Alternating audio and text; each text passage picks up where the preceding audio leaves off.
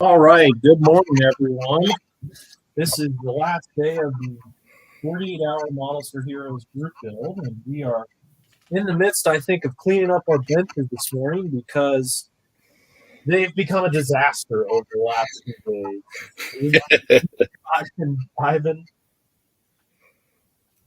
Yeah, it's super messy. Shocking mess. Yeah, mine's a nuclear disaster. But I think that's what happens when you are working on a limited amount of time. You just it's go time, Yeah, I'd like to think that it got this messy because of the 48-hour build. This gets this messy every build I do. It takes no time because for some reason I decided to get everything I'll need on the bench at once. Rather than just getting recommend go to your local dollar store or something and pick up these guys. And usually after a project, I fill it up so I can replenish the what am I trying to say here? The shelves and the storage units. Where this thing they're quick and easy, and I have one for tools and one for paint. And then after the project, I usually scrub my bench with them and re-put everything away. That seems like a really good idea. Man, the pin wash is like the modeler's best friend. Isn't it good? Oh my gosh. I am just getting ready to do that. I'm filling up my Terpenoid little squeeze bottle, so I'm moving to oil brushers and washes next. Oh, wow. Oh, then I can just spill it. Ah! Oh, nice. We'll just pitch this. Looking good, Scott. Oh, somebody's here. It's Robbie. Kids are not on fire. Yeah, not yet. That would probably slow them down for a minute at least. How are you, Robbie? You get any sleep? I did. Nice thing with the military, you learn how to sleep on a couple of hours at a time. So that's been helping out. Usually I sleep in a little bit more on the weekends, but this morning the kids were they were upstairs building a fort or something. So it sounded like the house was coming apart.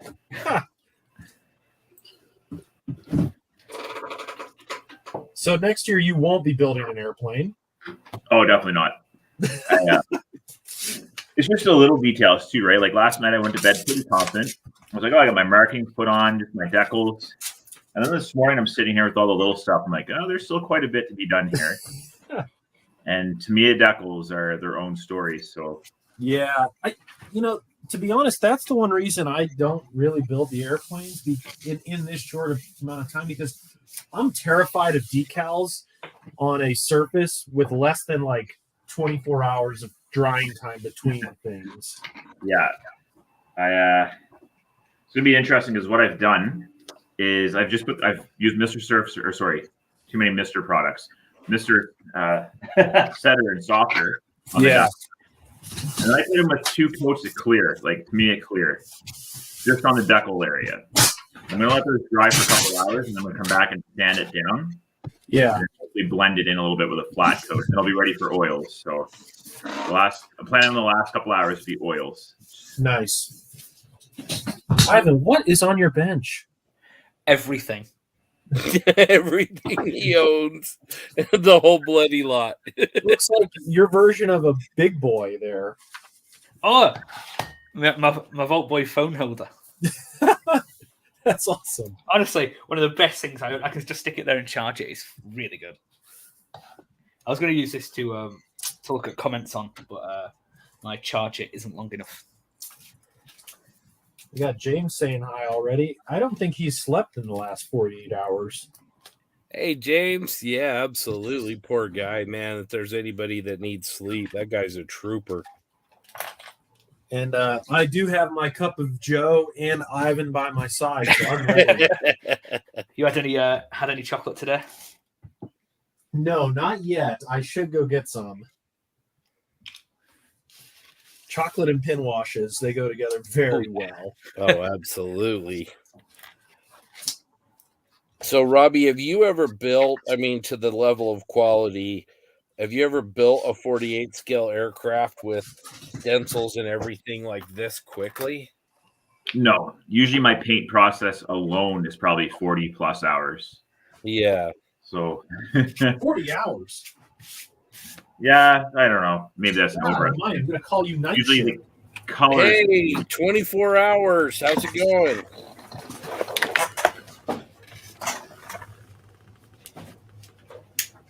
How's it going, TJ? I don't think he's got his headset on yet. He's not even here. He's not present. Are you just flexing, Ivan? Are you just putting all your Gucci toys out in front of us? Well, since the build's done, I'm just looking at everything that needs doing for the F-14s. It's a lot of stuff. Oh, God. Good morning, TJ. Morning. It's afternoon. Good afternoon, TJ. You're done too, Ivan?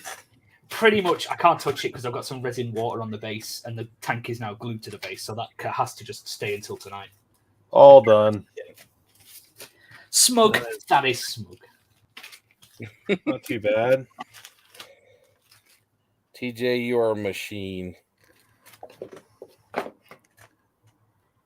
F-14 exhausts. Don't worry, I like TJ. it. Ivan's just flexing on us right now. Oh yeah, I see that. Humble brag. I've dealt with these exhausts before. That I did seems them too on my humble. last build.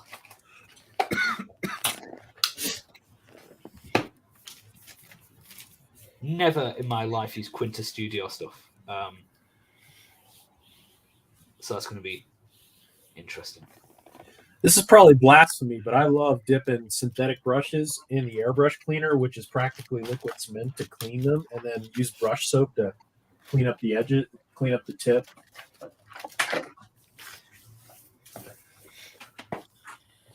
So, are you using the oil brushes as a pin wash? I am, because they'll dry faster, so I'm going to use Starship Filth on the nose speeder, and then I'll use dark brown on the tank, and then I'll let that dry. I'll probably take the dog for a walk, come back. I need to post shade the snow speeder, but the tank I might just put the wash on, and then the chipping I actually looked online. It looks like they do like silver chip, so I might do a little black and silver chipping with a pencil. Nice. Yeah, those modulated bolt heads are the shit. Oh, sorry. Did it again. Oh, you're not wrong though. Oh, this is wonderful. They have almost broken 2,000. Well, when I pay, you'll Oh, break it. man.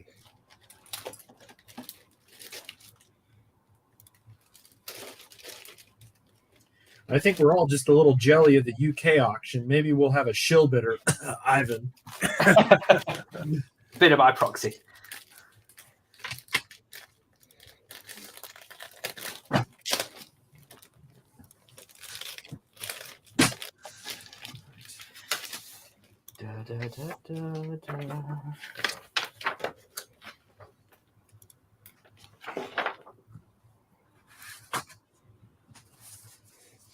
Yeah, John, do you not have the this 148 scale T90?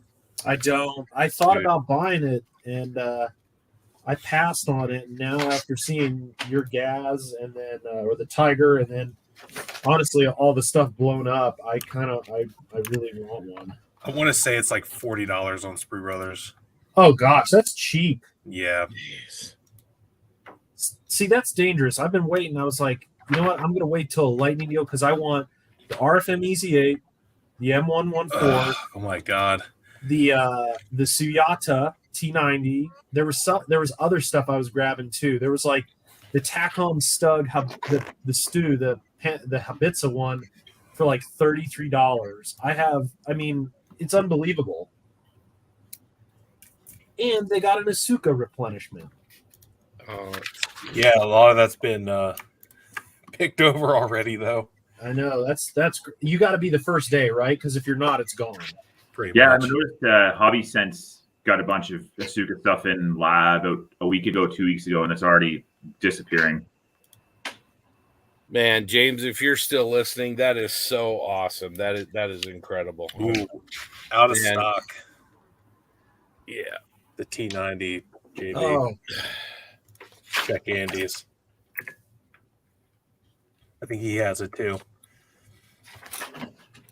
I am jealous though hearing you guys talk about your kit prices. When JB was like, "Oh, I paid $30 for that." I'm like, I paid like 40 something for my Blitz 135 Stug. That's because of Canadian Post.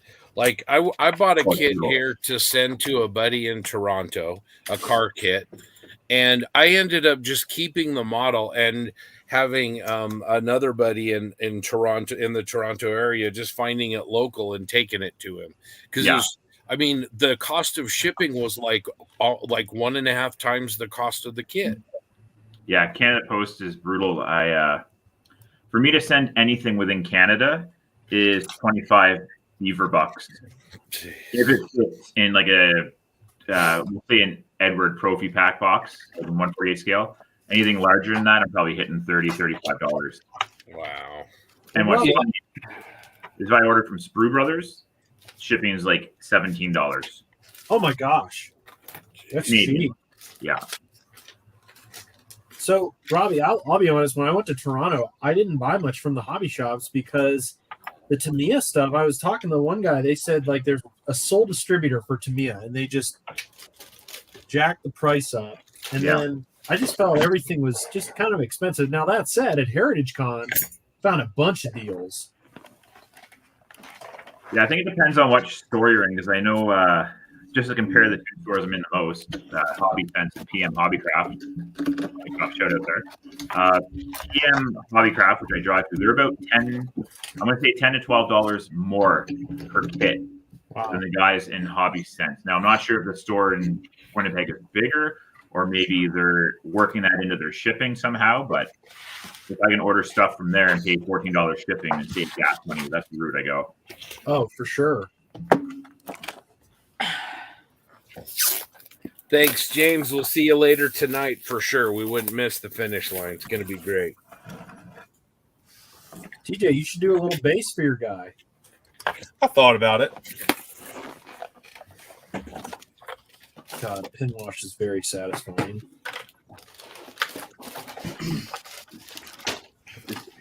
Imagine that's what heroin's like when you get that pin wash, just beautifully goes down the line with almost no overrun on its own. Like, oh yeah. I tell you, my favorite brush lately, and I want to buy 10 of them. It's a 3-aught from Ammo, and it's the long ferrule. This thing is awesome. It loads up a ton of paint, and then it's great for pin washes and pin striping, and also I enjoy it for using chip paint.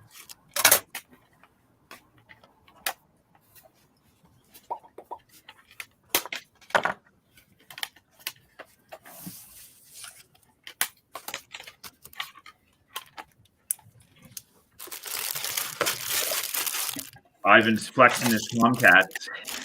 I know, dude. Are you doing the A or the D? I'm doing 3 A's and I've got 2 D's. But I'm just doing 3 A's at the minute. Just 3 A's. Just 3. I've got I've got Sundowners to do. Another one. But it's a black and white, well not black and white, black and grey version. And the Jolly Rogers pre and post Gulf 4, I believe. Desert Storm, sorry. Yeah, I have the A kit, and I bought it after market sheet that had the Jolly Rogers, but it was the low vis, not the high vis. I'm doing both versions, high and low. Yeah, I don't care for that light gold gray or whatever on the high vis schemes. I like the low vis a lot better. So yeah, I did the light gold on the original Sundowners I did. So probably going to need to buy another bottle of MRP for that because I used quite a bit of it on that build. People hate on doing the Jolly Rogers. I think that it's an awesome scheme. It I is. think they're overdone. I don't think so. yeah.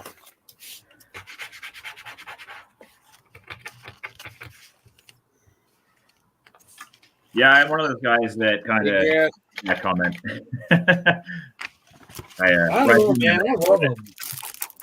It's just, I think the problem is I know, like, if it doesn't, you're not really copying anybody, but just in the back of my mind, like, well, if there's already 3 guys who've just done Jolly Roger jets, I try to be a little bit different, right? So at some point, I'd like that's fair. to and do the Tomcat and like next to Hornet, but I might be horneting it out here Yeah. for a little I think bit. that's why I did do the P38 when it first came out, because everyone was doing them and they were all the same pretty much. Yeah. I had a guy send me that to build for my channel to promote his store. Otherwise, I was holding out for the J. It's like all natural metal P38 just looks fast. And now JB's got one to do. Well, I gotta just basically carbon copy Marcus's because that's what I want to do. That was gorgeous. Yeah. So when do you think we'll see those in stores? Another couple months? Yeah, it depends if the boat gets lost on the way. Yeah, seriously. Yeah, Justin, I had that same problem earlier. I was commenting to somebody on another stream, and I think it was a UK one. And I kept coming up as Facebook user, even though I've given permission before. So I'm not sure what's going on there. I don't know this platform really.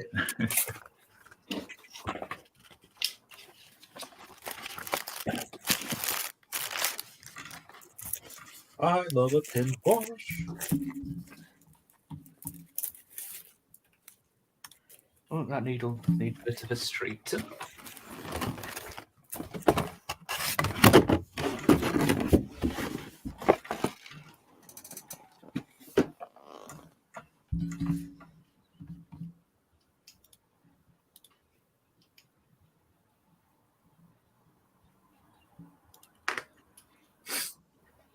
I still need to clean this airbrush, to be fair. That's what we'll do. That is what we shall do.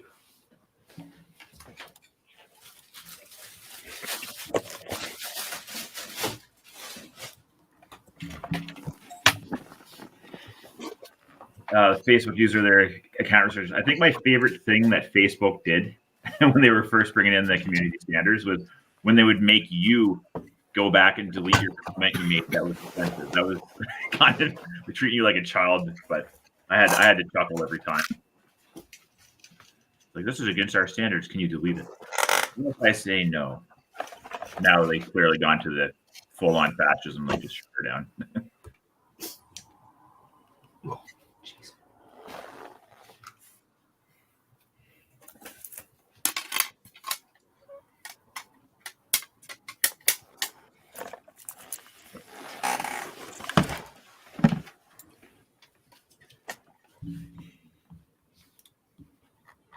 Ooh, that's clumsy.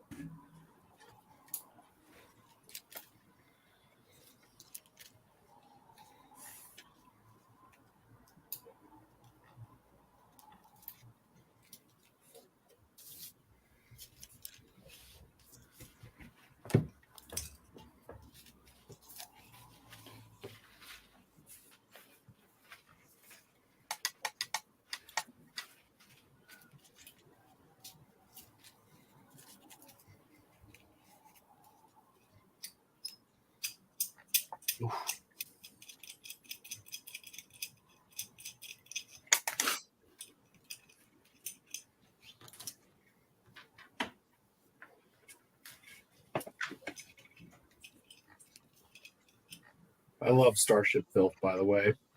Yeah, it's the best. Gosh, so good. You can get away with having just that one oil. Seriously. Yeah. It's beyond good. It's so versatile.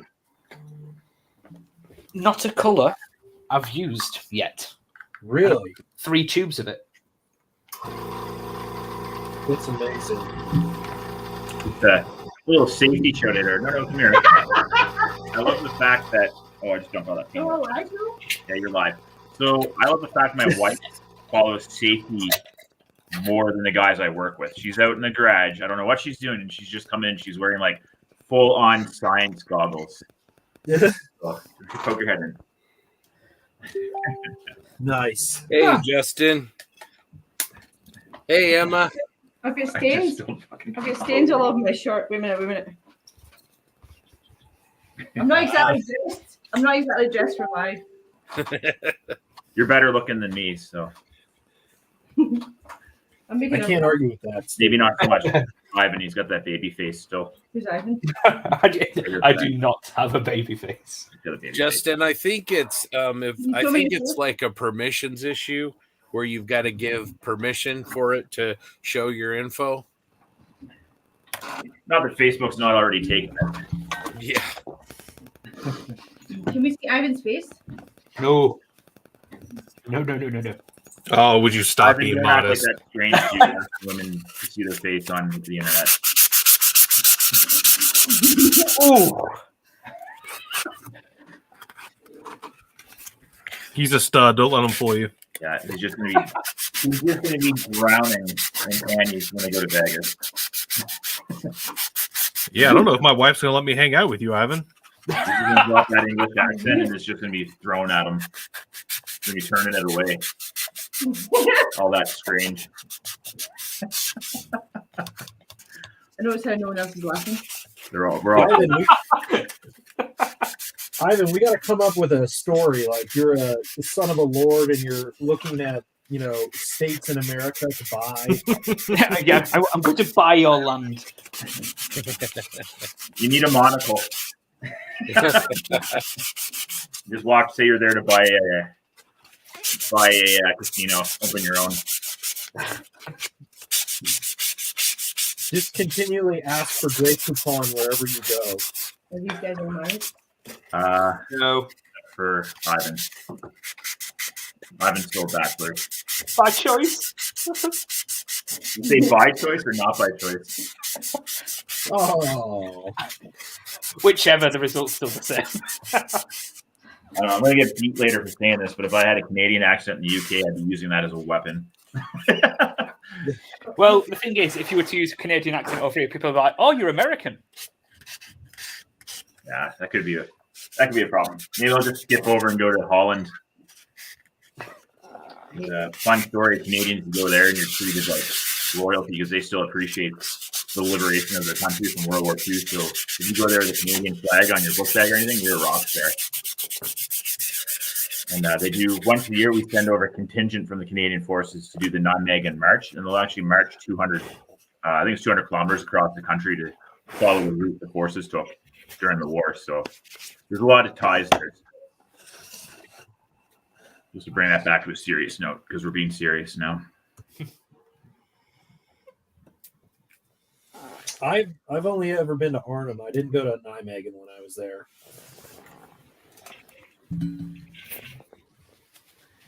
I paid my respects at John Frost Bridge. I've not really done Europe. I've been to Poland. And that's about it.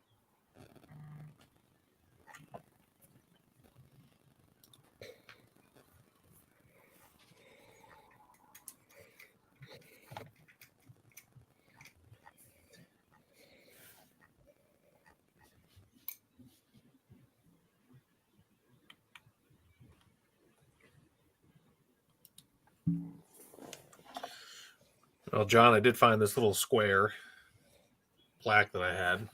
Oh, nice. That's perfect. So I just got to decide what to put on it.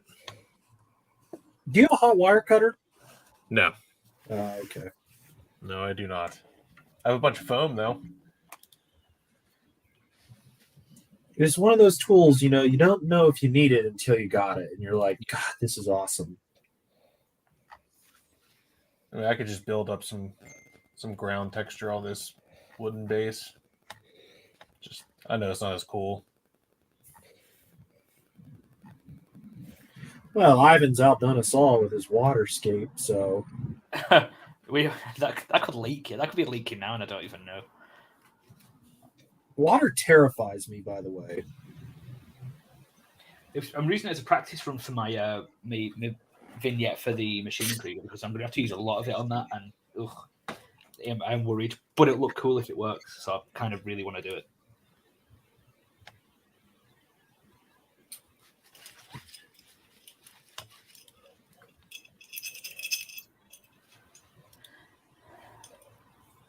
Man, I do love Starship Filth. So, TJ, I wanted to mention the Andy Moore article. I basically just copied it for this. But his idea of using masking fluid to chip the bands, oh man, worked like a charm. Oh, that's how you have to chip Star Wars stuff. God, it's so easy. Because I'm pretty sure that's how they did it when they built the models. I think I'm going to try it on some machining Krieger stuff because it came out way better than I expected. And to remove it, I just literally took my finger and rubbed it on top, and it all came off. I typically use a little bit of blue tack. Yeah, I do the same. Yeah. I don't know if it's this kind, but this is the stuff from Solid Scale. It's like some generic bottle guy out of Germany makes it. It was perfect. Probably hear those dogs going friggin' crazy outside. That's when I'm dropping off free stuff. Yeah. Not even my house. I'm pretty sure it's like a street over. F you, no, F you too. Yeah. I don't know what we're barking at, but we're barking.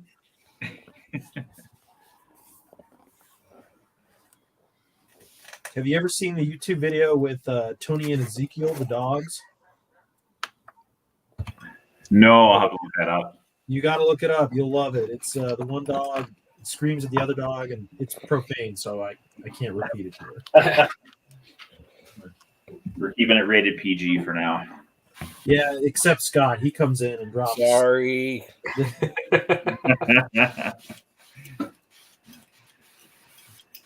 like one thing I get a laugh at being a dog owner is when I watch Family Guy and Brian acts like a dog at times. That I was get a good laugh there. Lois brings out the vacuum. He's like losing his mind. Yeah, my dog, every vacuum is his mortal enemy. See, mine just runs away and cowers. He's like, nope, not doing this. Goodbye. Yeah. My little corgi lab mix there, he'll see the cows across the field and he'll start barking at them. And the cows obviously don't care. But he's just like, one day I'm going to let him out, just see what he does. So, you know what? Go for it. Be the hero you want to be right now. That's right. Bring it, tough guy. Yeah. It's also the little dogs.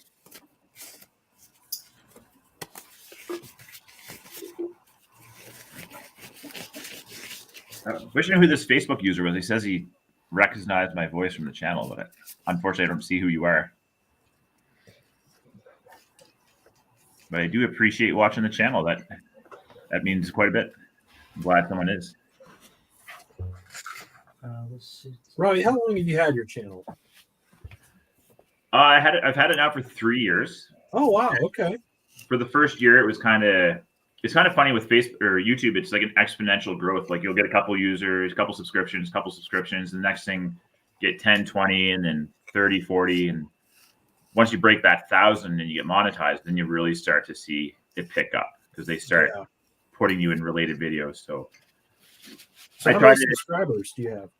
I'm at close to 21,000 now. Oh wow. Yeah. I try to Facebook's algorithm, or not Facebook, why I keep saying that? YouTube's algorithm is really weird to understand. Like it used to be your keywords, and then it was your title, and then it was click through. So what I do now is I try to totally piggyback off of Plasmo. So if he writes like, "Oh, I've built the Tamiya Mustang," I make sure that my video has Tamiya Mustang in the title because YouTube will find it as related. But that zero build that went viral almost. Like by the end of that first month it was online, it was like at 48,000 views. Oh wow. I was stunned. I was like, I would have been happy with 5,000.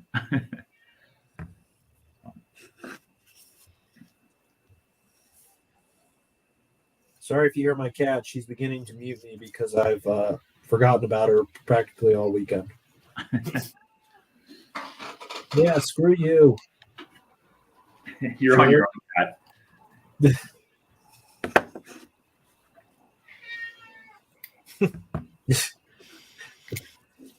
Right, we have one spotless airbrush.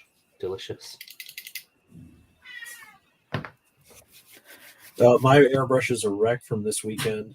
Yeah, so I'm not do any more spraying now, so I'm trying to get them done now before starting the other. Can you please?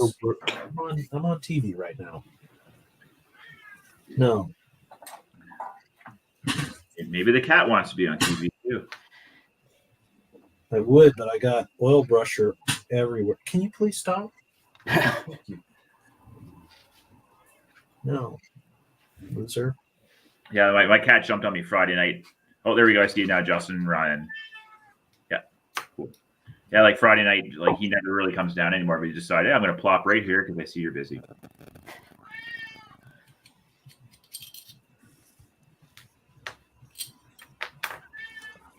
Can you please? No.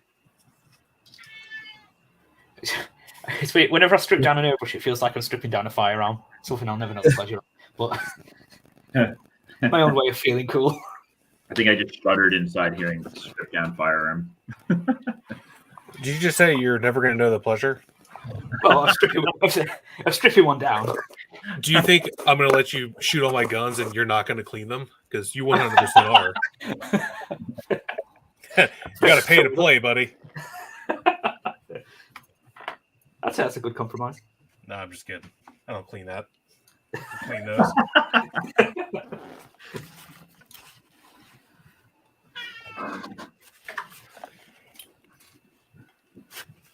What have I sprayed through this?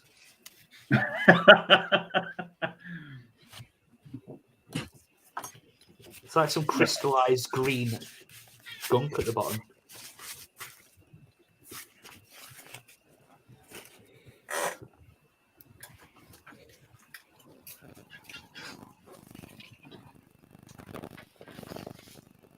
Is that a cell phone or is that purring? That's not my cat. She's just yelling at me. That's a cell phone. A mobile. Man, Tamiya's design of the prop on this plane it still should be an industry standard. That whole, each individual blade going in, just easier cleanup, just money. Money.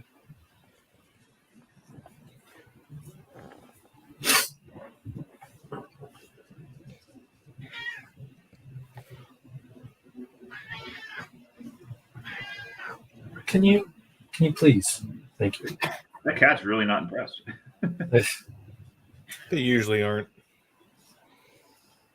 I've never really been a cat owner, so the kitten's all been new to me. Can you? Okay. Do you want to say hi to everyone? Is that the problem? Come here. I was sitting in the corner. Okay. Okay. Okay. Can you say hi to everyone? Now you're not going to say anything. Kitty. Meow. Like, I'm just enjoying the changed view. You okay now? Thing looks like shit. It's been a rough night for the cat. Oh, she's good. She's good at night. She's just needy during the day. So it's weird. She'll have like spurts. There'll be a half an hour where she's like a magnet, and then 7 where she just don't touch me. Standard cat practice. We locked the kitten out of our room at night, and right up until he got neutered, he would just sit outside the door howling for like 45 minutes. He's finally stopped now the last 2 weeks.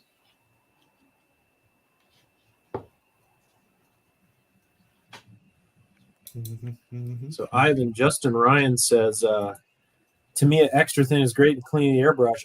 Yeah, pink lid. Yes. The pink lid is where you go. Just buy that. That thing, it's great.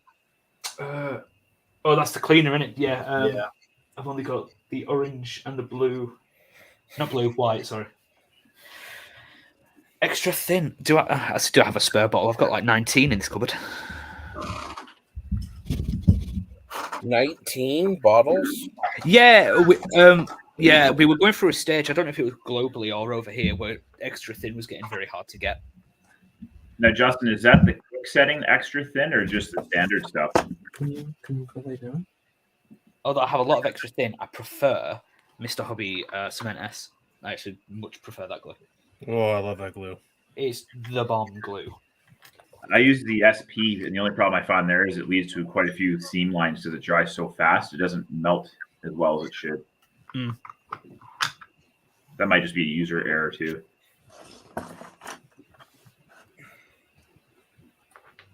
Your hair's all over my desk now. Thank you.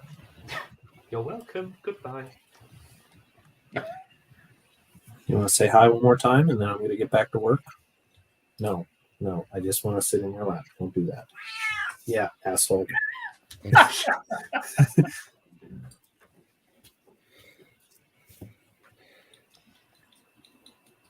No, kitty, that's a bad kitty.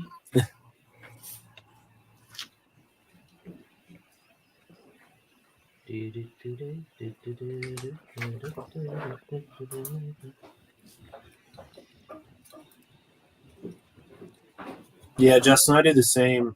I refilled my actually that's what I've used these two builds is the pink cap stuff to assemble them. Yeah, they're living in 2025.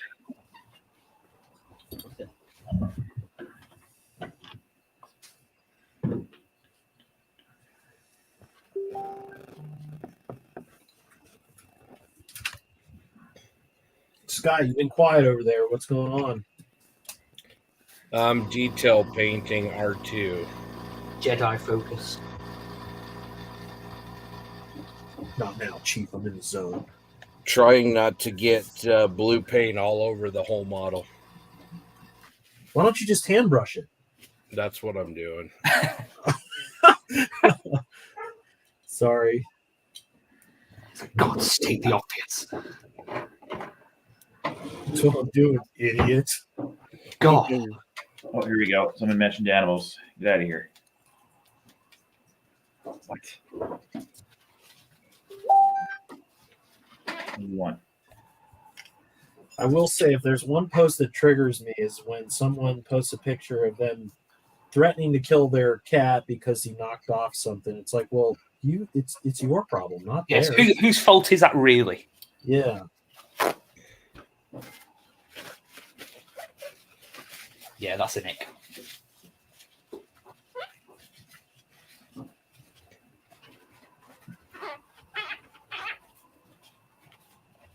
Was that a cat or someone? That's an extremely clean airbrush.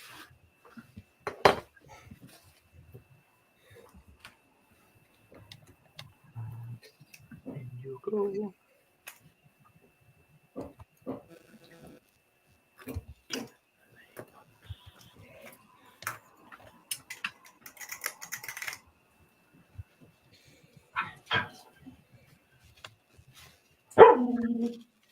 There he is. At least I think that was a dog. Yeah, that was Murphy. The kids must have went out without him.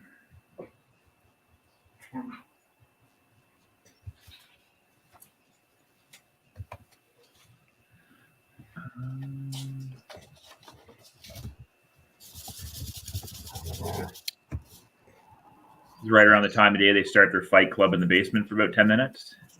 Nice. I swear Michael Vick's not here.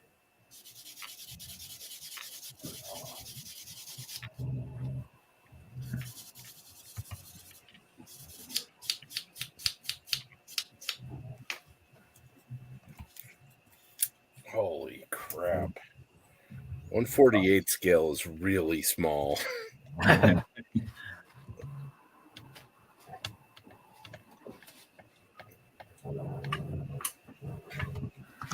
TJ's over there laughing because he does 72nd scale droids that rock, so.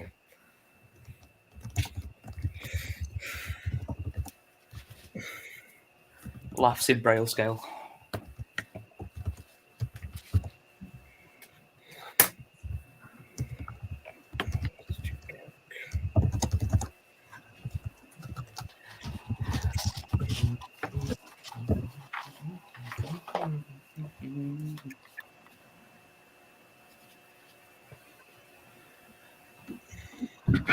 Oh boy.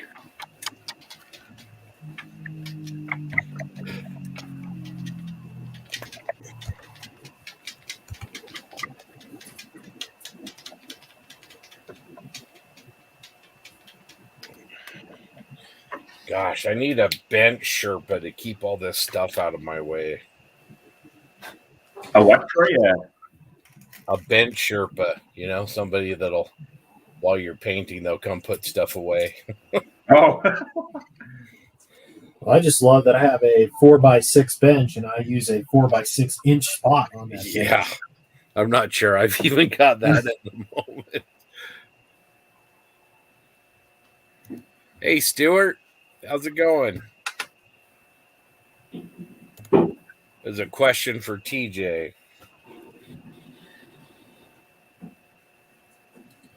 Is it how he stays so handsome? Oh, no.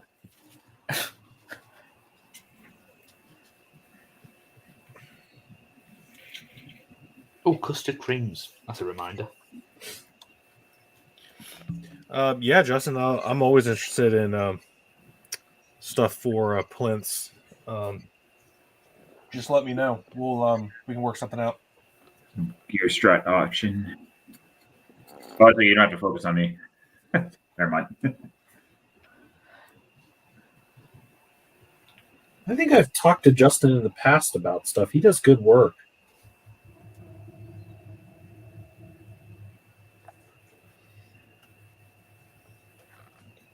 That's what I say, at Nats, Bill's by base, base is by Bill. He has a monopoly. I mean, granted, his work is amazing, but no one else can even touch him at the Nats. Yeah, I remember seeing them on the live stream you did.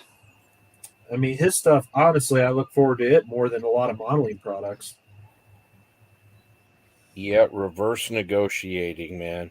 Yeah, sorry, Bill, don't listen to this. You don't charge enough. Seriously. And his son is super crafty, just a super nice guy and really talented as well. Him and Steve from Value Gear must have went to the same business school. Oh, yeah, absolutely. Yeah, Steve is just he's a phantom menace. I don't even understand because he's so nice. Maybe there's a bigger profit margin in resin that we don't know about. They were asked in the first week of the M4 build. I said, "Hey, does anybody here know some storage or whatever for an M4?" And he sent me a message. Like, "Yeah, I'll hook you up with something." And holy crap, he sends this like sandwich bag full of stuff. I'm just sitting there looking at it like, this is okay. I have no idea where I'm going to use 90% of this. Yeah, he sent me. That goes. I bought some Stug stowage from which I forgot to give you, Scott. I forgot to give you some 1/16 scale stuff. But he's like, "Oh yeah, I'll just send stuff for you and your buddies, and feel free to give away to other people." And I'm like, "Oh my Lanta!" It was like Christmas here when TJ and Scott and Doug were over. Jim.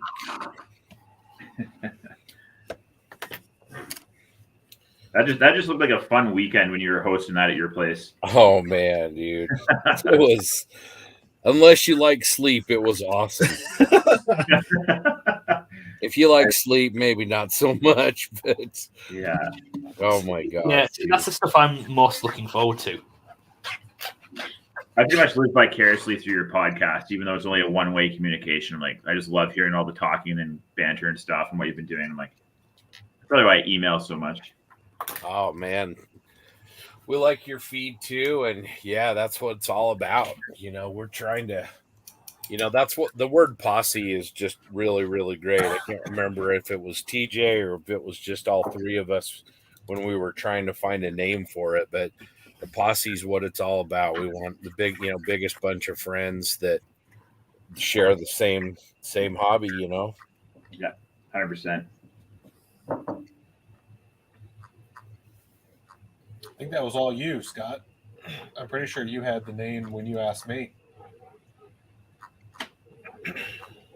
Yeah, I think you're giving me too much credit, but yeah, it was just, thank goodness TJ was open-minded. I'm sure I'm not the only person in that boat either. Like, you guys that reach and just definitely builds the community. Like, I mean, look at this weekend. I've been here talking to people doing more socializing for modeling than I think I have in the last 3 years. Yeah.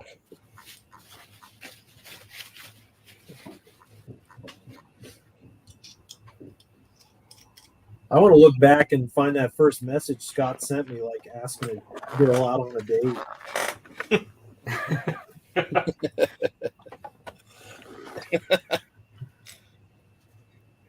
Well, TJ told me, no, I can't say that. We're live. We're live. Never mind. Never mind. Nothing to see here. Move along. We'll have you know what? We need to have a bloopers episode from the podcast. Jeez. Yeah, those cold opens we use at the start of our show, Robbie. That's like 1%.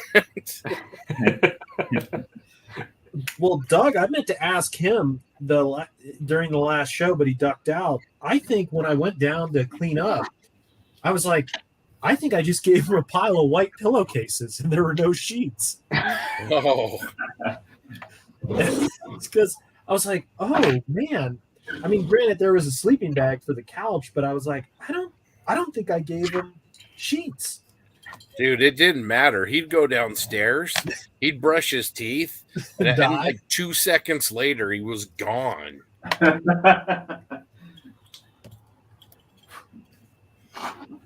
Hey, Mark. Formula One. Good deal. Good deal. Hey, Jeff, how's it going? God, hopefully, you've got some model building this weekend in. TJ, I assume this is for you. What's that? From Justin. Sweet.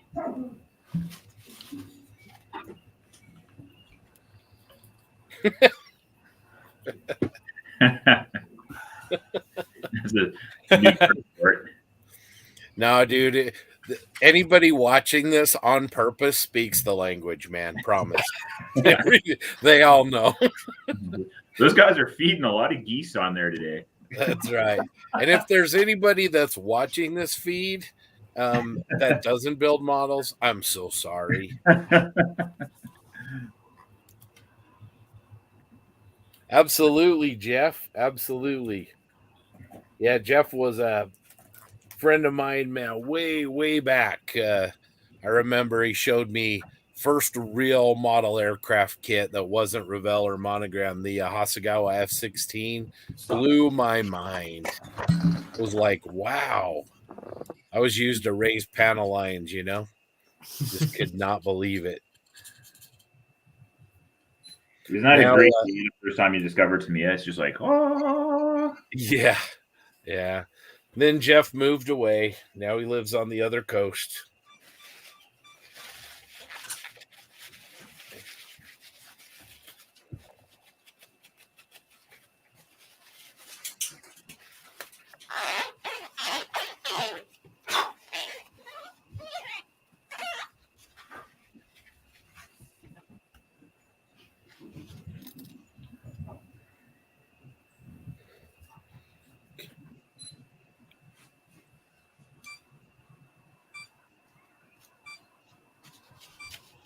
Can you guys see that, Robbie? That's awesome. And that's 1/48, right? So that's pretty small when you consider how small a figure is in that scale.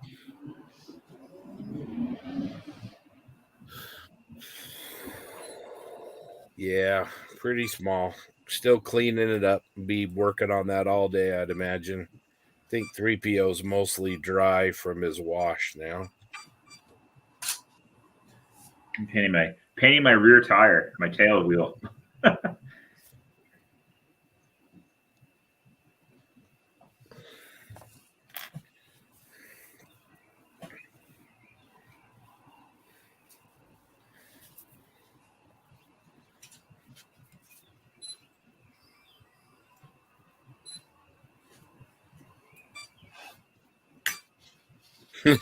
Exactly.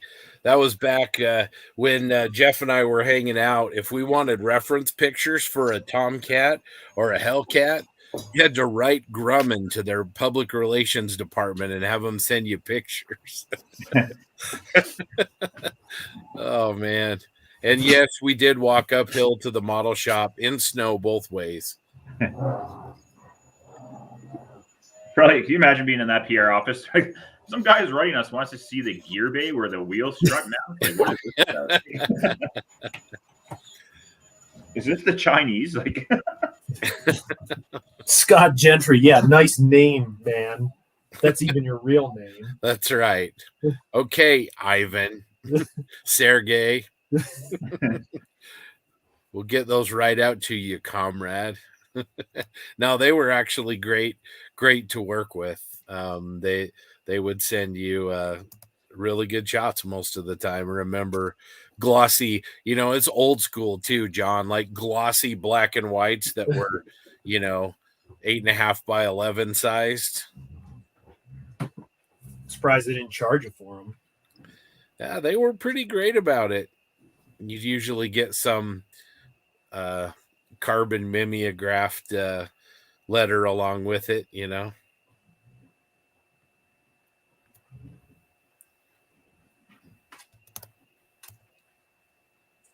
Yeah, seriously, Eric. Keebler Elf for sure. All right, Justin wants to know whose EKG is continuing to go off this morning. Oh, that's me. Sorry, I was taking some photographs in the background. All right, what is TJ working on? Inquiring minds want to know. Base.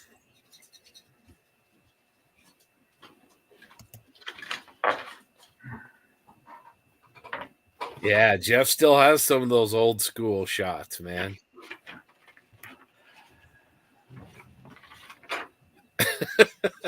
Don't encourage him, man. Come on. He's got the corrections thing down.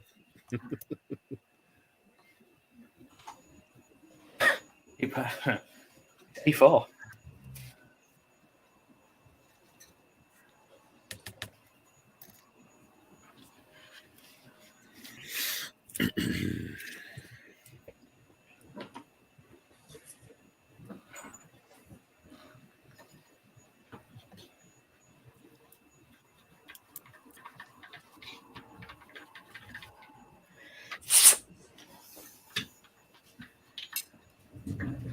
get out of there. That's mine. Dog.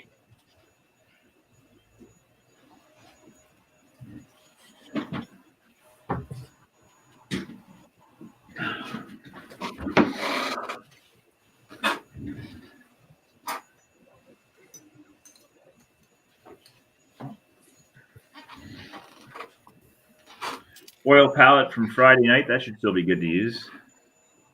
Should be. Right.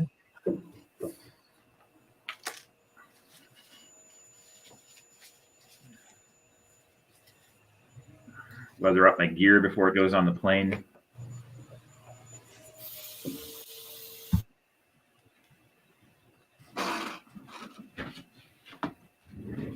So, Robbie, what do you edit your videos on? I use Sony Vegas.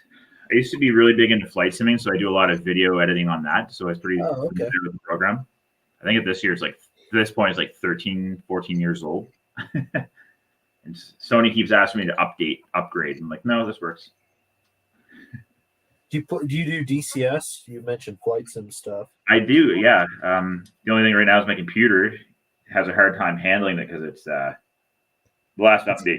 My system was no longer able to handle it. So yeah, DCS is so cool. Yeah, like I've flown Hornet stuff with guys that fly the Hornet in the Air Force, and they tell me it's pretty accurate. That's what I've heard. They have to laugh because we have to sit in all these operational security briefings. Like, don't share this on the internet. Don't share that. It's like, you guys know a video game from Russia where they actually produce this better than our own simulators. Like,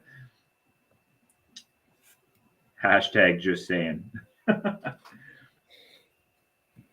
Yeah, we were at Nellis and we did a little eVTOL simulator. I'm like, man, DCS is so much better than this. Yeah.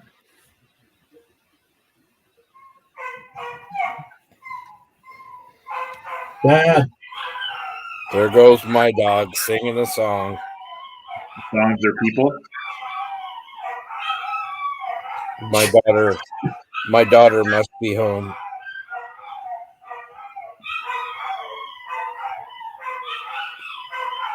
It's beautiful, isn't it?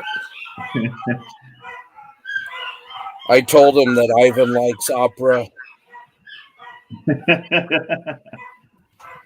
Brings a tear to my eye. It really does.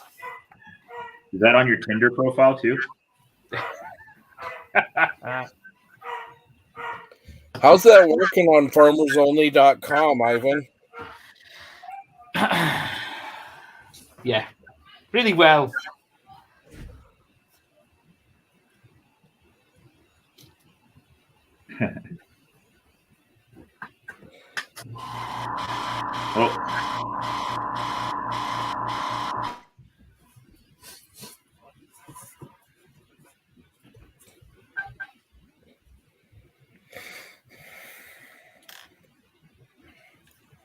Anyway, I'm not even a farmer. They don't know that. Do I look or sound in any way like a farmer? What did he say? Farmer? Yeah. Oh, Doug always teases him about while he's over here building a farmersonly.com dating profile.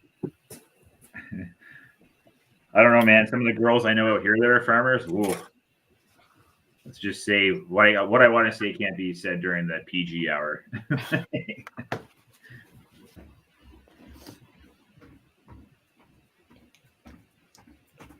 Yeah. 3 airbrushes. Done. That was fun.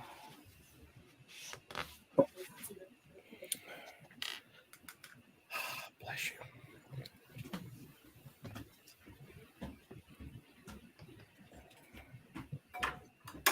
You don't have to be lonely.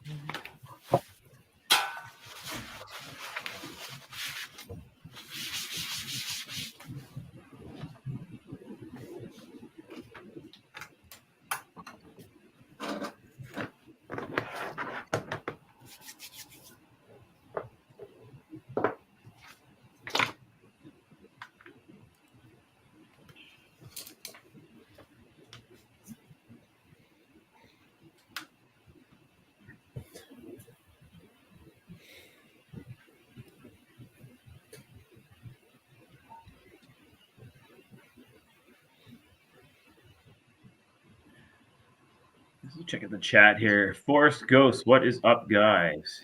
Hello. We are, that's for sure. Nobody can bitch these days if they modeled in the dark ages of the 80s and 90s.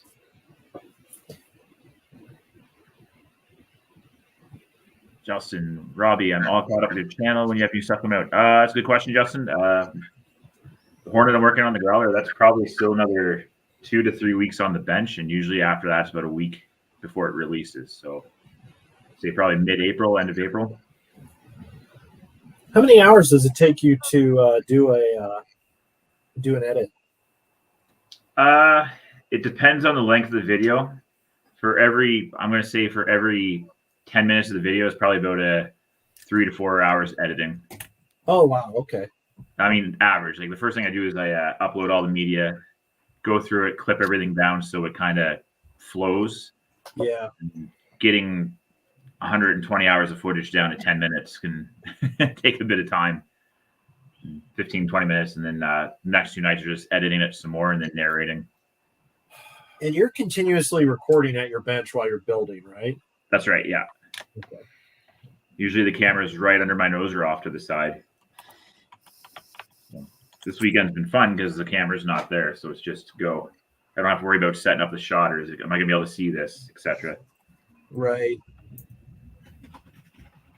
I watch the guys or look at the guys that just do the photography stuff and just write articles. I'm like, man, that's the route I should be doing. I'd love to get into videos, but no time. It's a bit of an animal because once you start doing it, you have to keep up that constant flow, right? Or else you'll notice YouTube starts hiding your stuff. Right. I mean, we even see it on the podcast. You got to be consistent. The algorithms are real.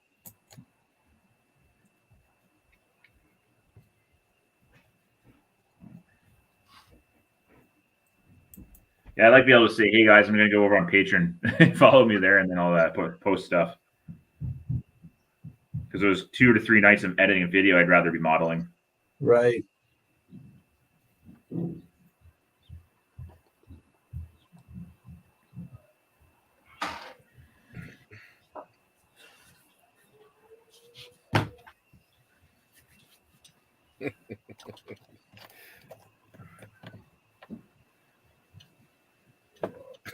Some of the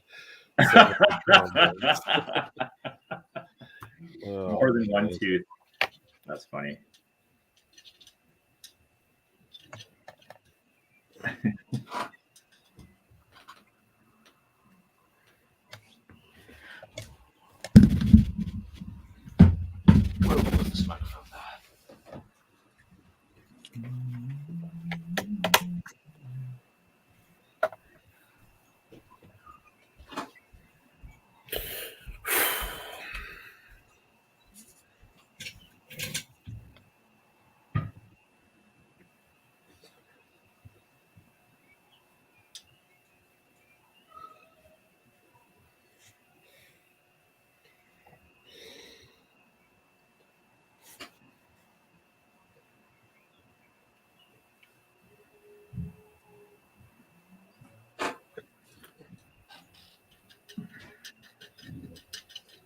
Back in a moment.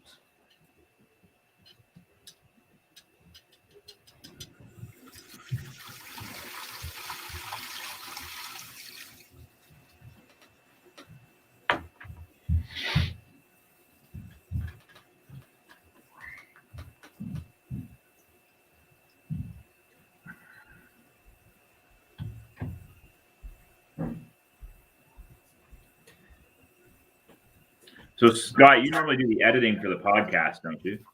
What's that? You usually do the editing for the podcast, don't you? I do. How long does that take you for a 2 to 3 hour podcast to edit?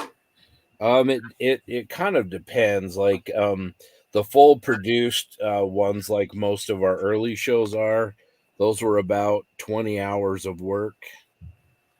And that's just recording and editing. That's not lining them up and getting everybody together. Lately, we've been doing a lot of live stream, and that really helps because live stream, there's not as much editing. It's just kind of what it is.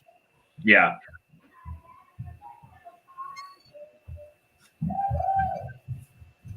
Scott has gotten his life back recently, bottom line. But I can't even imagine editing video because you've got an audio component as well as, the video. So.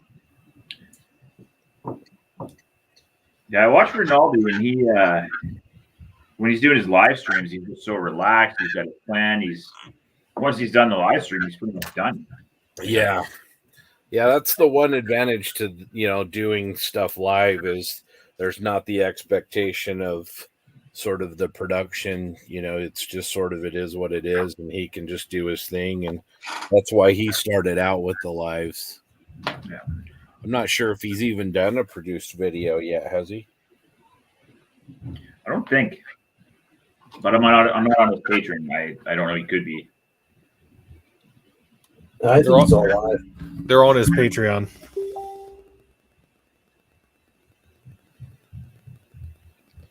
They're not as slickly produced as like Martin's stuff, but they're not live. He goes over a whole bunch of stuff at once. Yeah, Martin's got that just nailed. He's a pro. He's Yeah. so good. But then again, if you're full time, it's probably a lot easier. But I imagine when he was working full time, a lot of effort, especially to get it out weekly. Holy crap! Yeah, I mean, his stuff's worth it. I mean, he's next level, and I mean, not only editing wise, but yeah, I mean, his also content. It's just he's pro. He's so good. 80 hours a week is what he says he spends on it. Yeah, I believe it.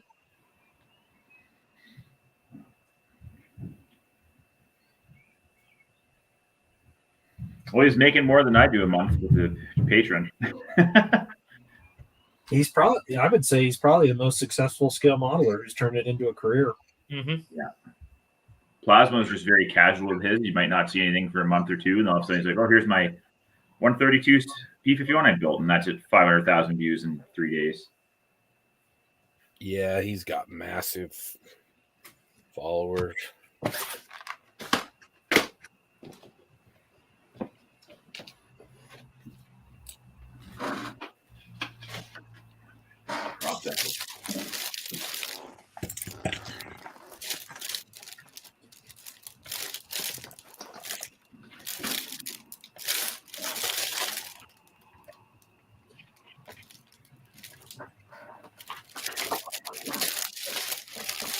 Be right back. I just realized I got more decals to put on. Okay. Great fun. You still flexing over there, Ivan? Yeah, flexing a stub.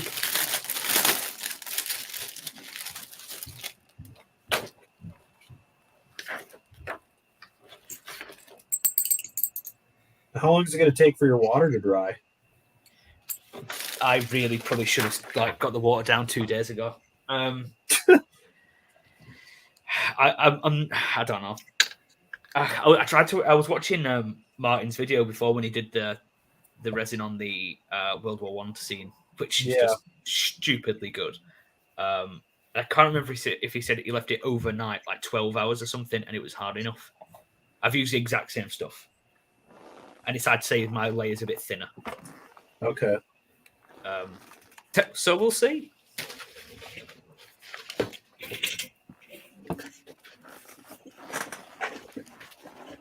John, have you been following Spud's 6 feet scale Stug build he's doing?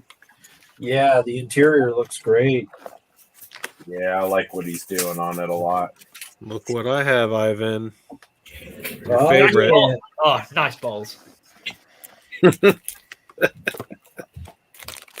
I just arranged my I just arranged my groundwork stuff yesterday, and I realized I have 4 packs of them.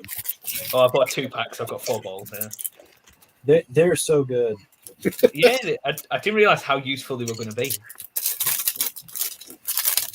They're good for filler, just on a base. That's what I'm using it for.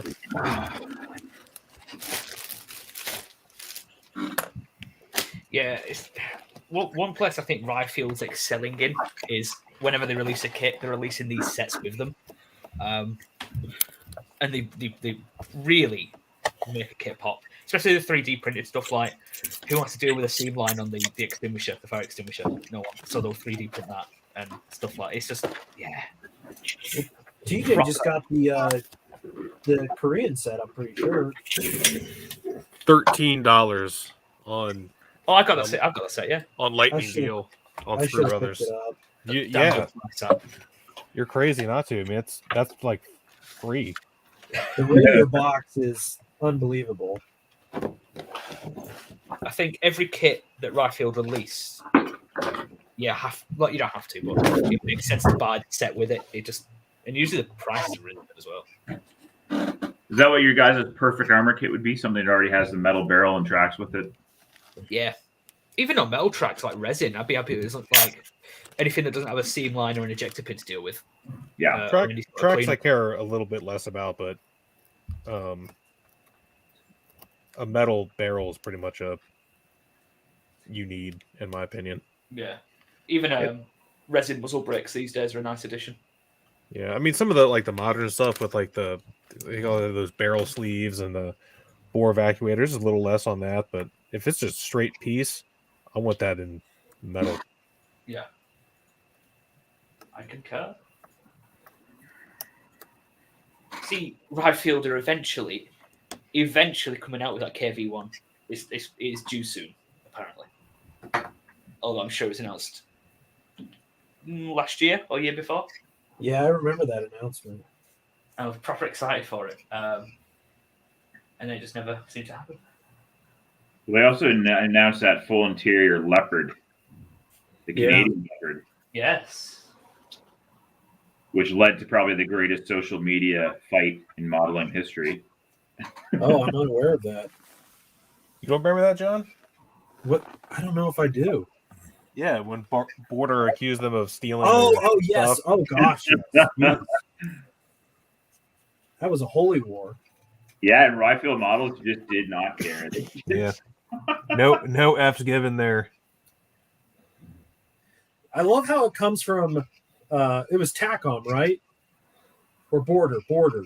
So I love how Border does that, but yet they're just gonna, they have the Lancaster that they rip the molds from, which, I mean, to each their own, but still, it's like pot meet kettle, kettle meet pot. So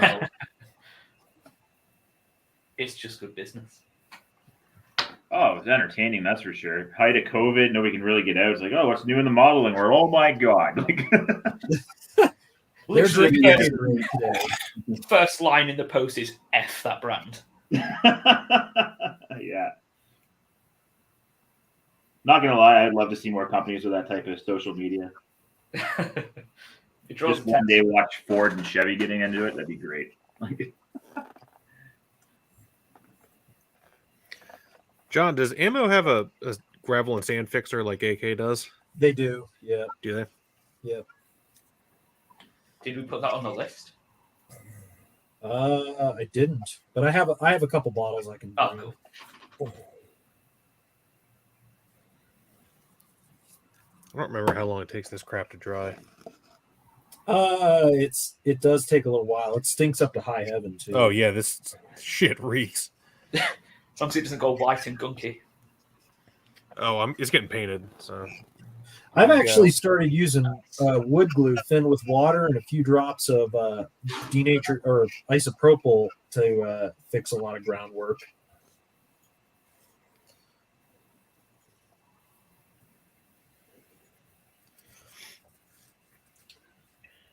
God, seeing the capillary action from a pin wash, so satisfying. Mm. Your first hit's free. So I used to really not enjoy cleaning up pin washes, but now I've started doing it with oils. It's just like, oh, this is so easy and so chilled.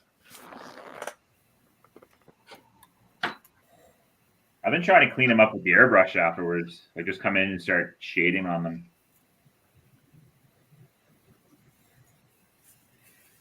Say what? I was watching Martin do that once when it wasn't so much pin wash, it was his post shading. Then he would come in and clean that up with the airbrush. Yeah, I turned that wrong. Yeah, I tried that technique with the M3. I did. That turned out all right. I tried that with my growler I'm doing on the bottom just to test. I'm like, this looks awesome on an aircraft. This is going to piss off so many people. I've come to learn though with my armor, and I like the edge of God. I don't want to say come to learn, but with how much the effects get toned down in the end, you have to go proper extreme. Yeah, I thought the modulation I did on the T-34 was like really heavy, and now it's like, oh yeah, you can just about see some. Yeah, that's like the aircraft stuff I've been doing too. Like, I was trying to copy Dukes because I'm like, his stuff looks great when he does his paints. And for a while there, I'm like, why am I not getting this? But that's what it was. I wasn't leaving it still all splotchy and really notable. Because then once you start coming in, it starts to fade a bit and get pushed back. And once I kind of realize that, I'm like, okay, now I'm laughing. Well, it's like people got all crazy when I posted that T-34. It's like you got to do it punchy or it won't work in the end. Oh, so unrealistic.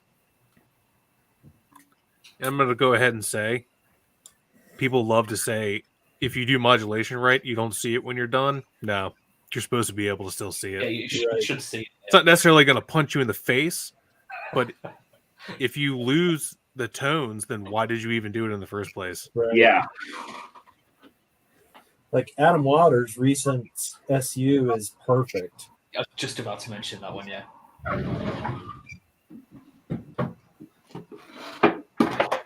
Yeah, and it's a style. It's a style I love. I wonder how that would work on an aircraft model. I mean, I would say Daniel Zimabard does a little bit of that. Yeah, definitely. I mean, because especially with his Japanese, I think he's one of the best scale modelers for Japanese aircraft, and his Japanese aircraft, he does that like on a per little panel level, and I'm like, this is amazing. That guy makes me sad about my own modeling.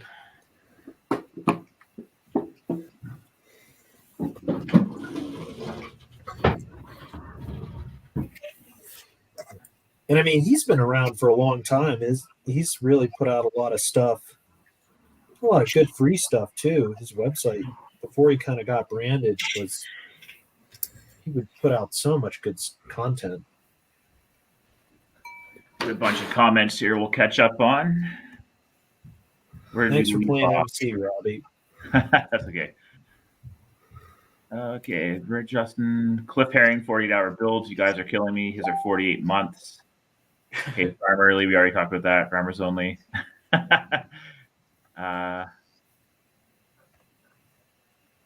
You guys should do something like the Miscreant. I might be saying like Miscreants every now and then, and in place of a live stream, put up a build room. Yeah, that'd be cool. Paul Hayward, what editing software is used? Are you talking about the podcast or the YouTube videos? Eric Brubaker, all the Triple P live streams have been fantastic. Have been great. Sorry. I agree with him. And Jeff Orn. Bernaldi's going to edit his live streams in regular content, or so he says. And I think this one might be directed to TJ. Model railroad guys use acrylic matte, medium, strongly thinned, with flow improver to bind ballast and groundwork. Works great. Having been on the model railroad side, they have the scenery game down. And if you can't see it, why do it? Justin Ryan, the rule of thumb in photography is if the effect is the first thing you notice, you overdid it. Okay, Paul, both. I use Sony Vegas for editing the YouTube videos, and you'll have to ask Scott what he uses for editing the podcast. So I use, for the audio, I use Audacity. And it's a pretty good program. Takes a long time to learn, but pretty good.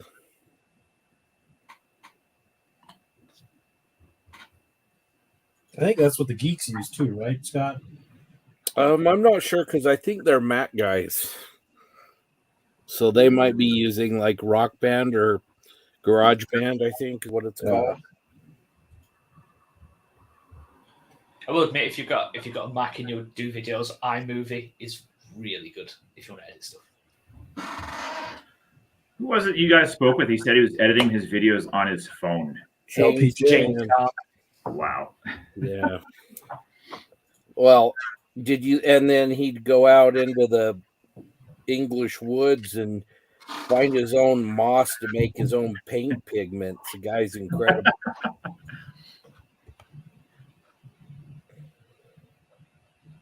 Yeah, he's really, really good. His Mandalorian ATST is so good. Yeah, it's fantastic. That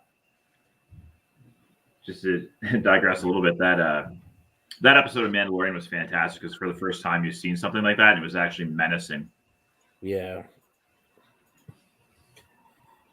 He definitely captured it with his.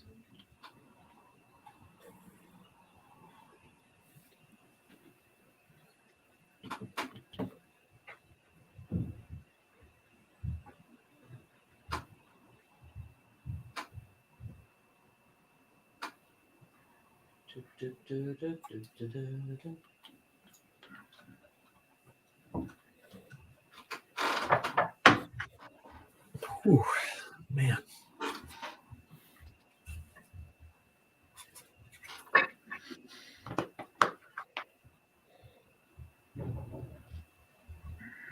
I love pin washes, but they take a little bit of time. Yeah. It's a patient process.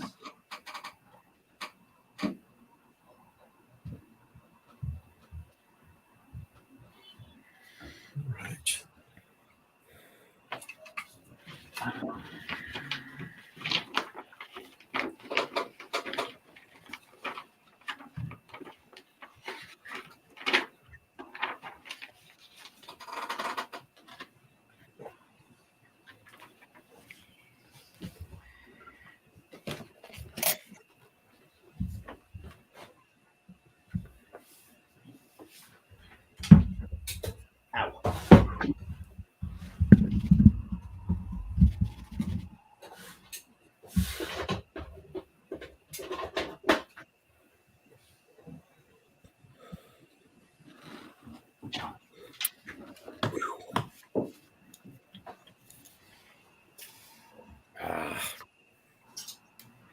That's not a good sign, Scott. I've reached critical mess.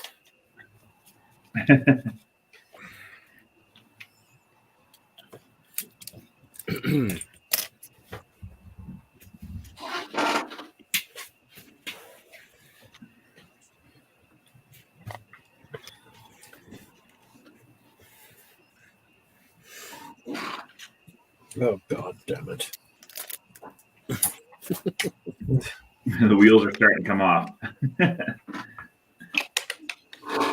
Thing's so hard to grab. I'm just like struggling to touch it without touch and wash.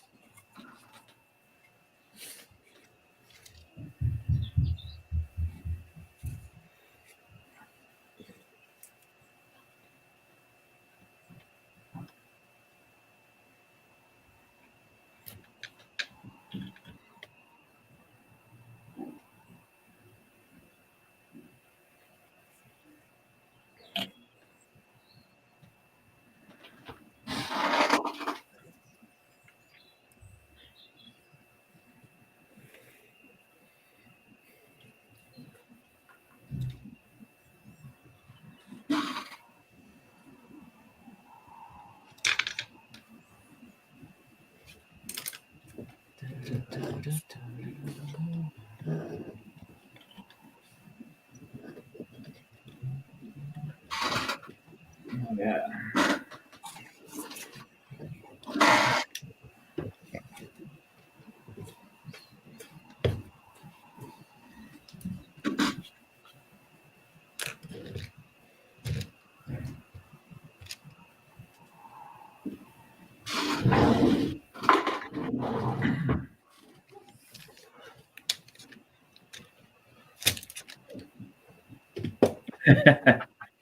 Nothing like applying Decals to 135 scale pallets to get you question your life choices.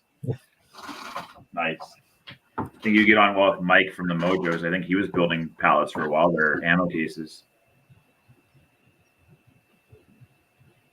Yeah, nowadays though, I'm just gonna 3D print that stuff and cheat. Yep.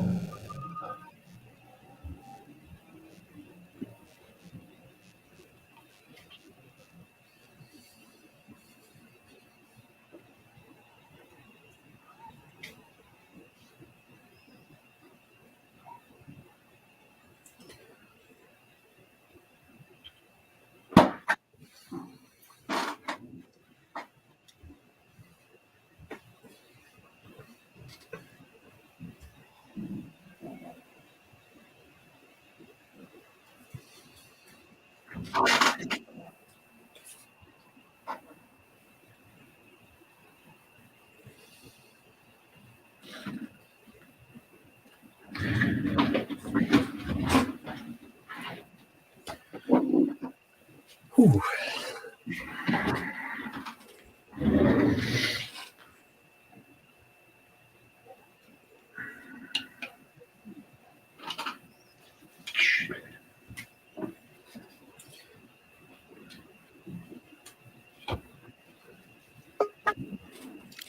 Oh, we got somebody else. Oh, Jimmy B coming in hot.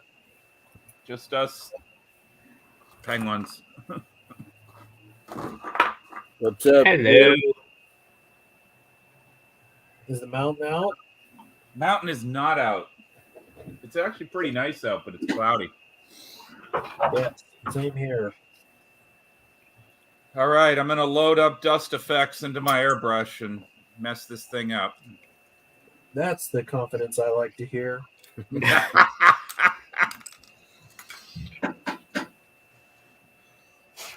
I saw pictures of TJ's thing, and I'm like, I'm such an amateur.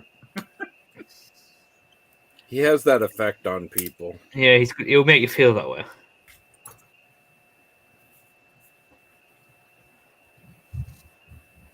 How's cornbread this morning? Stop it, all of you. I wondered how long that would take. Cornbread is all right. He's looking up at me like, why are you sitting at the model bench again, doofus?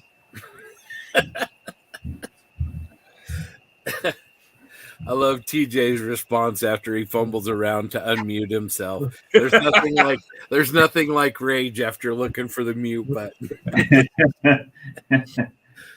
Stop it. Love it. So how is everybody doing today? Yeah, not bad. Oh, here's the money shot of these new Edwards. Oh, I'm going to fire it on the floor. Never mind. Shit. Okay, the only thing better than the Water fingers is the money shot that he drops on the floor. Yeah. So the new Edward Decals. Oh yeah. I don't know if I'm going to be able to film this. Hold on, let me blow you up. Let's see, right? All right, so Edwards Decals, my process on top of lacquer paint. Again, Mr. Setter, fire that on in the decal, then some Mr. Softer. And then what you can do is actually after about 4 hours, best way to do this with my camera, you can actually, if you can lift up the edge cleanly, you can remove the carrier film. Nice. So the problem is how long it dries. There it goes. So it's going to come off in chunks, but basically you can lift that carrier film right off and it'll look like it's painted on. Wow. Wow. Are they pretty reliable? Nope. All right. Well, that answers that question. I mean, they are. I mean, once you get used to using them, but they do take a little bit to get your head around because it's one of those things when you're first trying them, every little thing can drastically change your results. Like even going from Mr. Softer to Tamiya Mark Fit Strong, the film, the varnish will actually melt into the paint, so then you're not getting anything off. So it's kind of, you got to find that area to work in. But Mr. Mark Softer and Setter is what I've been using right on the paint. So Nice. And you are or are not a gloss guy first? it depends. Okay. Normally, I don't. But if I'm going to use Tamiya's decals, I will. Okay. And the reason for that is to get the decals nice and soft or nice and flush. What I'll do is put the decals on the clear coat, and then after they've dried, put another clear coat on top, and then sand it down so it's flush. And you get rid of that layer, and then hit it with a flat coat. So my approach to gloss isn't to prevent silvering; it's to blend in that decal because the Tamiya ones are notoriously thick. Right. But any other time, like if I'm using Furball or an aftermarket Fighter Town, that just goes straight on the paint. Okay. Even anything Partograph, straight on the paint, and you're pretty much good to go.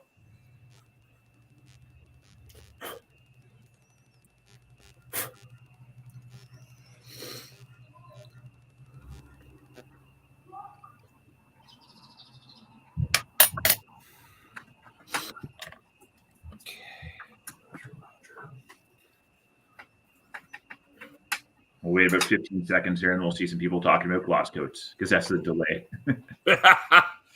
Well, why don't we delay that by just talking about the color of Japanese aircraft? Because that's another good way to get people riled up. Oh, man. Like, German aircraft I thought were bad. Like, listening to people else talk about German tanks, like, oh, what color was Dunkelgelb? And you get 4 or 5 different answers that are legitimate at certain times or whatever. But Japanese aircraft, those guys are at a whole different level. When I when I was doing research for mine, I had a couple guys that right away were like, "Oh, this is the color you need," and my response to that isn't to be cheeky or anything. It's just, "Okay, why? What is your evidence for this? Where is your information coming from?" Which usually what they'll say then is, "Oh, well, here's some samples I have," or "This is my reference." Or you get guys who'll just say, "No, they were gray."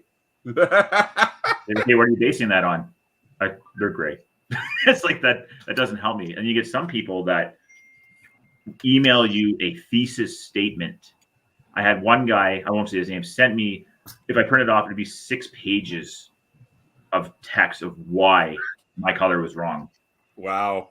Meanwhile, I had parts from my friend Woody who got them from a Zero that was restored in Winnipeg, and he cleaned them all up and we checked it. I'm like, yeah, this blend we're doing is a bang on match for what you have. So Wow. did Zero colors change? Most likely. A lot of Air Force has seen that, but I like to try to base my paints in a little bit of fact. Like just telling somebody, oh, they're gray or they're brown. You gotta be able to back it up. Yeah, I agree. Like worst thing you do is if you don't know, just say you don't know. Right. I do that all the time. Like if I don't know, but I'll try to find the answer. I'm not going to sit here and I don't know, but here's what I think, and then try to double down on BS because it's not helping anybody. That's my rant of the morning. Tune in later as we discuss gloss coats and silvering.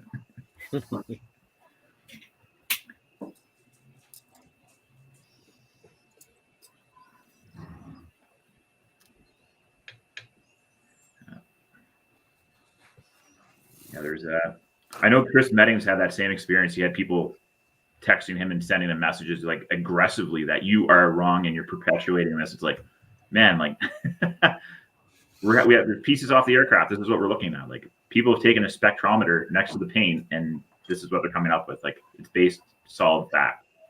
And no, some people still just in their mind. I watched Tora in the 60s. They were white.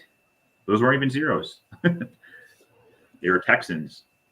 Well, I have long wanted to, I will not do this ever. I've long wanted to do a review, and maybe I'll do a review of the new Edward kit and say that it's all wrong because it doesn't look like the Tora Texans without any knowledge that they're Texans, like just play it up. The other thing I've wanted to do is the Sea Fury. All the Warbirds have the wrong engine and everything, and do a review where I'm like, got the wrong number of blades. What's wrong with you, Airfix? Yeah. But then I worry people won't get the jokes. So You too like to live dangerously. There are people out there in the modeling community. I mean, it's probably like any community, but I swear they're sitting there all day going through threads, just getting ready to argue about stuff. Like, oh, this guy's talking about German propeller blades bending. They don't bend, and flipping out, and it's some are metal, not all of them. It's entertaining if you got nothing else going on your lunch break.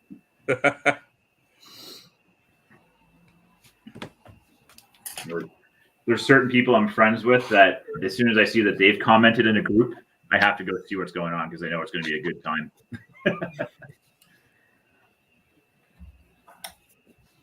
That's how I feel about Scott and JB. They're always causing crap. Yeah, I'm a troublemaker. Yeah.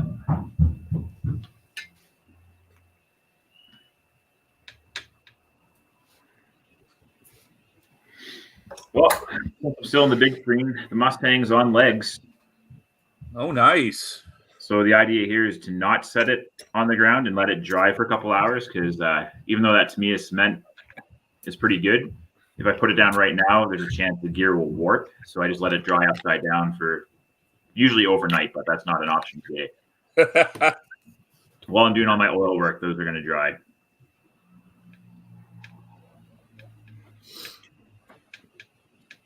So next step's going to be sanding some decals.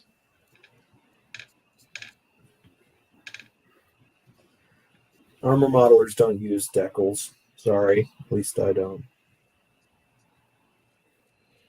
I try to avoid when possible. It's only got 6 decals on it. Everything else is painted.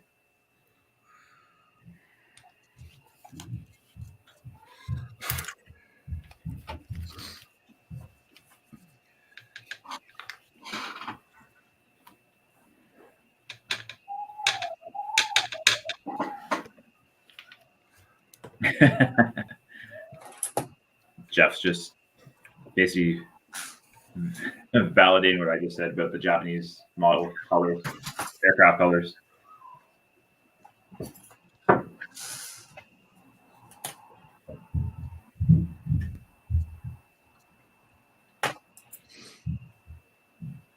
Well, I'm the expert and you're all wrong. So that's all I have to say about that. I'm not going to send you 8 pages. I'm just right. I have absolutely no information at all, but I'm right. Right. Respect my authority. Exactly. There's one flap in. Or the attitude I wish more modelers would take about things from Archer. You're not my supervisor. You're not my mom.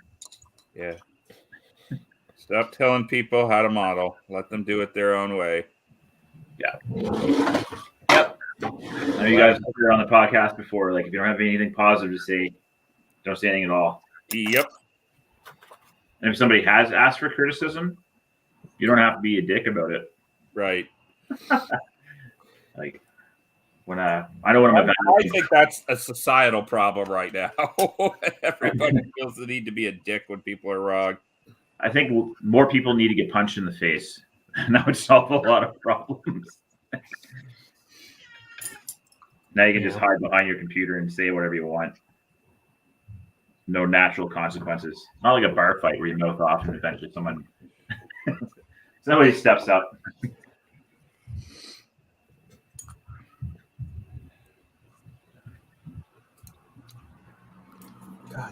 If the instruction states the color, then that is the right color. Yeah. Unless it's Tamiya.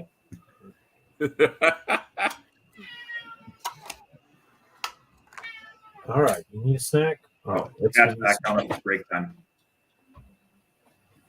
All right, let's go. You need a treat? Yes, we do. Oh, well, I'm still on the big screen here, so I'll just continue my ranting. If you're looking to give criticism to somebody, what I do when I'm teaching classes with the military and evaluating somebody's class, especially when it's new students, first time doing it, there's 3 questions I'll ask them, and they're basically doing their own critique. And the first question I'll ask them is, what went well? The second question is, what didn't go well? What would you change? And the third one is, what are you going to do differently next time? And for even your model builds that work, you look at something like you look at the end and say, oh, I like this, I don't like that, and then just come up with an idea how to fix it. And really, it's the most respectful way to give critiquing, because then no one's going to really get up in arms because they've said it themselves. Most modelers, they know, they look at their model, they know what they can improve on in that. Sometimes they need another set of eyes, but end of the day, just be respectful. And on that note, my kids are not killing each other upstairs.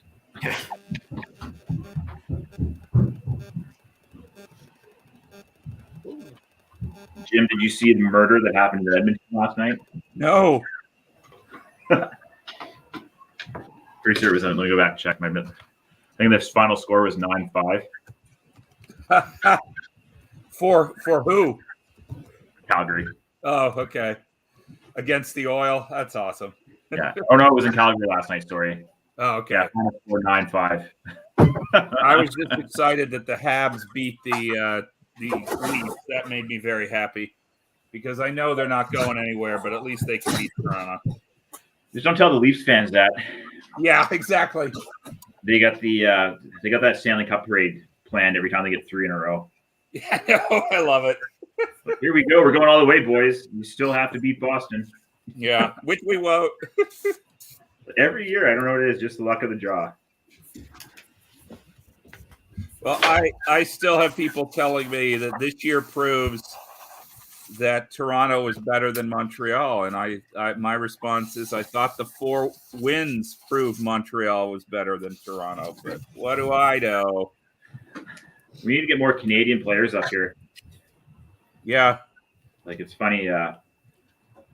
Most of those Cup teams that go on to win, a big chunk of their roster is Canadians. Right. I'm just getting to the point that I'd like to see any Canadian team win the Cup who's not named Toronto. Well, maybe Ottawa. I would settle for Toronto just to see it come back to Canada.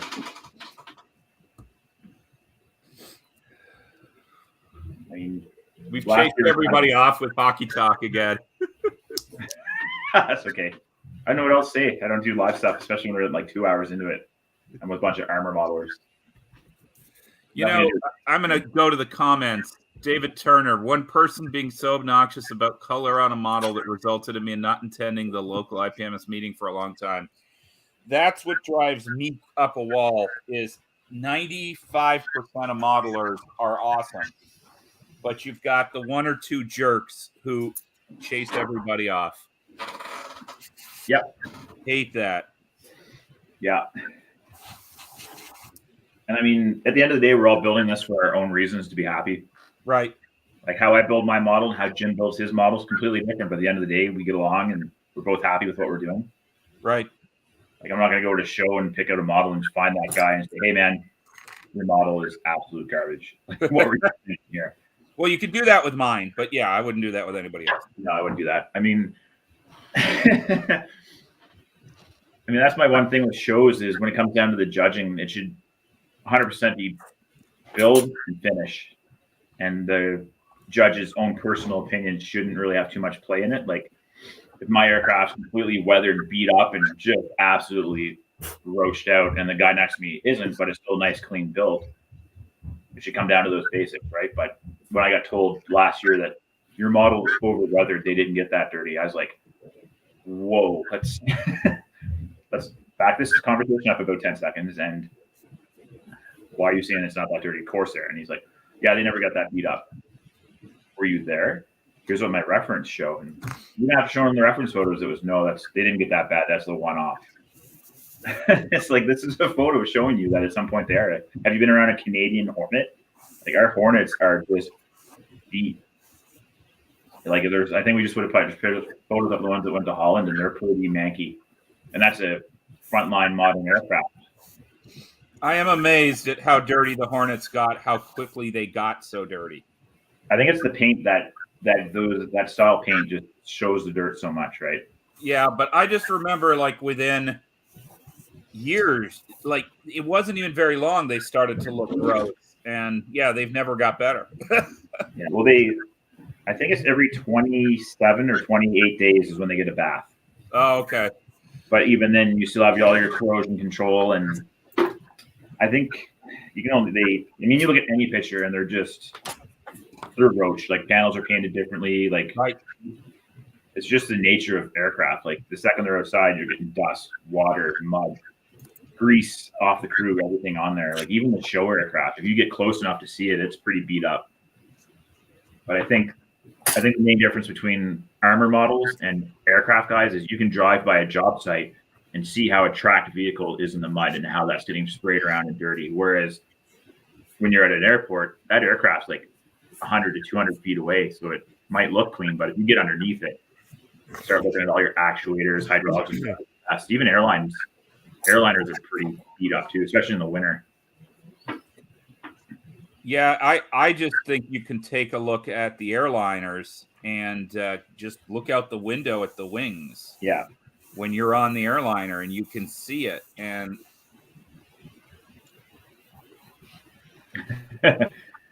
I mean, at the end, I think the point I'm trying to make, because I've kind of gone off topic now, is if a dirty aircraft isn't your style, it's not your style. There's nothing wrong with that. You might be somebody that enjoys a nice, clean build. Cool. Good on you. Yeah. Don't tell somebody. Well, I would say I kind of fit that way. I tend to keep my aircraft clean, but I'm not going to criticize you, and you're not wrong. You know, I've been around enough aircraft. When we were flying the Harvards, even they would get pretty dirty, and we took care of them. And there's no question they had chipping on them. Yeah.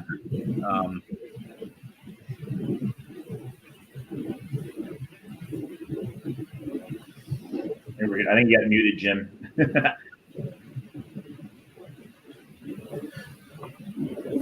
The RCAF. So Wayne Beatty is blocked and reported for anybody but the Habs. But yes, he's right. They learned how to do the Hornets for the Greeks.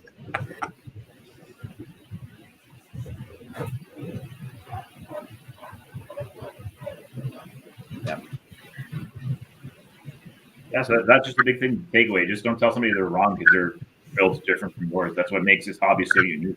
Yeah, yeah. And I can also learn from people who build differently. Exactly.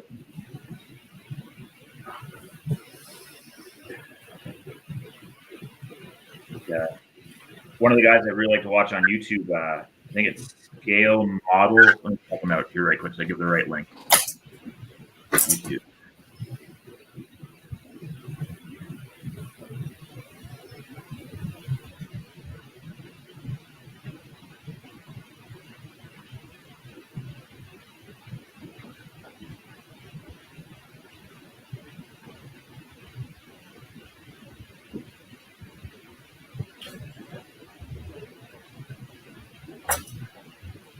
Yeah, Scale Model Aircraft. He's got about 145,000 subscribers.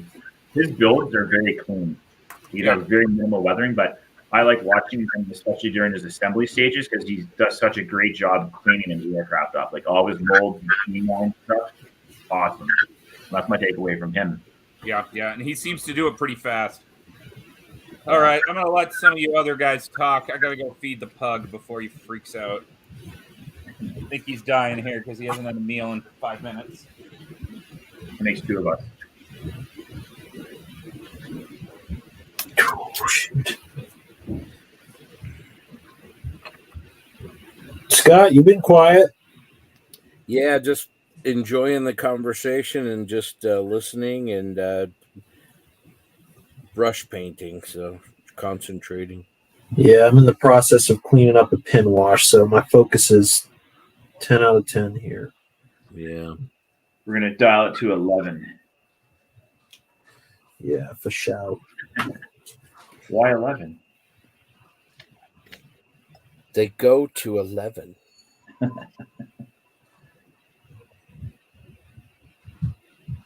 That's one of my all-time favorites, man. I think it might be time to watch that movie again. It's been a while.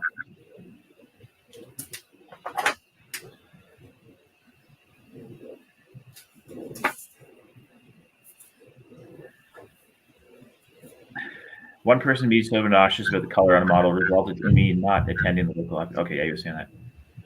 Yeah, man, that's the thing. Unfortunately, is there are just a few people that kind of ruin it. But the good news is, once you know who those people are, you can kind of keep your distance. Well, and Dave, the guy that made that comment, he is a great, great guy. I mean, he's the kind of guy you want in your club. He hopped on in our session last night and won some of those auctions. I mean, he's just a good guy. So, you know, he's not the kind of guy you want driven away from the local club. Yeah. Yeah. There's two clubs in Calgary, and they couldn't be more different if they tried. One of them meets up the last Tuesday every month. They're very laid back, easy going. There are a bunch of ex-vets in there as well, and they're there to socialize, 100% what they're doing. And the other group, they're an older bunch, and basically you bring in your model, and they start talking about it. And my experience there has just not been great. So naturally, I just kind of drifted away from the club, and if people aren't enjoying it, they're not going to stick around. Yeah.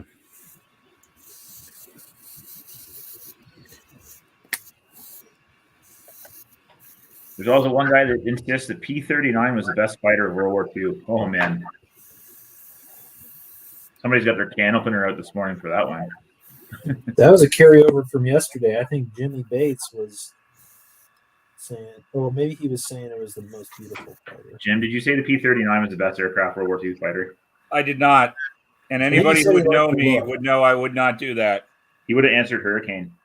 I would have answered Hurricane. I would have been wrong, but I would have answered Hurricane. The correct answer, of course, is Corsair. But yeah, not to self-promote, but that first time I built the Mustang on my channel and compared it to the Spitfire, oh man, did people lose their minds over that. They're missing my point was, but they're two different planes built for two totally different roles. Right. Oh man, it was. I think it's still every so often I get a notification over there. Someone's like not happy about it.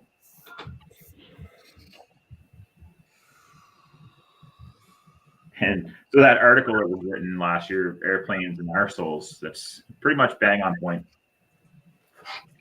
Well, as an asshole airplane modeler. Oh, I did say that.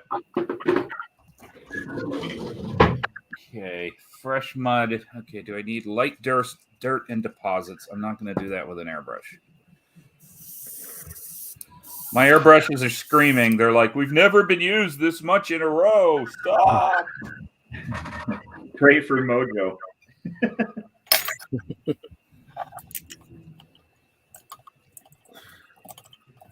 Where are we at? We got 8 hours, just under 8 hours left. I don't think the tanks are going on this. All right, I'm going to move this guy.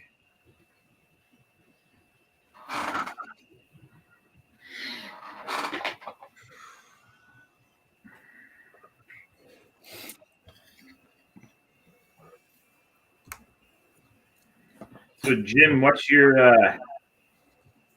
why is the Corsair the best World War II fighter in your opinion?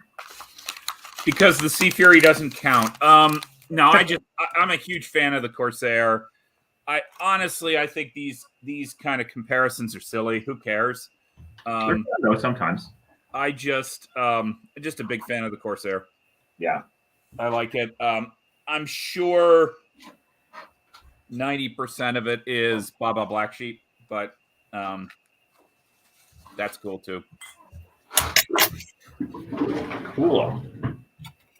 If you want to go, I mean, like you guys are saying, this is an unwinnable argument. But if you want to go by math in the Pacific, the Hellcat was the one that did the heavy lifting. I think it was responsible for 80+% of all air-to-air kills, and I think it also had the lowest mortality rate. The Corsair was, but Scott, it's kind of boring. Yeah, it is kind of boring. The Corsair, the problem there was getting them safely on the ground. Yeah, that's why they operated exclusively off land for a while. Yeah. So, Robbie, what would be your vote? Oh, man. Put you on the spot. Put me on the spot. With my love of history and everything I've read about aircraft, I would have to say that the best aircraft of World War II was the Thunderbolt. And the reason I'm going to say that is because it was the first aircraft to pretty much enter service over Europe with the Americans. And it was just so well-rounded at everything it did. Like, especially with the Luftwaffe being so powerful as it was. Like, when you think of what the Corsair was matching up against in 1943 and what the American Air Force in Europe was matching up against in 1943, the challenges were completely different. Like, Japanese pilots didn't have the same training they did. The aircraft was inferior. And I'm sure there's going to be some Japanese fans that are going to start losing their minds now. But if you look at the statistics, like you were saying there, Scott, anything in the Pacific, Hellcat, Corsair, you already had an edge, right? Now, you're over Germany and you have the Luftwaffe, which was having units pulled off the Eastern Front to go to the Western Front because of the bombing raids. And the Americans didn't have a long-range fighter when they were first starting out there. They didn't have the range to protect the bombers. So the Thunderbolt was one of the first aircraft to get over Berlin using drop tanks and using all these different techniques like shuttle escorting, all this stuff. Yeah. But the fact that the Thunderbolt could take such a beating and still fly, that's my long-winded answer. Yeah, I think the attrition of the pilots was which aircraft brought their pilots back, and that 2800 engine in the Corsair, the Thunderbolt, and the Hellcat was really, really robust. And then all those fighters were armored very well. So I think you can replace aircraft maybe easier than pilots a lot of times. Yeah. Well, that's the problem the Germans had too, right? Like, you take the Americans and the British. Like, the Americans, they had a solid number. You flew 125 missions in a fighter. You were sent back to the States to train other guys. So you're bringing all that experience back with you. You're putting on the new guys, and hey, we're going to train the way we fight. You're going to come out of flight school and you're going to do a tactical training course. So you're going to learn how to fly the wingman and how to do all these different techniques that are to work for us. Whereas the Germans basically flew till they were dead. Right. Instead of these pilots like Adolph Gland and these guys coming off the Eastern Front and going back to train new pilots and coming out of rotation, they just kept going. So yeah, they're racking up scores of 200, 250 aircraft, but they're at a huge disadvantage because one, they can't produce fighters to keep up, and they can't train pilots at the same rate. So Yeah, that's good for sure. Well, steering this back to modeling, is Tamiya's next 32nd scale model going to be a Thunderbolt or a Hellcat? Crossing fingers. I'd be happy with either. It's going to be a Hurricane. That's the only option. To steer this back to modeling is, do we think we'll ever see the mini art P-47s? That would be a bummer if we don't get to. I was hoping to get one. I sure hope so. Yeah, me too. I mean, all the best to those guys because they have enough going on than worrying about getting a kid out. Well, I saw something Wingsy posted on Facebook that they were shipping kits out. And I'm like, guys, you got better things to worry about than getting the kits out. Like, that's baller, man. I think their perspective, if I remember the post, was we need the money, please support us, kind of a thing. So, well, of course, yeah. Yeah, here's the money. Don't worry about sending me a kit. Yeah, exactly. I do love the comment. You called the P-47 well-rounded, and I have to go, But I do agree. And again, I feel like all I do is pick on Airfix. Why do we have a 1/24th scale Hellcat and no 32nd scale Hellcat? That's not their skill. Yeah, I know that. I just mean the world needs a 32nd. The new 32nd scale Hellcat. Yes, they do. What's the shortcomings in that Hassagawa 132 kit for the Hellcat? Does anybody know off the top of their head? Mostly raised panel lines, and it's not very detailed. It's a product of its time. I think it was a really good kit when it came out, but the standards for 32nd scale back then were basically just kind of blown up 48 scale. They didn't have a lot of additional detail. Yeah. So it needs a lot of, even aside from the raised panel lines, the cockpit's very rudimentary and needs a lot more detail. Yeah. I have their I've been trying to whittle down the stash a little bit, and I seem like do pretty well, and then I end up getting more stuff. Yeah. My friend there, Joe Yellow, he does Yellow Cake models. He contacted me to say, hey, I'm selling some 132 Edwards stuff. Do you want it? And two of the kits he had were the Thunderbolt and the P40, which are Hassagawa repops. So yeah, nice. Yeah. I was wondering, is the Hellcat the same story? But it doesn't sound like it. No, the Thunderbolt and the and I'll send you a picture here in a second in the chat. The Thunderbolt and the P-47 are much, much later kits. Those are from like the 90s. And I think the Hellcat is from the 80s, the 70s or the 80s. Yeah, I'm not exactly sure. I think when it was originally released, it was when Hassagawa and Minicraft were partners. That's totally correct. Yeah. Some of those old Minicraft kits are gems to find, like that Academy Avenger. That's an old Accurate Miniatures kit, which I think came from Minicraft as well. I might be wrong on that. That one came from a company called Accurate Miniatures, who for a short while seemed like they were going to be the greatest thing ever, and then they burnt out quite a bit. Yeah, that Avenger, for something that came out in the early 90s, is... I don't think anyone will be able to beat that for a while. Like the detail is phenomenal and the fit's fantastic. It's almost like a Tamiya kit. It was. I think it was tooled by Academy, so it's nice. But there was a period of time when I felt like that was one of the best kits out there. Yeah. All right. So what I'm sending you, Robbie, is a Chino a couple years ago. There were two aircraft, a P-47 and a P-40, and it's both the box top paintings. It's Lulu Bell and whatever the P-47 was. So it was cool to see those Airfix kits in real life.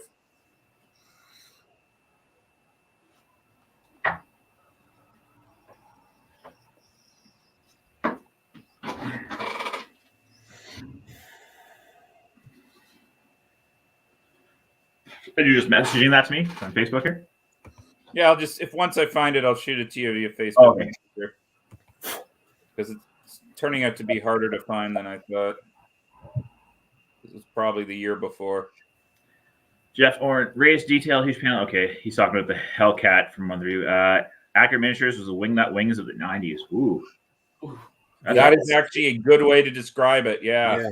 I'd agree with that. Yep. Yeah, they auctioned one off at the show last year. And this one guy came up to me, he's like, because I put down a $20 starting bid, and he's like, oh, is this kit even worth getting? And I'm like, this kit's probably worth about $50-$60. Like the amount of plastic that's in there and everything. So he ended up taking it for $50. But yeah. That was Jules Bringuer, right, Jim? Accurate Miniatures? Yeah. No, it was Bill Bosworth. Okay. Jules was Classic Airfreight. Ah, that's it. Another 90s, early 2000s. Yeah, and I don't want to be mean, but they were not the same quality as Accurate Miniatures. You know, they're great. It's awesome that he did them, but Oh, no doubt. I mean, that Canberra was, I mean, the only game in town at the time, but man, she was rough. Yep. God, have you ever used any of the Belcher bit conversion stuff, Jim? I have. I've used his decals more than anything else. Yeah. But his resin is nice. I like Mike. He's a good guy. Yeah.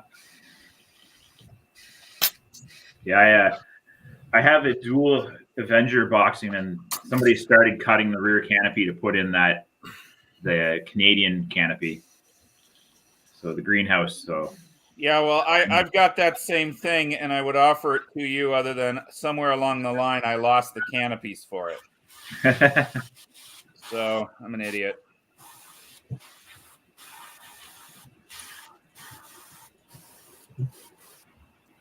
trying to shoot away from my mic so I have to keep. Wayne, they did the Apache, didn't they? They did the A36 Accurate Miniatures. Yes, they did, I believe. I would agree with that. Yes, they did. I'm trying to think. What were their kits? B-25. B-25, TBM, Dauntless, Devastator. Vindicator. Yeah, and then the Yak. The Yaks and the P-51s. And then didn't they do some biplanes?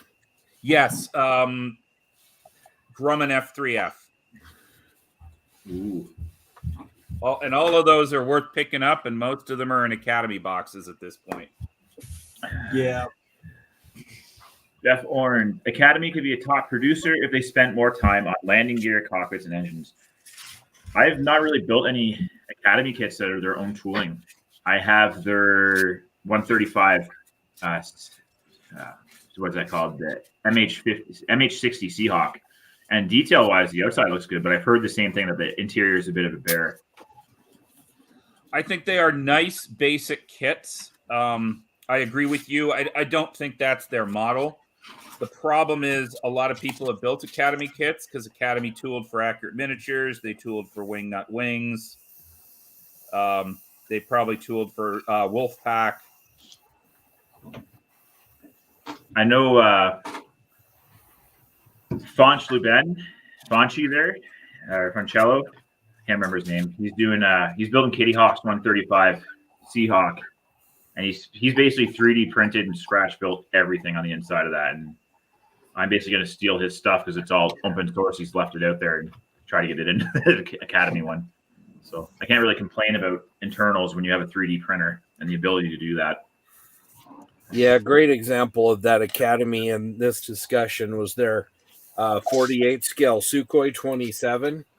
The Oh, yeah. outside of the aircraft, the 48 scale is really, really great, but they're I'm going to do air quotes ejection seat in that kit looks something you got out of the Lazy Boy catalog. Whoa, going down the Matchbox road. It didn't even resemble the Russian ejection seat at all. It was just sort of, Barca lounger, armrests, nice comfy pillow for the pilot kind of a thing. Hey, the pilots should get the right to be comfy. That's really mean, Scott. Well, Lazy Boy is a reputable brand from what I understand. So. Sorry. After all Steve Baker has done for us, and you don't want to give him a Lazy Boy. I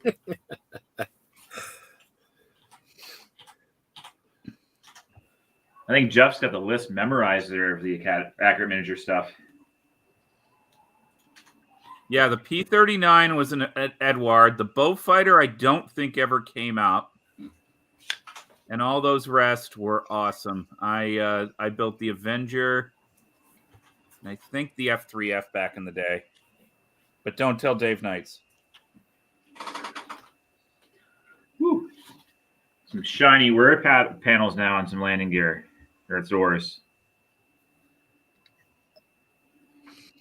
As that quest for the perfect aluminum paint continues.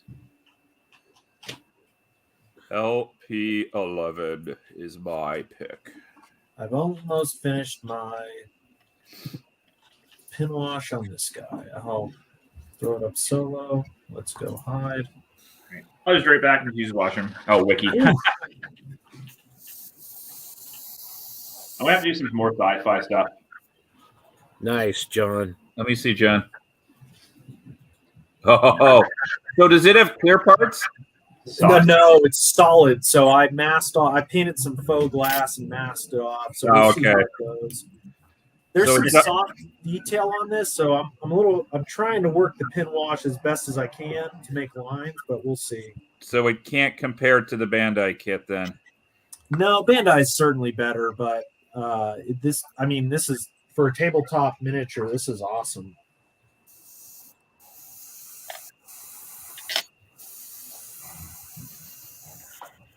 And I did buy it, so my review is unbiased. You're just a company honk. I'm sure we'll see tomorrow MiG ammo carrying. Don't worry, you'll see this on the MiG ammo page. Just saying, MiG ammo will be carrying Legion kits starting Monday. Grant, how are you, man? Good. How are you guys doing today? Hello. We are doing great. Better now that you're here. Oh, you're such a sweetie. Been dealing with baits the whole time. Yeah, I know. I am so sorry for that. Yeah. All right, guys. I think this thing's done. I don't think it's good, but I think it's done.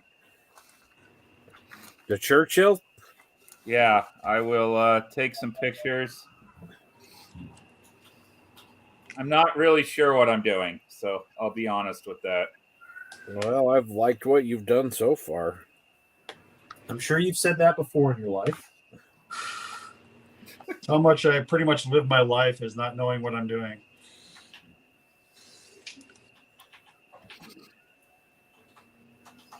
All right, you have a picture.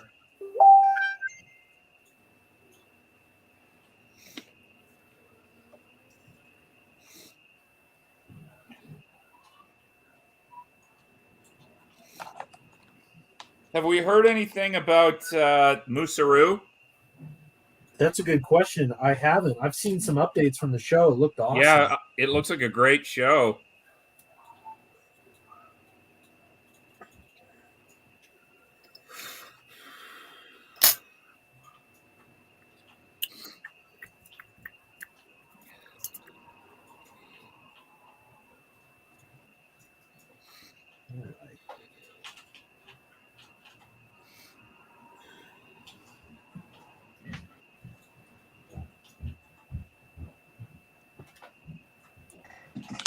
What does Cornbread think of it, Jim? He says, snort, snort. Guess the picture I sent you guys didn't save.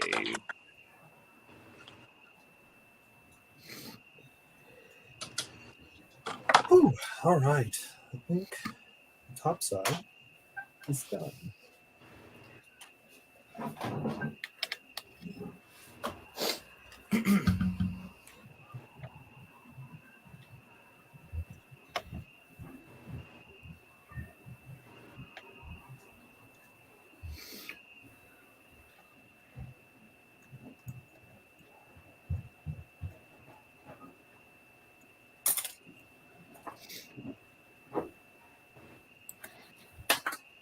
Wow. Whoa, that was a lot of distance on the chair. All right. I think it's time to start sanding down some decals. Or decals for those of you who are bilingual. No way, eh? Ah, du parles français. No, no, no, German.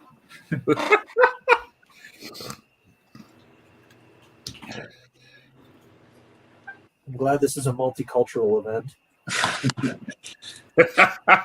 The international flavor. Or a bunch of whack-ass Canadians. Yeah.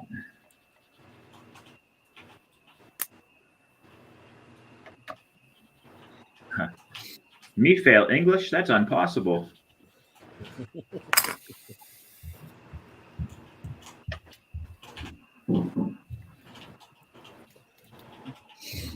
Well, I'm still just kind of having a hard time not being bummed because of Taylor Hawkins, man. That's just Yeah, that man, oh man, I was just sending you Friday their new heavy metal album they did, thinking Scott is going to be so stoked about this. yeah. And now all we are is another.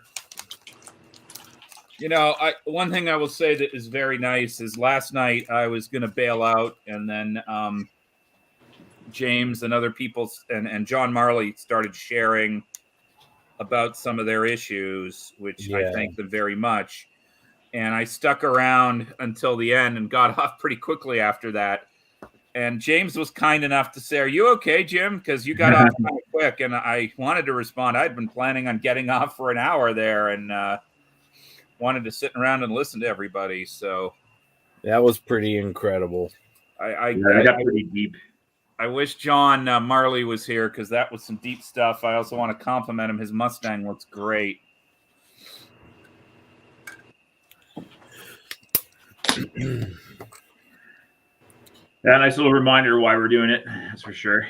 Oh, yeah.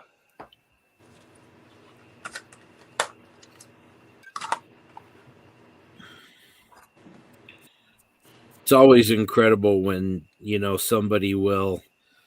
somebody in another continent will take the mask off and be real, and be honest with challenges that they have and talk about it, be willing to just openly discuss it.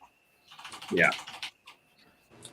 Well, I think, I don't know what happened with our Foo Fighter person here, but it just takes me aback that we lost so many of kind of my Seattle grunge heroes to suicide, and then the first thing you hear, and I remember Cobain, like you've got Neil Young saying, "I wish I reached out," and Duff McKagan and all these people, and you're thinking, man, they should have reached out to Kurt. But we need to remember that in our lives, like, yeah, we're here for anybody. Yeah, if you haven't heard from a friend from a while, just send them a text. I mean, we all get so busy and get real shitty about it and don't always check in. And I've got a friend who says he was so happy that I started doing videos because he at least knows I'm okay once or twice a week. And I'm like, wow, I don't think my videos show I'm okay, but thanks, dude.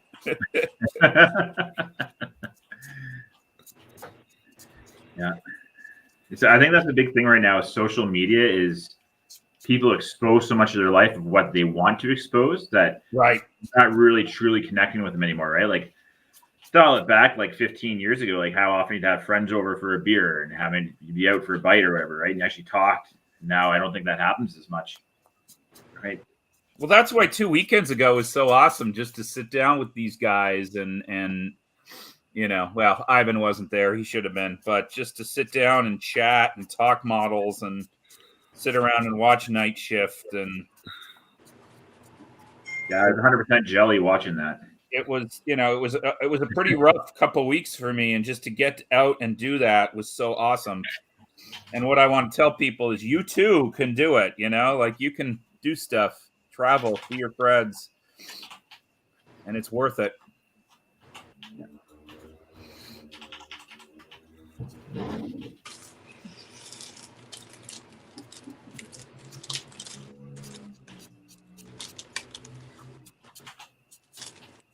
And JB needs to tell me where he got where those sanding pads that he was given are acquirable, because those were way better than the Tamiya ones.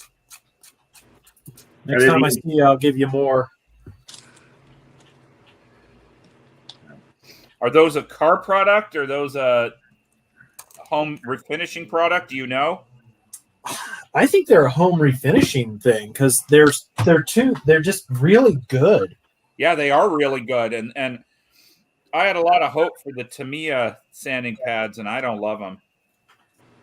They're great for like curved surfaces and complex stuff, but I went to Infinity sanding sticks for anything that I need kind of. Oh yeah, Infinity kick spot. Yeah. And what's funny is that Andy Goodman, he's in Canada, isn't he? Yes. Okay, so from Goodman Models. Yeah. Yep. Yeah, he should be your Where neighbor. are Goodman Models now? Because he sold out. So the guys who sell those sanding blocks. Sean's Custom Model Tools. And are they also out of Canada? Yeah. Whoa. Didn't know we were a modeling powerhouse up here. Can't get our oil to Tidewater, but we can get you some sanding blocks.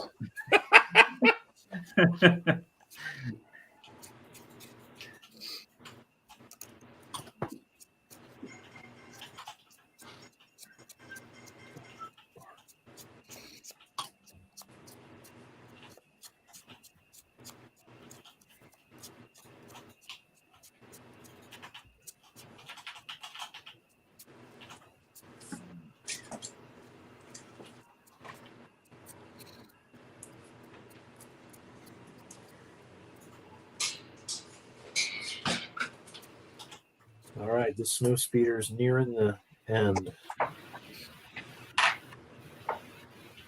I hate to complain like an old man, but this has been a great weekend, other than my back is killing me.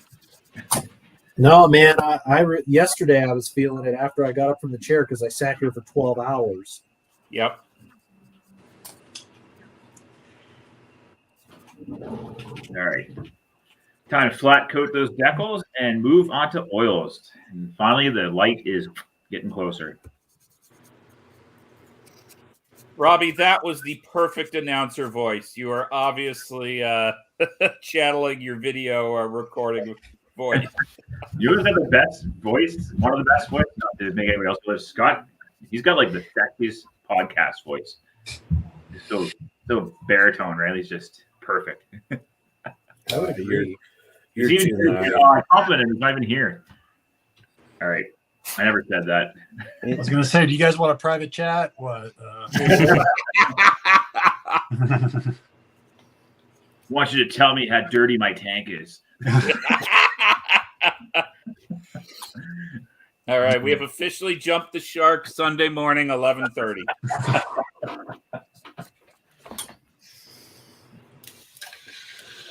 Oh my! That's saying a lot, actually. Yeah.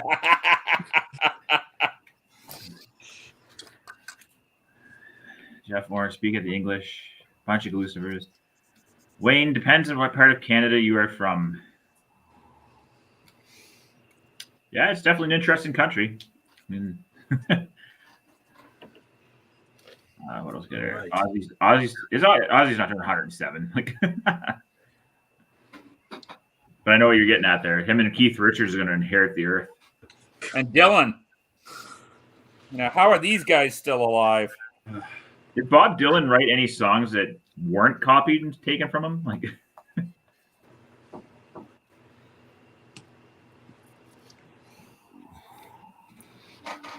Hey, don't be ripping on Bobby D. He's awesome. He Well, that's can't what I mean. sing, but he's all the awesome. songs.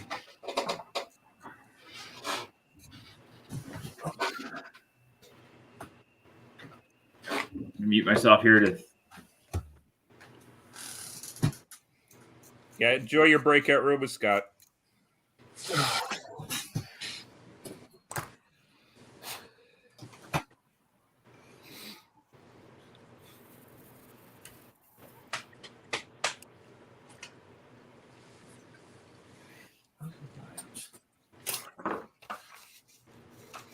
Time to look up a reference to this harpoon gun to see what color it's painted.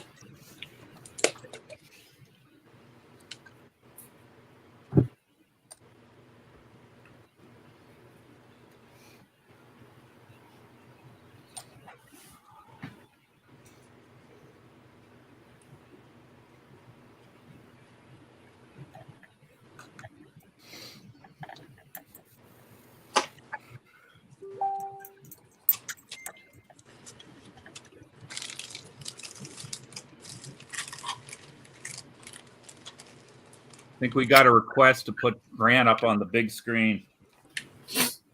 All right. Grant's fans demand to be heard. All right. Coming up hot.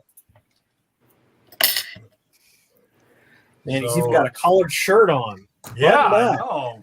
It's pressed. Looks nice. Yeah, I'm doing the Bubba Watson look here with it all buckled up. So yeah, I'm pretty. I just took a shower for the first time in a couple days. No, I'm just kidding. Yeah. No, I'm using the old Ivan dried seagrass, which is phenomenal. It's not my balls, but so yeah. If you don't have this stuff, you need to get it. It's such a nice little product.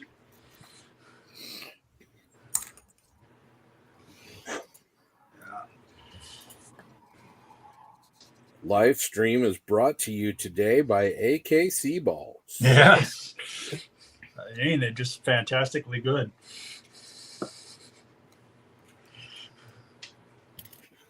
Today's stream is not brought to you by Brass Toothpicks. No. I love those products. I knew somebody was going to say that. I did. I've got one on my bench right now. They're good. They have a purpose. JB, can you see that?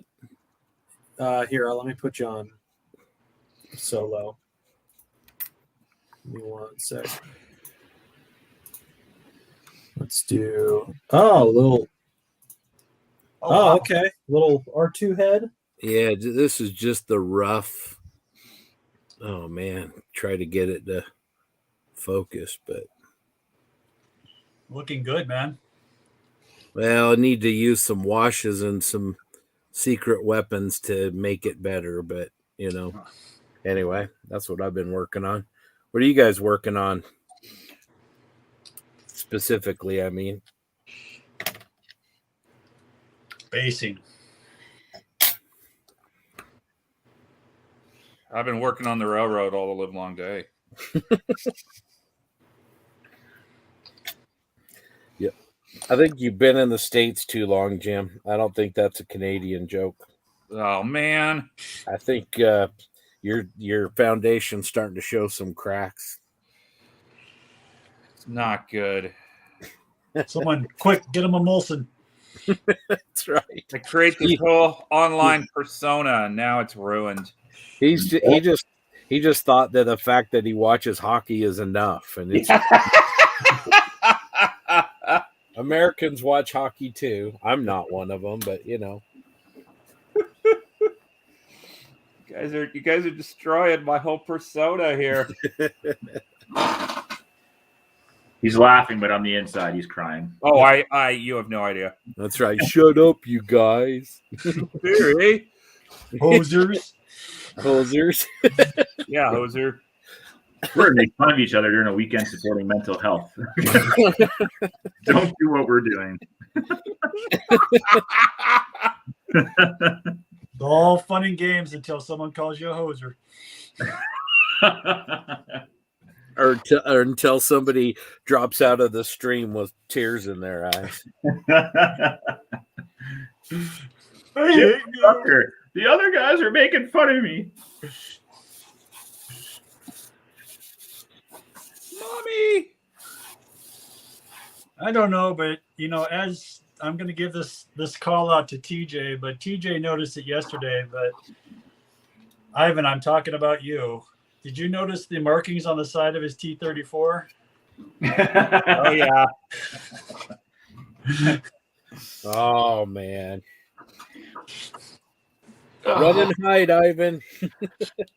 I get the flack for being a sellout. Wow.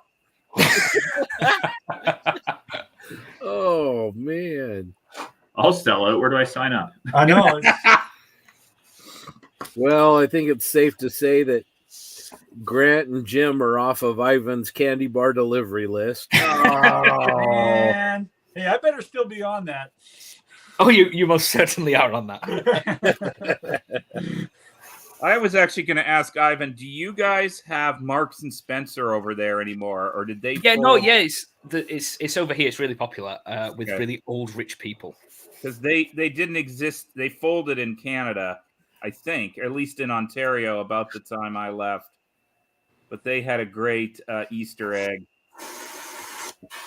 Yeah, their stuff's good. It's just expensive. Okay. It's known for, if anyone says, "Oh, I shop at Marks and Spencer," so everyone always goes, Oh, get you." And they just call it Spencer's now in Canada. Oh, they Marks still have them? Okay. Yeah. Hey, Ivan, I'm a rich guy, so I can shop there. Ah, yeah, good point. Speaking of Canadianness, No, I didn't all the side hose. I did some. I never pronounce this right. Is it Nanaimo bar? Yeah, Nanaimo bar. Yeah, made one of them the other week. Really nice. I'm gonna sell out my Pacific Northwest. I think they're too sweet. what? There's a such thing? There is, yes. It's also, we were talking the other day about how crappy American candy is. I had a friend, and he was a modeler who was in the candy business, and he would give us at model meetings candy tasting. And I got to tell you, a lot of the South American stuff and the European stuff is way better than what they have in America. Oh yeah. I agree. I lived in Germany and Italy for about 8 years. Oh, okay. So I agree. I mean, German chocolate is compared to American chocolate is tame, but it's really good.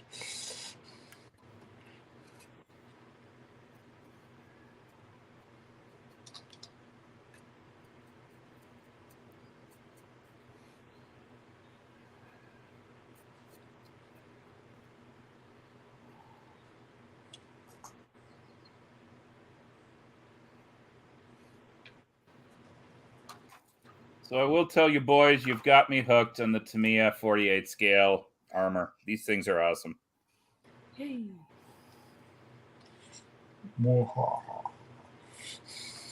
I'm still unsure, and TJ has already told me I'm wrong, but I'm still unsure about 35th, but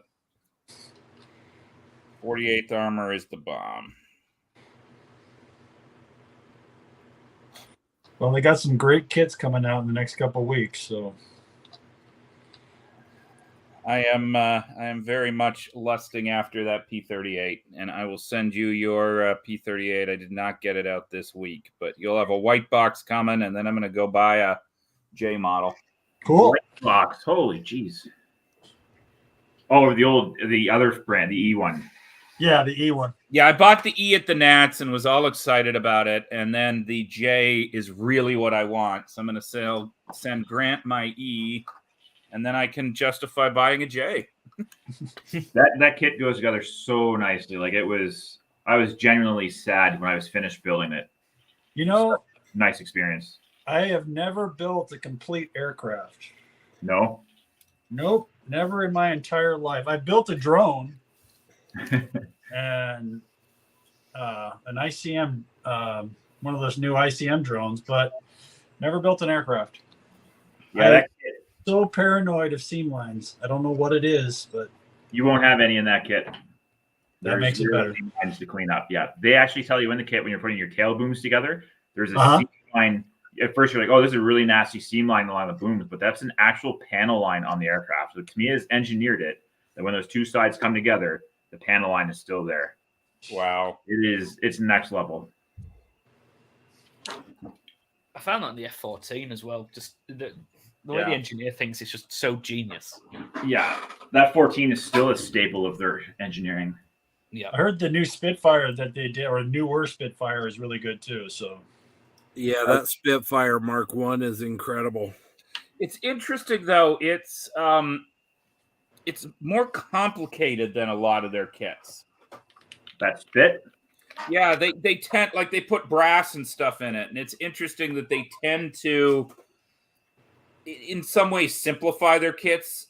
There's a little less detail than, say, some of the Chinese companies, and that one is a little bit more complicated, but still beautiful. I like that.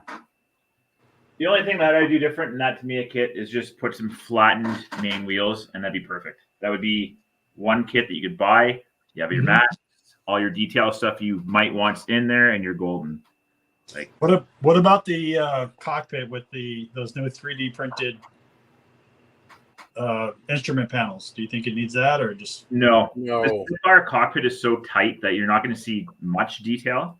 Okay. I mean, if you're doing something like, let's say, a Hellcat or a Corsair that's much larger, then yes. But for a Spitfire, I wouldn't recommend it. Not really, no. The only thing the cockpit needs is to spend some time with a drill and drill out the lightning holes in the formers in the cockpit. That's literally it. Everything else you need is in the box. Wow. It's really nice. So impressive nowadays with the quality we're getting. Well, who ended up with the F4? Phantom? Yeah, was that you? Grant won that, yeah. That I hear is even another level. You got lucky, Grant. I couldn't figure out where the hell to vote at. I didn't get logged into vote until the last two lots came up. Yeah, I was like, I saw you as soon as you put the 65 up. I went back right in and typed in 70, and then I thought I lost it because the time ended, but no, I was lucky enough. Yeah.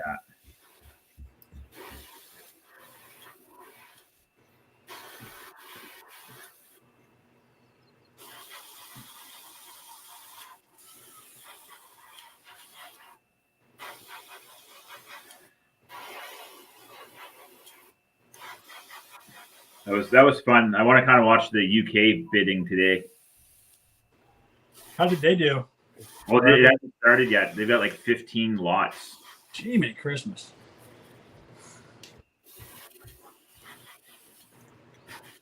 They got some Rubicon stuff too, like sets of Rubicon stuff, which is cool. I wish they would have done that for us too over here. I'm going to have to order a few of those. That Centurion is just calling my name. And then I saw they've also got that LTV you built. And yeah, I've got the Centurion. It's a beautiful kit. I haven't built it yet, but I've opened it up, and it's a beautiful kit. And they just look like, as JB said, slammers, like something that I can just do quickly to gain practice. And that's really what I'm doing with armor at this point, just trying to learn. And they're fun builds. I mean, you can go as far as, like, I used lead, and I put the track pins on all the tracks around the LVT. Holy jeez. Yeah. So, I mean, you can detail them up as much as you want. I cut all the solid handles off and made them out of wire, and detailed the driver's compartment, which you don't see at all. And so. Steve at Value Gear does resin just for those kits. Yeah. Oh, does he? I was actually lucky enough to order a couple of his smaller, 156 scale kits, and they are just fantastic. Yep. Thank you for that. I will.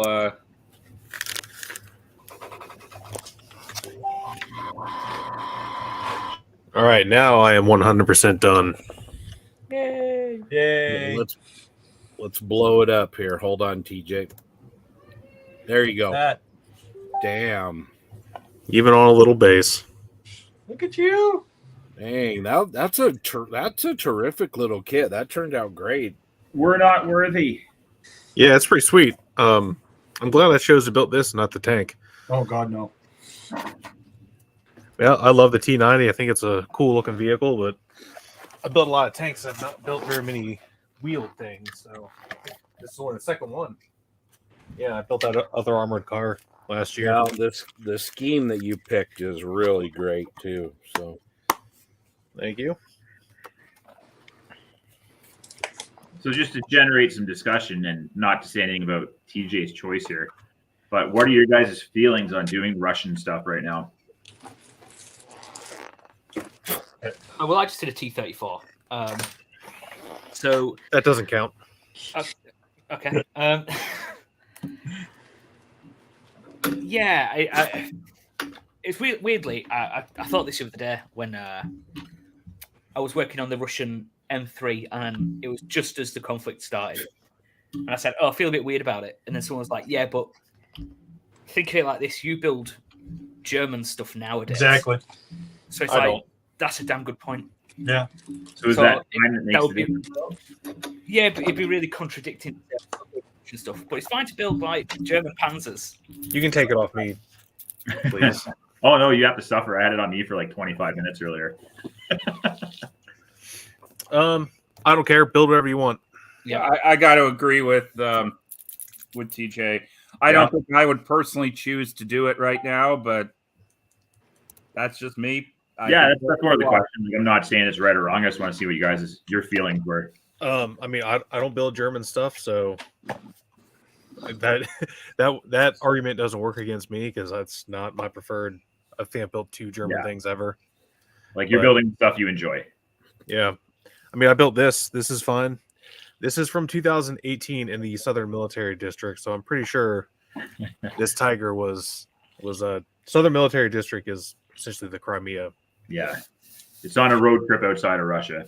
Yeah, so And I'm kind of the same way you guys are. I don't really. I mean, I've got German, I've got Japanese, I've got all kinds of crazy stuff. But building it, no. And this is just again me. I don't see myself buying too much from Russian companies coming up for a little while. And it's just a personal choice, but it's what it is. The one place I buy kits from, Hobby Sense, it's owned by a Ukrainian immigrant. Yeah. So he did a thing. He's already bought this Zvezda stuff. So anything he's already spent money on it. Yeah. What he did is he actually put a advertisement on any Zvezda kits I sell right now or Russian manufacturers. All that money is going to the Red Cross overseas. Yeah. That's good. That's great. Yeah. I don't know. Because I was also in the back of my mind, maybe it shouldn't bother me, but I do think about it quite a bit. Is when Dukes made the comment about people building just German stuff. Kind of an interesting point. I'm like, was he right? Is he wrong? I mean, maybe someone just likes German armor, likes those designs, likes that engineering. Like, doesn't mean they're supporting what they were used for. No. Because at the end of the day, it's like a gun. It's just a machine. It's people using it. Well, and I don't build German stuff because I have some issues, but what I will you say got a lot is, of man. Yeah, I've got a lot of issues. Thank you, Greg.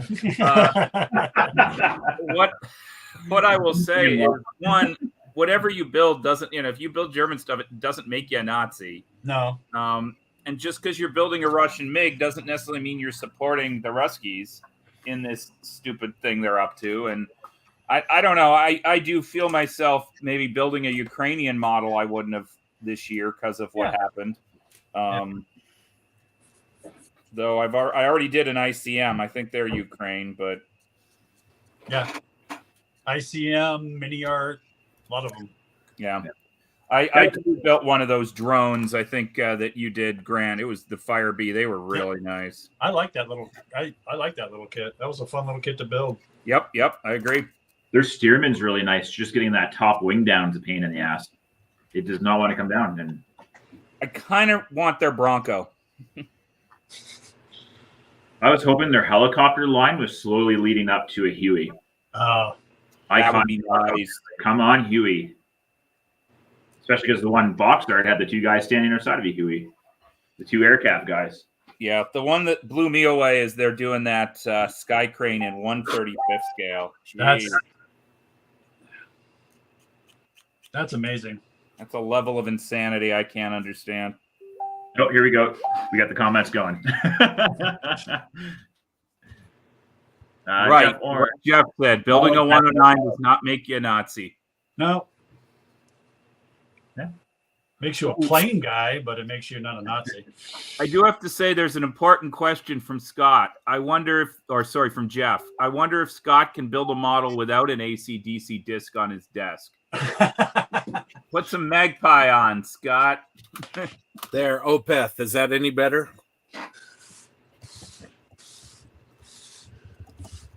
I do have some Magpie. I have lots and lots of CDs. Here's some Freebird. Yeah. Actually, one of the things Jeff said, modeling has no politics. One of the things that I get frustrated with is the creeping of politics into all of our life. And I like to keep my modeling free of politics. Yeah. I understand. So mainly because nobody cares what I think. So sure we do. We care. Maybe we'll have our own interesting points of view. That's just not true, Jim. There are literally dozens of American and Canadians that care what you think. True. This time last year, wasn't it, that AK did that? Yeah. And that's why I'm bringing that up, just because that was in the back of my mind, because Dukes did a follow-up video, and I happened to be building a 109 when that all happened. So I incorporated it in my video, and here's what my opinion is. And holy crap, I got 2 messages from people. Like, this one guy was ballistic, saying, I'm not a Nazi, I only built German SS stuff. I'm like, dude, it was an open-ended question. Like, yeah. Don't hate the player, hate the game. Yeah. I replied to somebody's comment about not building stuff because it has to do with war, or the company has to, I'm like, look at your stash. I'm sure you've got German, Japanese stuff in your stash. How can you say these comments? And I got lit up like a Christmas tree. Well, the other thing I'll throw out there, and I hate to be, nobody in war has clean hands. Oh God, no. And and that includes America, and that includes Canada, and we were turning Japanese. Everybody was doing everything, and I think you need to admit war is absurd, and it is not. I'm trying to think what the right word is. It's not moral. So trying to make moral judgments about it is impossible because it's not moral, and it's okay to say that, and it's okay to represent this, and It just, we need to remember nobody is a bad person because of what they build. I don't know, maybe it's the dark humor in me, but whenever I hear BBC making the comment, Russian war crimes in the Ukraine, it's like, it's a war. Like, it's like from Apocalypse Now, like, it's like we're handing out speeding tickets at the Indy 500. Like, it's war. It's not, let's just sit back and kind of take shots at each other. It's one of the biggest ground wars in 80 years. Yeah. But no, we're going to make the Russians sound even bad now because we're committing. It's not just a war; it's a war crime.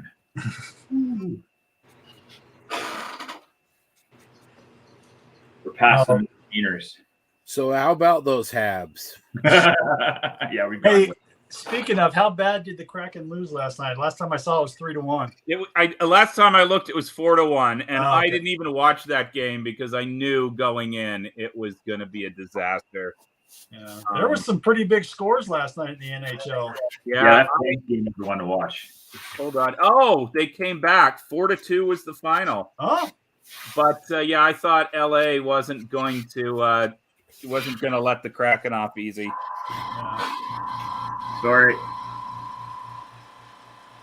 LA has surprised me. They're way better than I thought they were.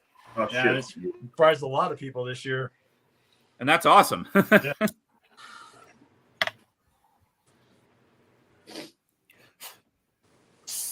So all those years as a fair weather Habs fan, Jim, they transferred over to the Kraken now. Wow. The problem is the Habs have spent a lot of years being fair weather themselves, so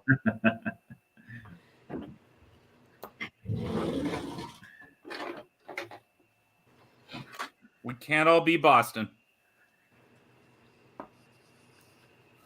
Yeah, I think their dynasty years are kind of behind them now. Well, I've said that Pittsburgh is going to start sucking here, and it never happens. So I'm done picking when Boston and Pittsburgh will fall, because every time I think they will, they're still pretty decent.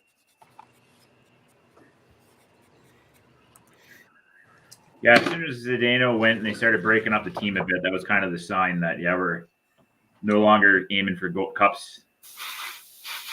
Whereas there was like 3 years in a row they were in the finals.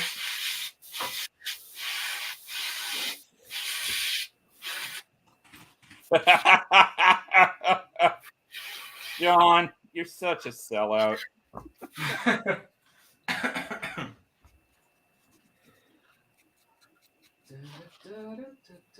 Like I said earlier, hate the player, not the game. Or sorry, hate the game, not the player.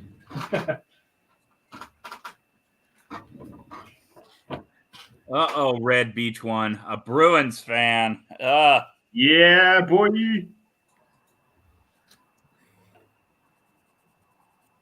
Damn, why does the US have to be so big? I was looking at an itinerary because I wanted to see the USS Constitution. I didn't realize it wasn't just down the road from DC. Not at all. Not at all. No. Oh, You're going to be up for a surprise when you drive cross country. Yeah. Because you're driving, what, Denver to Omaha? Omaha. Yeah, that's not even that far. And you're going to be surprised. That's one of the things I find Emma is always talking with her friends about in the UK is how big it is over here for landmass. Like the entire country of the UK fits into Alberta like 7 times or something like that. Right. And that's one Canadian province. When you guys, or when you moved from Halifax to Alberta, did you drive or did you fly? Drove. Yeah, that's a heck of a drive. 5,500 kilometers. Yep. Yeah, I did Seattle, or sorry, Akron, Ohio to Seattle. That was quite the drive. Yeah. It wasn't so bad once we got out of Ontario because then it felt like we were finally heading west. Yeah. I'm not convinced that the drive between London and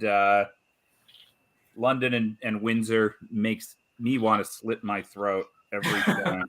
Have you ever visited Wawa, Ontario? You want to talk about a backwards town.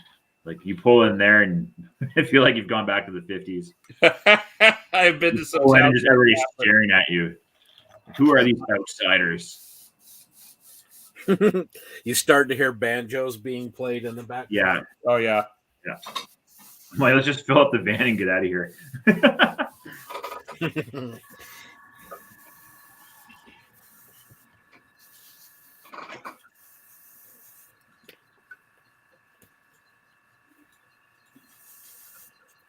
All right, I think I'm ready to finally put the airbrush away with. I know I said that like almost an hour ago, but.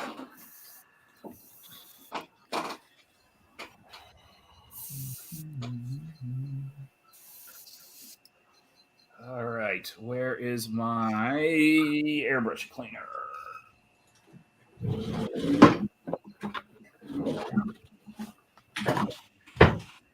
Yeah, Wayne, that's more of a Western Canada thing too, because everything's straight roads out here. Like 200 kilometers sounds like a long distance, but you're there in like an hour and a half.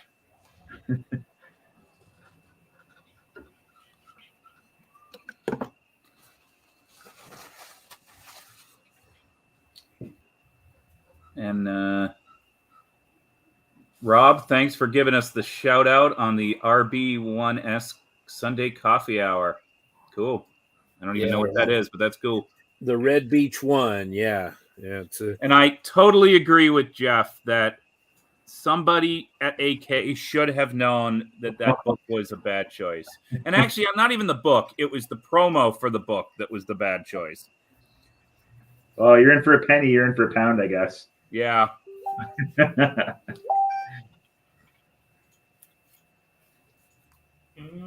hours from Moncton to Ottawa. Yeah, that sounds right. It's about a day's drive. That was our first night was Halifax to Frederick. No, it wasn't Frederick. It was from Halifax to Quebec. I think that was like 13 hours driving, just outside Quebec City. Look at those red checkered lounge trousers.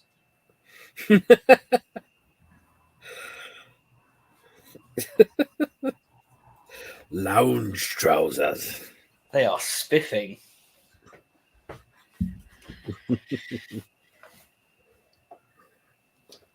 Now we play the game of how much crap got under the mask on the canopy. So I got to know, is lounge trousers American sweats? Because is that what we're talking now? Are they pajamas?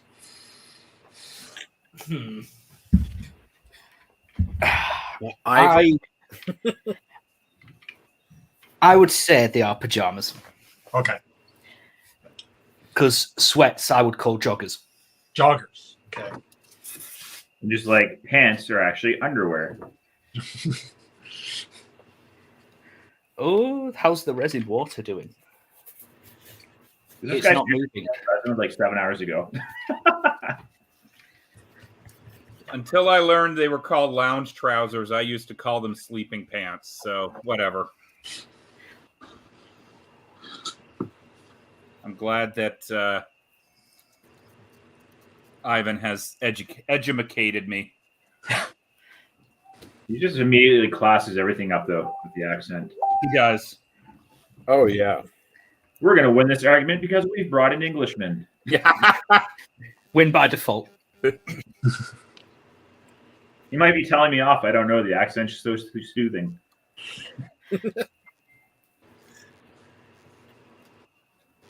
The accent just makes it so you don't mind being wrong. Yeah. Because you've lost to a very civilized sounding person. Although I believe he was wrong about Rafe. Yes, I was. And I looked that up. I had to look up after too. It pains me to admit that because it's Welsh, it is Rafe. Ugh. It's spelt Ralph, so.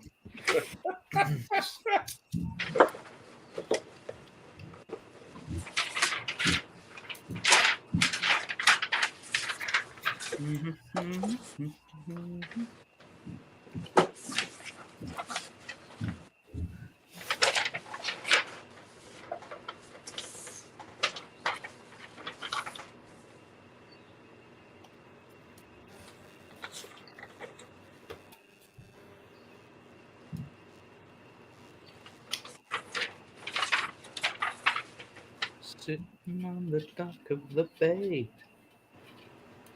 That's a very American song. Yeah. What time was the start time? It was 8 o'clock, wasn't it? Yeah, 7 or 8, I think.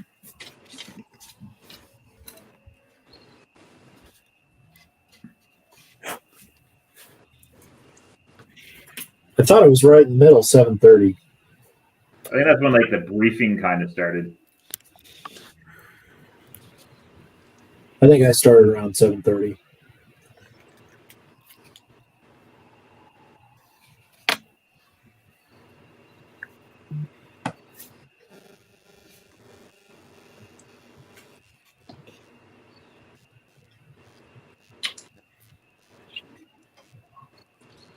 Did you make your cat happy, John?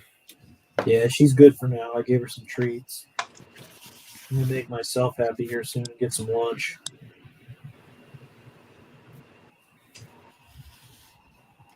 What time are we going on the formal time, Scott? I didn't check. I'm a bad person. Isn't that what we were just talking about? It's 7:30, I think, right?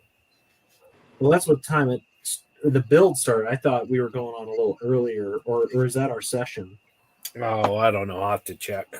No worries. He definitely wants to serve for the last bit of the build. It's all a big blur. True that. I don't even know what day it is anymore.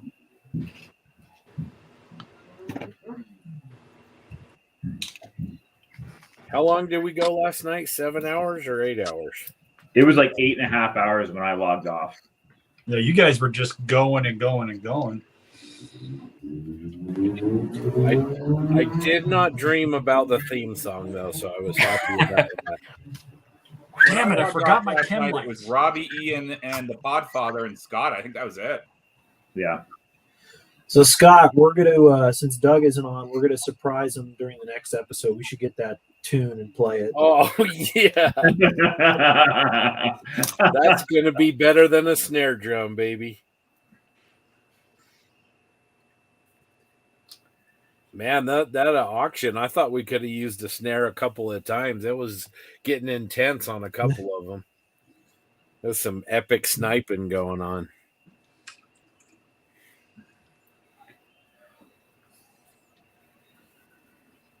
I figured the timing right at the end, it was about a 15-second delay. So, like, when there's 10 seconds left, I threw in that last bid, and I think TJ was thinking the same thing because everybody just dropped right at that same time. That was great. Awesome. Yeah, the auction started out kind of slowly for some reason, but it finished up pretty well. I was going to go after the value gear, and you guys just outbid me, eh? What'd that end up going for? 80? Wow, Yeah, 80. nice. There'll probably be $300 worth of resin in it. Yeah. Oh, I'm sure.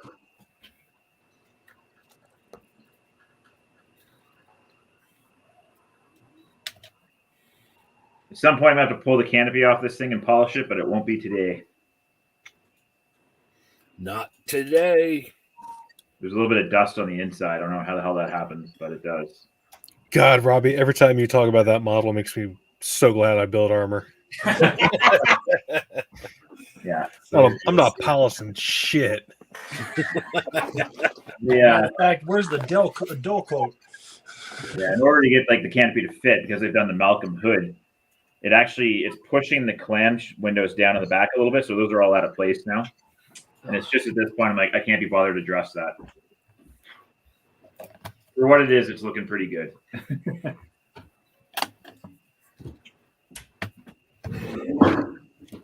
I will echo TJ's sentiments. Thank God.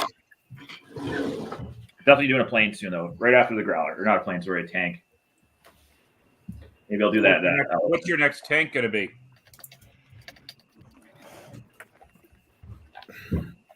Are you talking to Jim? I was just asking Robbie what his next Oh. tank was going to be.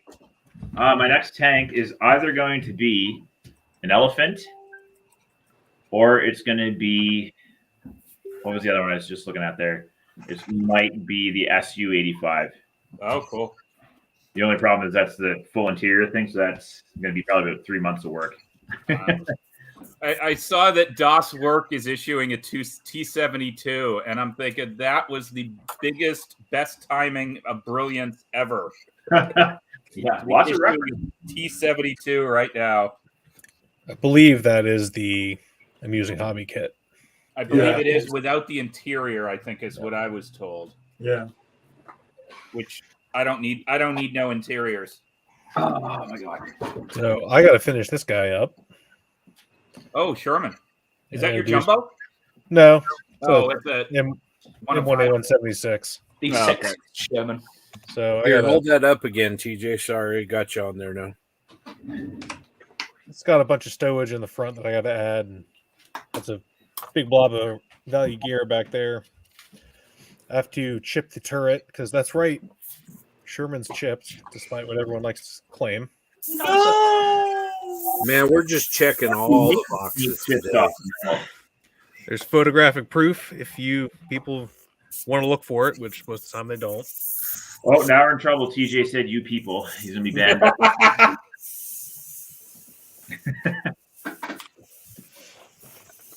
Well, I got to tell you guys, I'm no TJ or John Bonani, but I'm not disappointed with this. You better take it to Nats. Yeah, heck yeah. Dude, come on. No. I took my 48-hour build to Nats last year. I'm taking but mine this year. You're both good modelers. Oh, geez, Jim. Was that Scott who said that? Descending into anarchy. Come on, man. Oh, I've long since descended into anarchy, my friend. You can take it off me, Scott. Where's Stuart Smalley when we need him? Here, I can tell you, my Sherman hasn't really changed in the last 3 months. Actually, I've got what I've got to do for the Nats is that what's it called? The Lee for TJ. But I think at this point I would try that Sherman Firefly because JB hooked me up with the barrel and lots of cool stuff there. I need to really finish my M10. Yeah, you do. Damn right I do. I need to start my full interior German captured Lee as well, but Doug has made me question building that kit now. But he just was not enjoying it. Well, you didn't enjoy the TACOM Lee, did you? I did.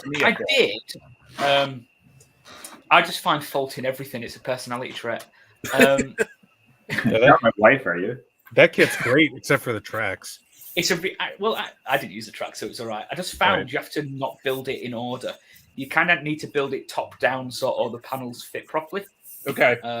But apart from that, it's actually a really cool kit. It's a kit I've had a few times. It's really nice. It was one of TACOM's earlier kits, and when it was announced, I was like, yeah, it's weird. I want it.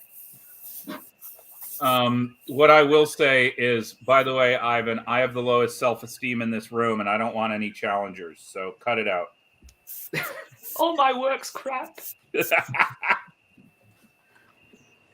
I got the M3 back out of the display case the other day to have a look at it. It's like, it's all right. That's the one with the schmutz all over it, right? Yes. Whatever that is, yes. It's got a guitar on it. The sputum. Oh, yeah.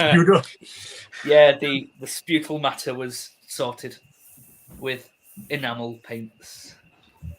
Just weird. And it's twice now I've had that reaction, so I'm going to go say a bad bottle. But I've got the AK stuff in a glass jar. I'll just have to use that in the meantime. What you got, Nancy?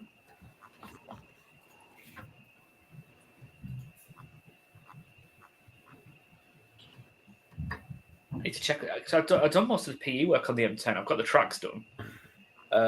I think the only thing slowing me down was I wasn't decided if I wanted to buy that resin upgrade set that comes with the transmission and driver's seats and stuff. So I wasn't 100% sure just how much would be visible. That's like buying a mini art full interior kit. Scott, what did you think of those tracks I gave you? I think they look pretty good. I haven't had a chance to put any together or anything, but they look pretty good to me. Yeah.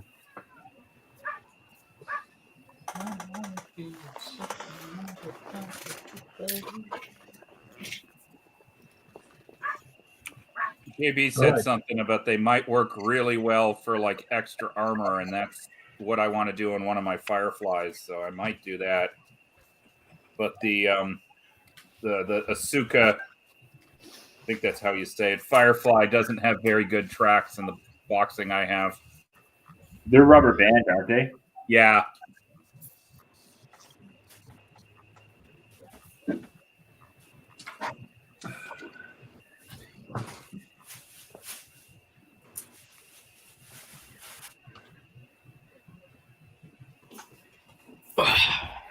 Let's see where I was on this. It's been that long. Oh, it's in a billion bits.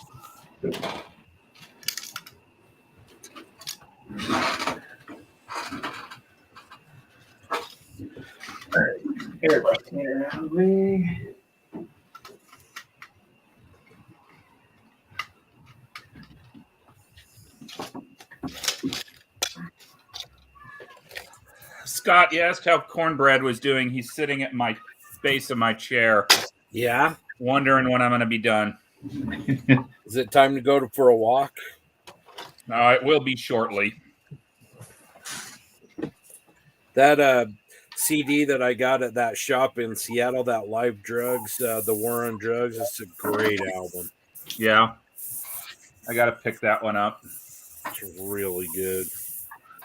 Actually, what I need to do is I need to finish this kit. That's what I need to do. And that Tom Petty one that a buddy of mine gave me is pretty good too.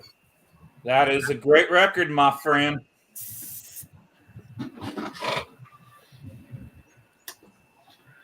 Have you been listening to much of the Boggy Depot? Not yet. Just haven't had a chance to. I still haven't even opened my new Slash box set that I got. Oh, wow. So for me, that's pretty weird. So Yeah, dude, are you okay? Do I need to call? We need to do a mental health check on you? yeah, maybe.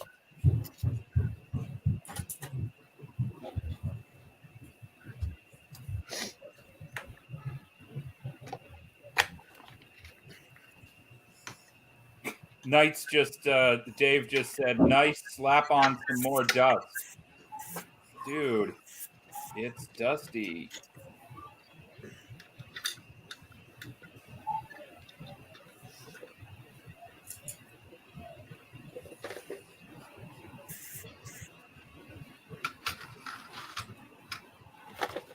Man, we need to get those guys to hop on here next year and do a build with us. Yeah, I wonder if the problem is they both, like, Mike is at the Land of the Mouse right now. Yeah, that's true. You should say hi to Lindsay. She's down there too. Spending his kids' kids' college fund. Right, and Dave has got a lot of volleyball stuff, so I think they're deep into the family.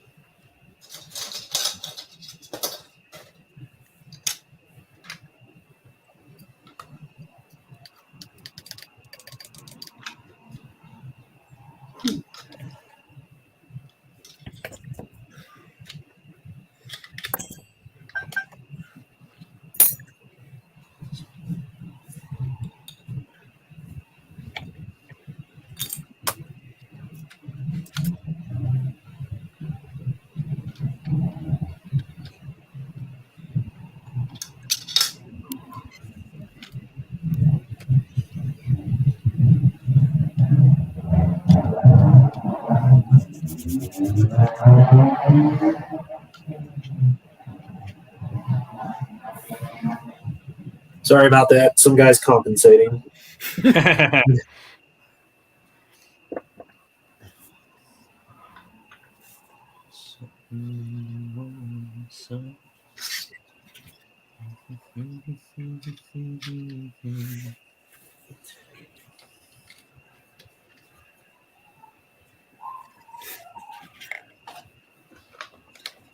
Somebody whistling the theme song there.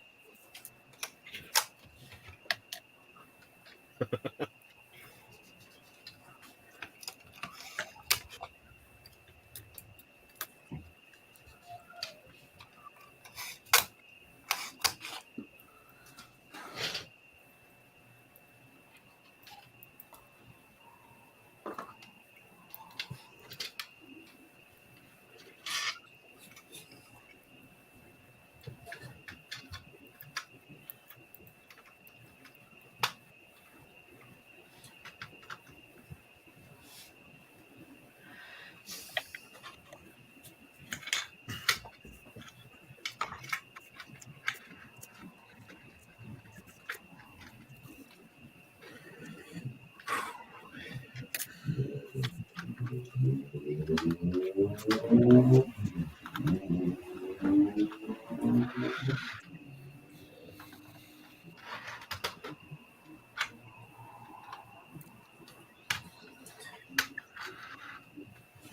any of you guys use this Rattle Can Gunzi Clear or Mr. Color Clear, it is the bomb. Never.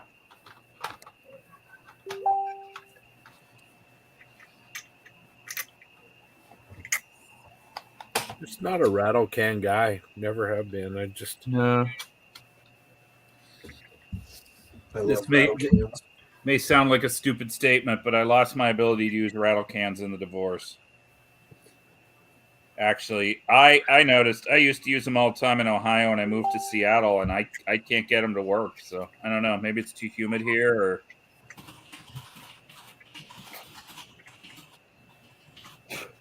the air pressure's keeping me down. I don't know.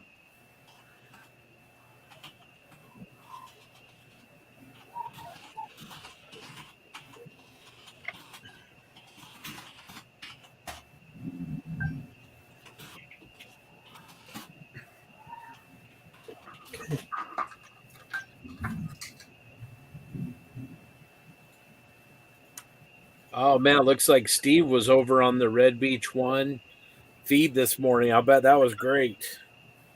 Awesome. Super nice guy. Oh yeah.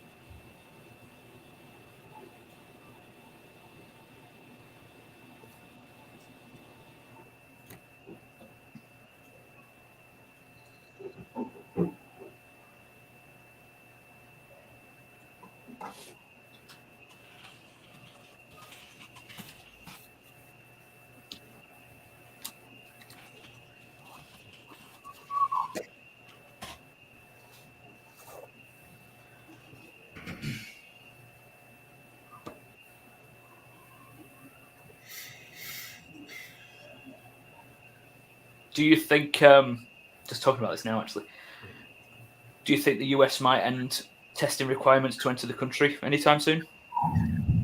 I don't know, but I would, if it keeps going the way it is, I wouldn't be surprised.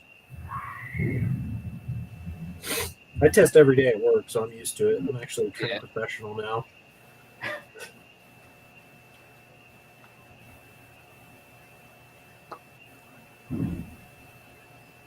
I actually didn't know we were still testing to get you people into the country.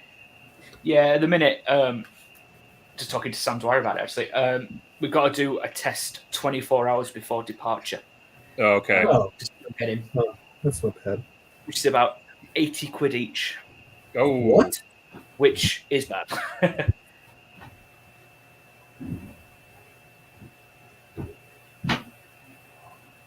Dr. Oz himself delivering the test? Like, why is it so expensive? Yeah, it'd be all right if we could just do one of those rapid flow tests, because I've got 1 billion of them. But we have to get one of those proper recorded, same day result sort of things. Well, that really sucks. Yeah, I'd like to think by July that requirement might have gone. I think pretty soon they're going to let me back into the homeland, which I'm excited about, so I can go to Canada and cause trouble.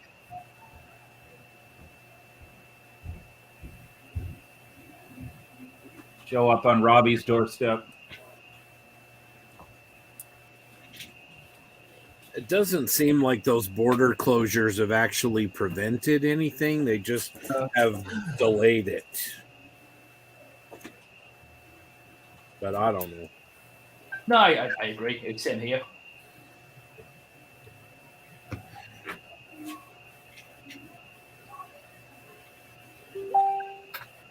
Telford's happening this year, right, Ivan? Yeah, well, I was about to say, with everything that happened last year, it still went ahead. So I'd like to think this year could be like, yeah. Well, as far as unfortunately, Cosford was cancelled time ago, so that's not happening this year. Actually, it would have been this month or next month, which is a shame because Cosford's actually one of my favourite shows. But as far as we're at Telford, yeah, that's going ahead. Is it in the RAF museum there?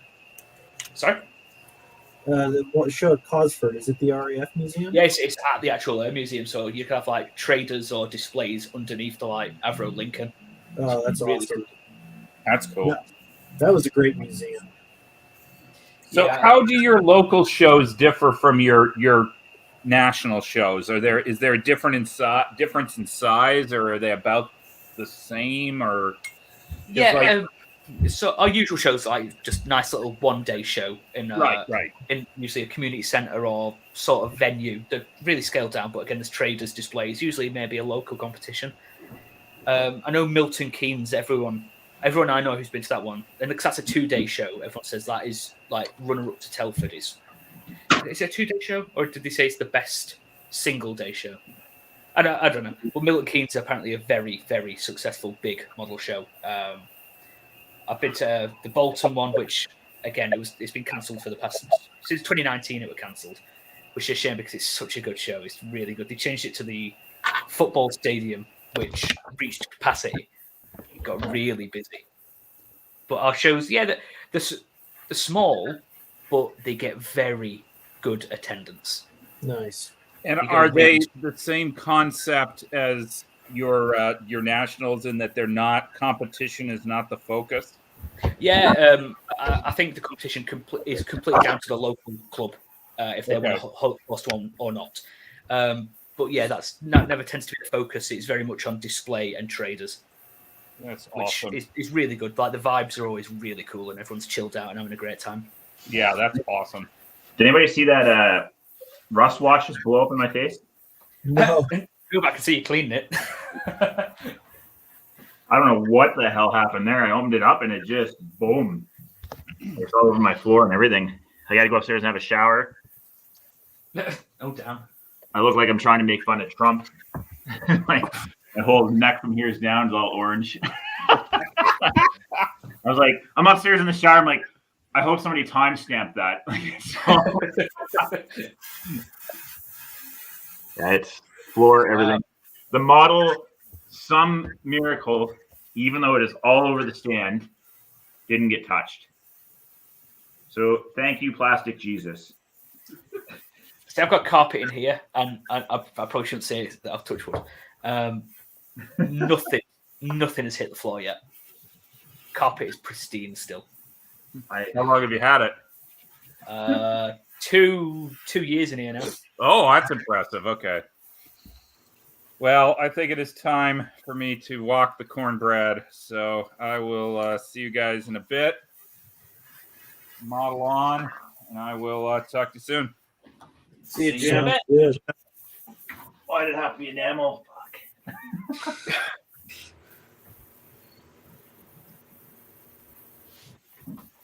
Can't even blame this on the kids.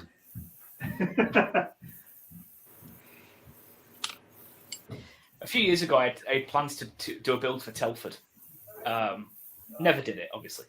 It was a 350 scale Mogami ship in dry dock.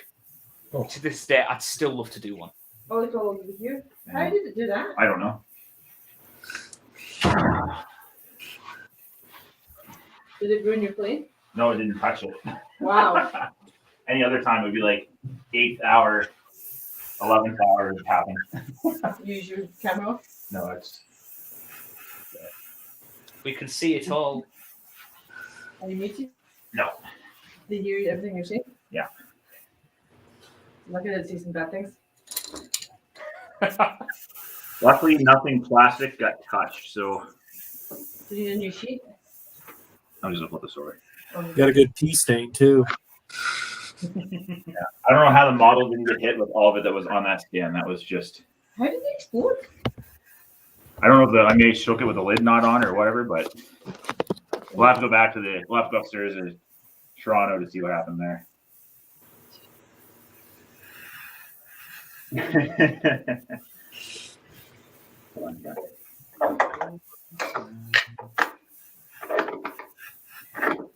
around three hours into the streams when that happens, when this is online again. Well, this is on YouTube. You can rewind right now and see it. Okay. Does that stay there? Yeah, I just do it. Just toss it.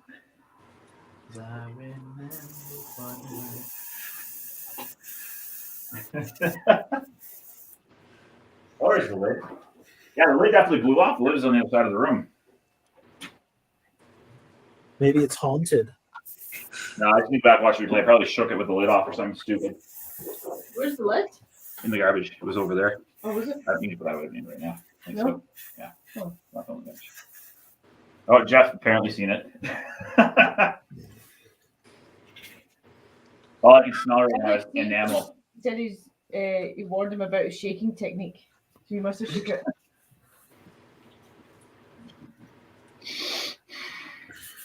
You get that taste out of my mouth. Can you get off your face? As you hear, my wife is nothing but supportive of my hobby. And get off your face, ha! Well, that's funny though. Pretty sure that's Scottish for F you. You've got a good now. Yeah. Epic.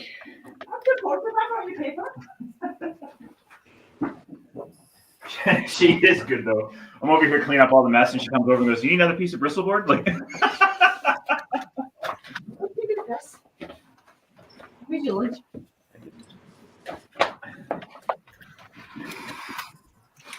all right. Are they gonna have you on again? Oh, it probably won't have the comedic value. And the one bottle that exploded is luckily the one I actually have a second bottle of. Why is your hair wet? Did you wash it? I had to have a shower. Oh.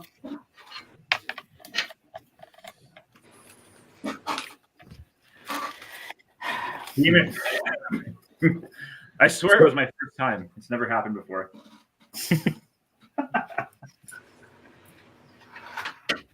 So, Robbie, since you're one of the only Canadians on, do you watch Kim's Convenience?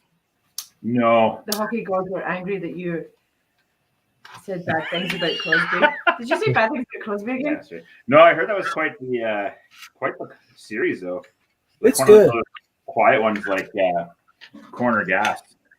Oh, I love Corner Gas too. Why? I used to watch it when I was doing my research before moving here.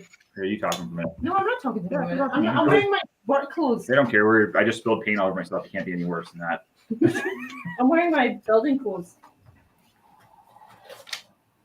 Actually, my dad, when we were growing up, I think we have the first 2 or 3 seasons on DVD. Yeah. The old man is hilarious. Well, at least you got your desk clean again. Yeah, he was in the Star Wars too, wasn't he? Like, Oh yeah. Oh, sorry. I'm talking Kim's. Yeah, the Kim's Convenience old man was in Star Wars. He was the X-wing pilot. Yeah. How did the orange go over there? It was drinking Like off over my here? face. Like way over here. What other shows are big down there? Did Trailer Park Boys ever catch on down in the U.S.? Oh, my sister loves that show. Where I grew up in Halifax is actually where they filmed it. So they got kicked after the first season. They got kicked out of a trailer park for making the trailer park look bad. And then the trailer park I was living in pretty much invited them. Oh, come film here. And it sounds kind of funny at first, but they actually donated. It was like $20,000 at the end of filming on top of all the rent they paid. They actually paid $20,000 to put a playground in for the kids afterwards. So, oh, that's nice. A bunch of nice guys. That show is crazy. Did you tell them that you were in it? Forgot to mention that part. Oh, no one cares. I want to go back and watch the replay on YouTube, see if I can see that. So, 3 hours in. Did Still Game ever take off in the US? I tried to get him to watch that, but he just kind of looked at me with a funny face. It's good. I was watching it again, and I was like, "You got to watch this," and he just looked at me, and there's, I don't really want to answer your face, but I'm just going to please you. That's my normal face. Okay. Yeah, you need to watch Still Game. You might not understand it. I have to mute myself. I'm missing a track pin. That's not good.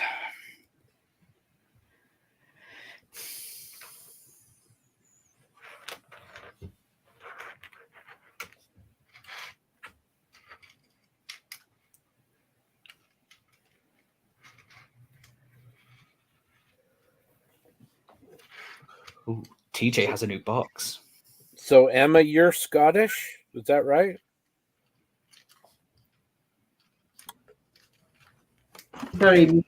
Yes, I am. How did you and Robbie first meet?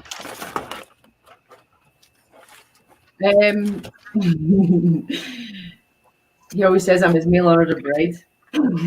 Ordered in Scotland. Couldn't afford one of the Ukrainian girls. I think he was possessed. I think he was getting old and desperate at the time. I met him in Nova Scotia. Oh, okay. New I was Scotland. living there at the time. And he kept chasing me. Yeah. The charmer. He's younger than me. He's about 7 years younger than me. So I was like, nah, you're too young.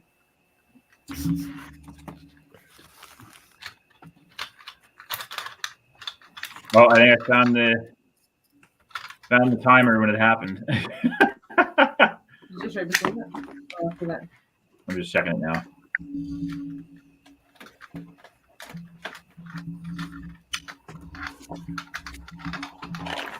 Come on. Oh, here goes. Watch. Oh, Okay, you're taking it. yeah. Oh, your face is under the. Under the Plastic Posse logo, yeah.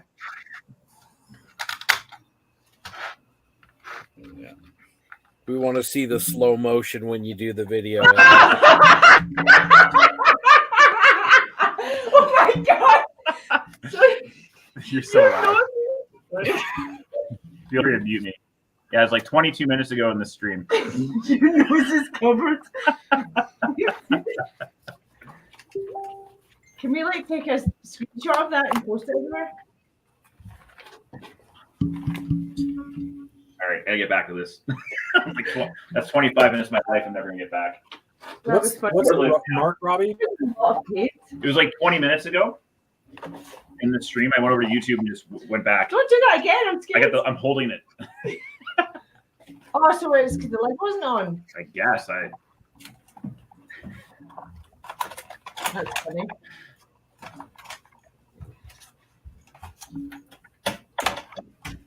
Yeah, I look older after weathering.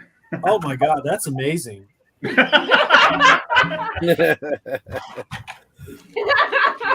Your face is priceless. Just can't help laughing.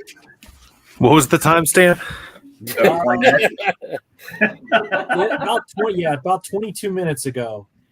23 minutes. Let's make it go viral.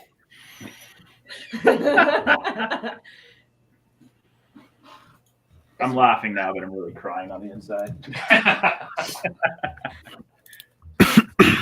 Absolutely. I'm going to go and look again. Blending brush, oils.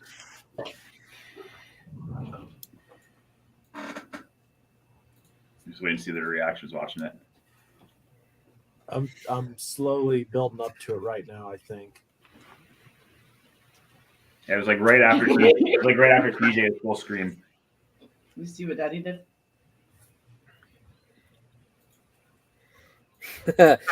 Emma's gonna be like emailing this out like for the family reunion. Like, everybody check this out. Robbie did this on a live stream. I didn't know on your clothes. It did. I took my did clothes you? off. Oh. Yeah.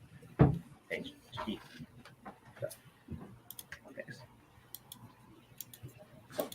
Oh my. Did you see what happened to Daddy? He was on TV there and he was shaking some tape and it went splash all.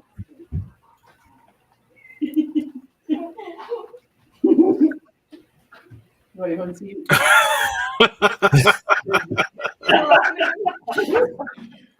TJ found it.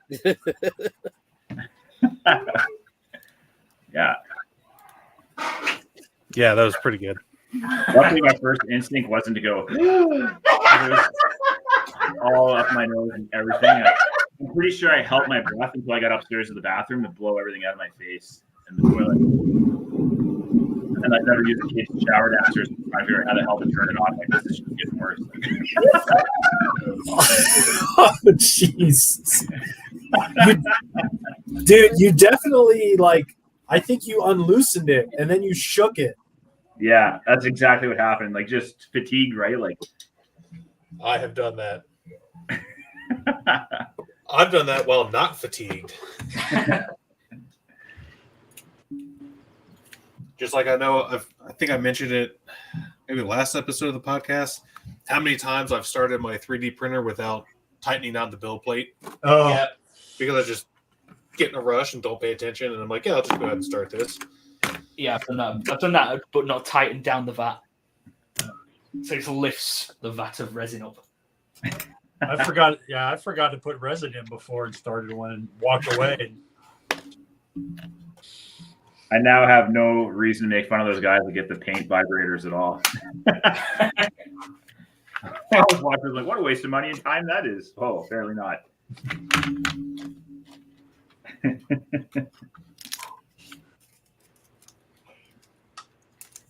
My wife's upstairs trying to get it off YouTube.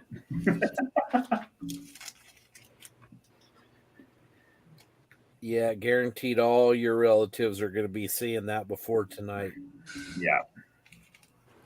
Yeah, if you're wondering, the AK rusting streak tastes exactly what it smells like.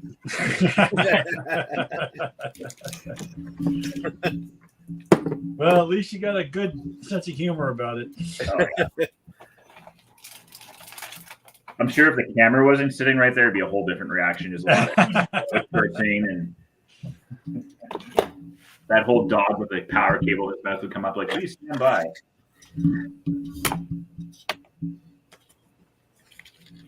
Gents, I'm going to take a break for a little bit, so I'll be back on in a little while. All right. No sounds bother. good. Give the dog a walk and grab some food.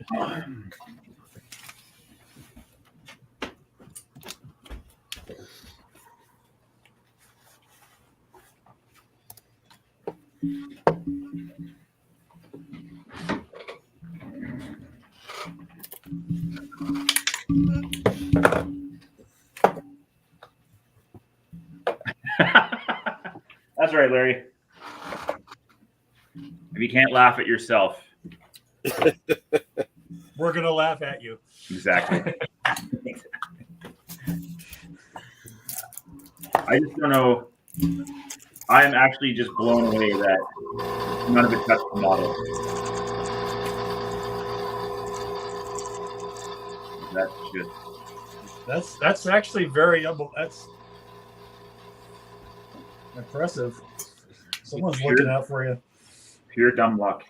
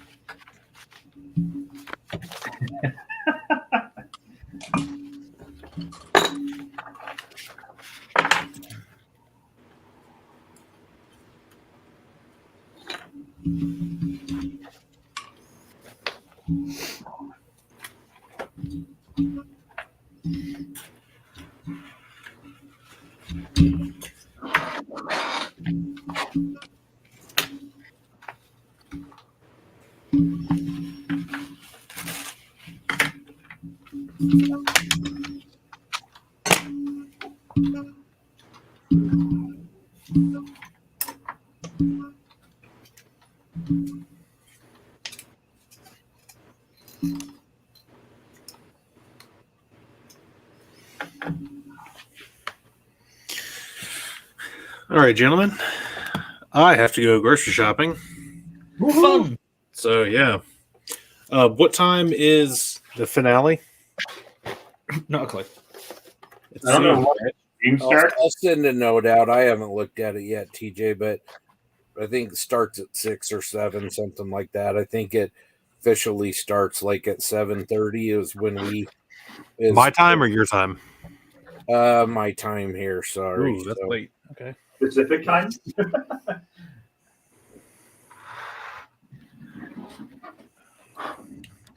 Good deal. Well, enjoy. I'll probably hop back on when I get back. All right, man. It's been Awesome. good seeing you again. have All fun. right. See you guys. See you later.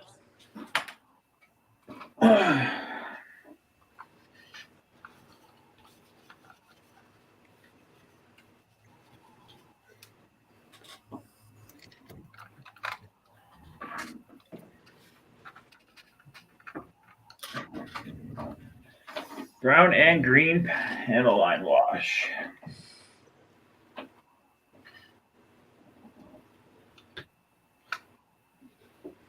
Wow, this tank is cramped.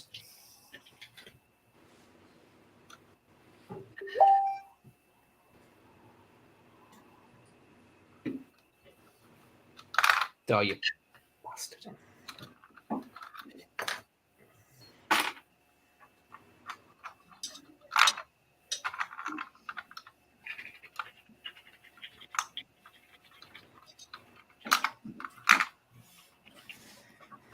Jeff Orange is asking for Scott's help. What's going on? I don't know. He says he's being moderated or something. I'm just reading his comment here.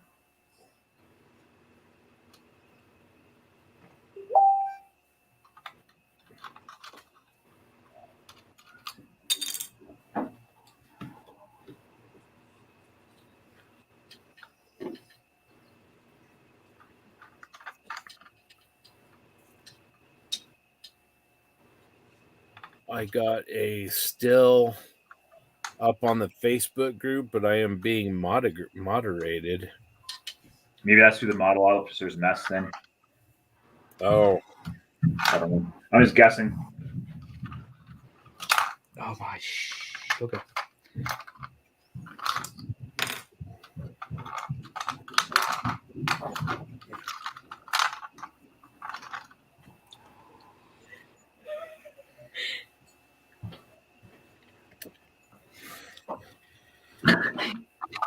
Oh, get in the bin.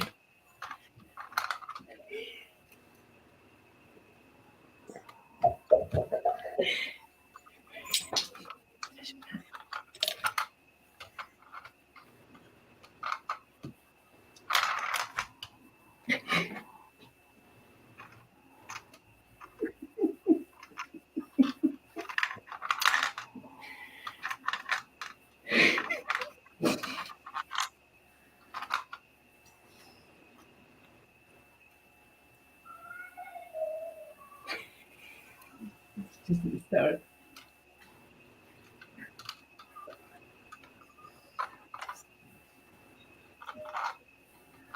But look, he's still up.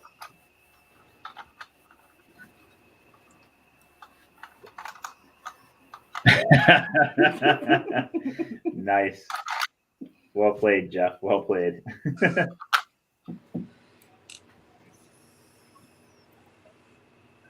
You get it all figured out, Robbie? What was I figuring out? The mess on my face?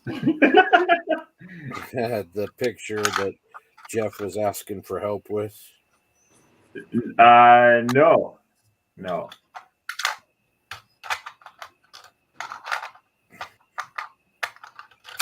Oh my god.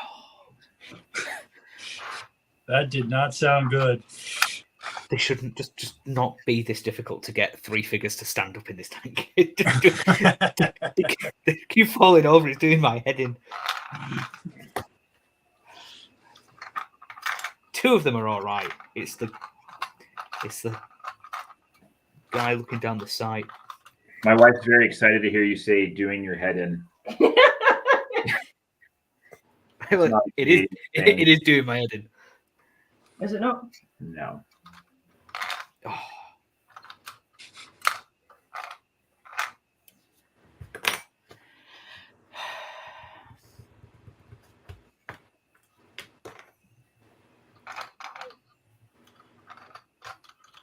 Getting on my tits.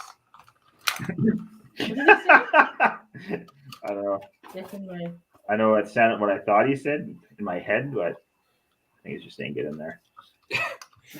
I thought he said "get in there, you biatch." Oh, it certainly wasn't that.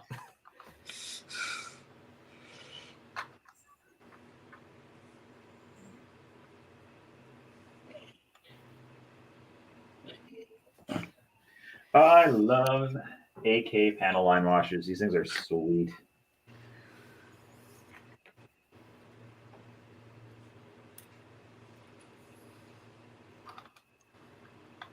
If you're wondering if those are the type of thing that's worth it, if you like saving time, they are.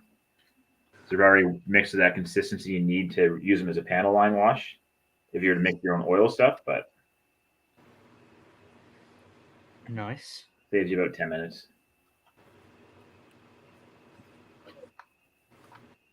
Try to act cool again after that. Pretend it didn't happen. I have to mute myself.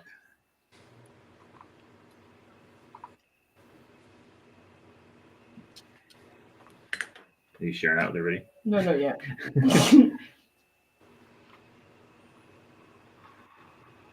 I think you have a new Christmas card for next year. Yeah. Heavens to Betsy, that was difficult. Ivan, you sound so polite when you're mad. It's funny. Well, only because we're live. Only because You we're think live. I'm busy? Yeah.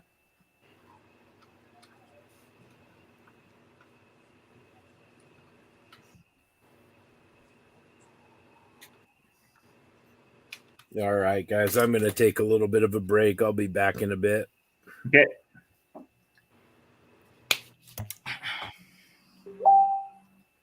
All right, Ivan, you got the controls. Oh, damn.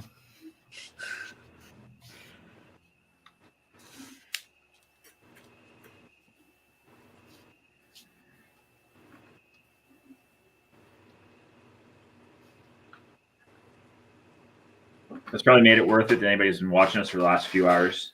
Is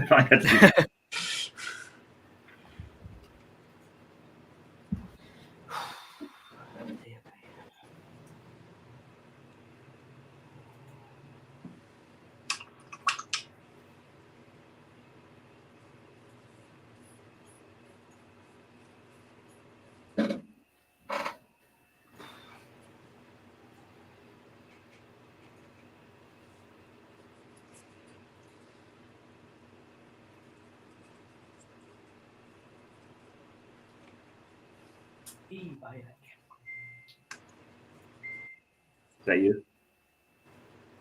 Texting? No. Well, I did send you the pictures.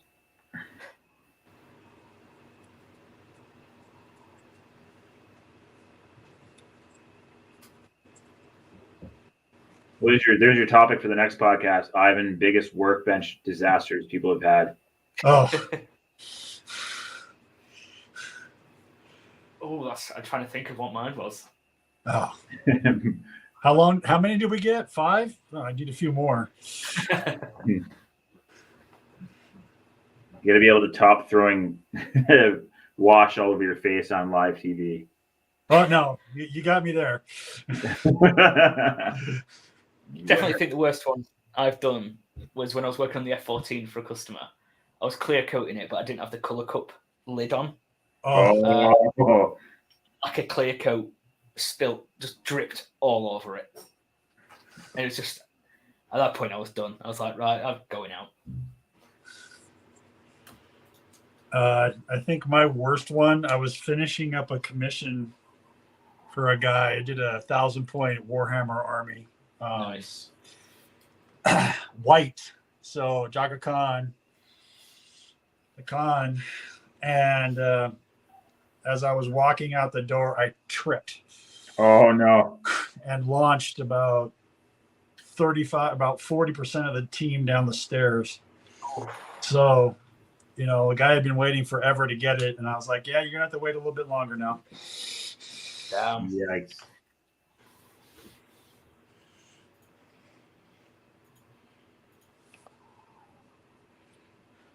I've done glue. As a matter of fact, I did glue on the first night here on the podcast. And wow, yeah. I watched a guy blow up an airbrush one time. That's pretty cool. Yeah.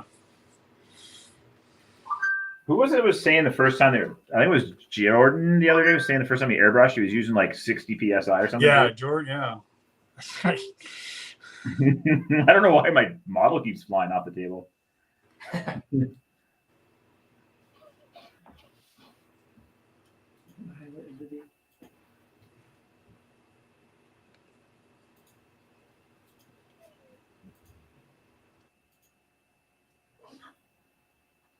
You can go up the stairs somehow, but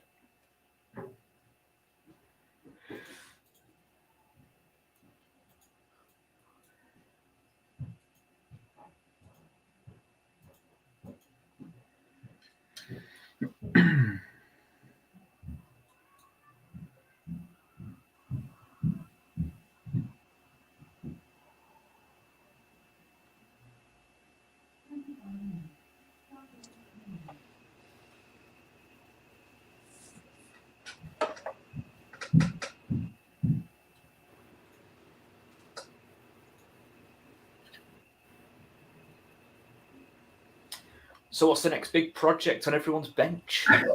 Jeff tells us his biggest one is his biggest mistake of the bench is a shot of the whole tube of Vincent CA onto his palm one time, ran down his arm and glued his elbow to his bench. Nicely played, sir.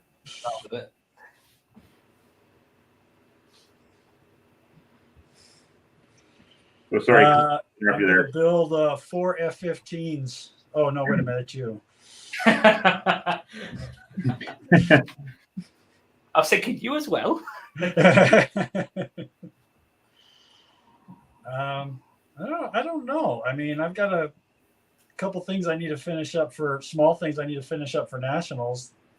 I'm building a Jeep that was used on the U.S. Jeep carrier that was used on Wake Island, on the aircraft carrier Wake Island, the Jeep carrier. It's a Jeep that was stripped out of everything except for the driver's seat and the basic stuff, and I'm making a 1/35th scale deck for it. It's got to finish that up. So I don't know. I really, really, really want to finish up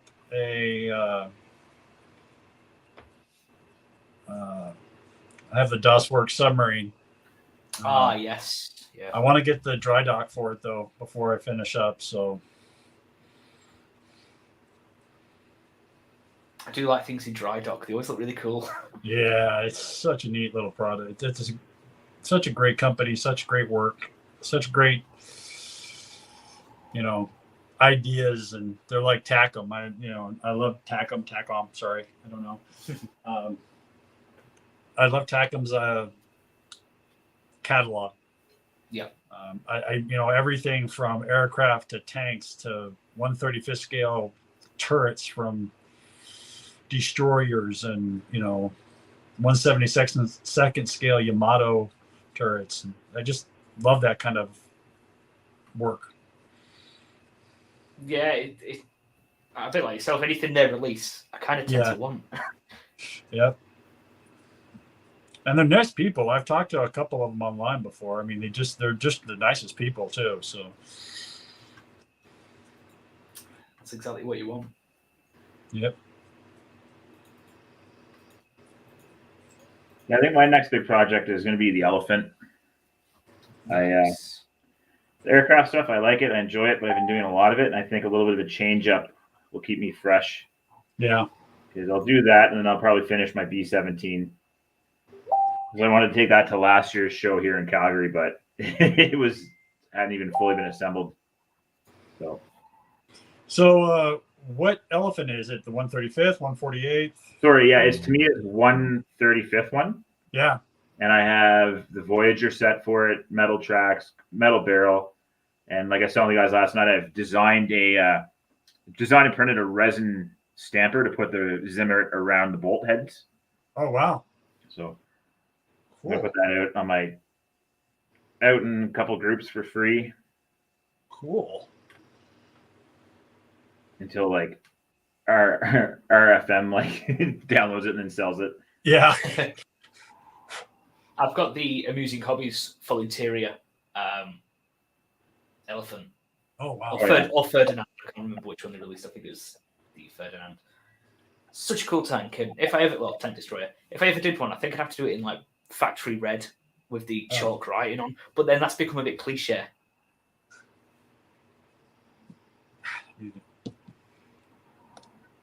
I remember when Takum released, and then I should have known it was the 1st of April.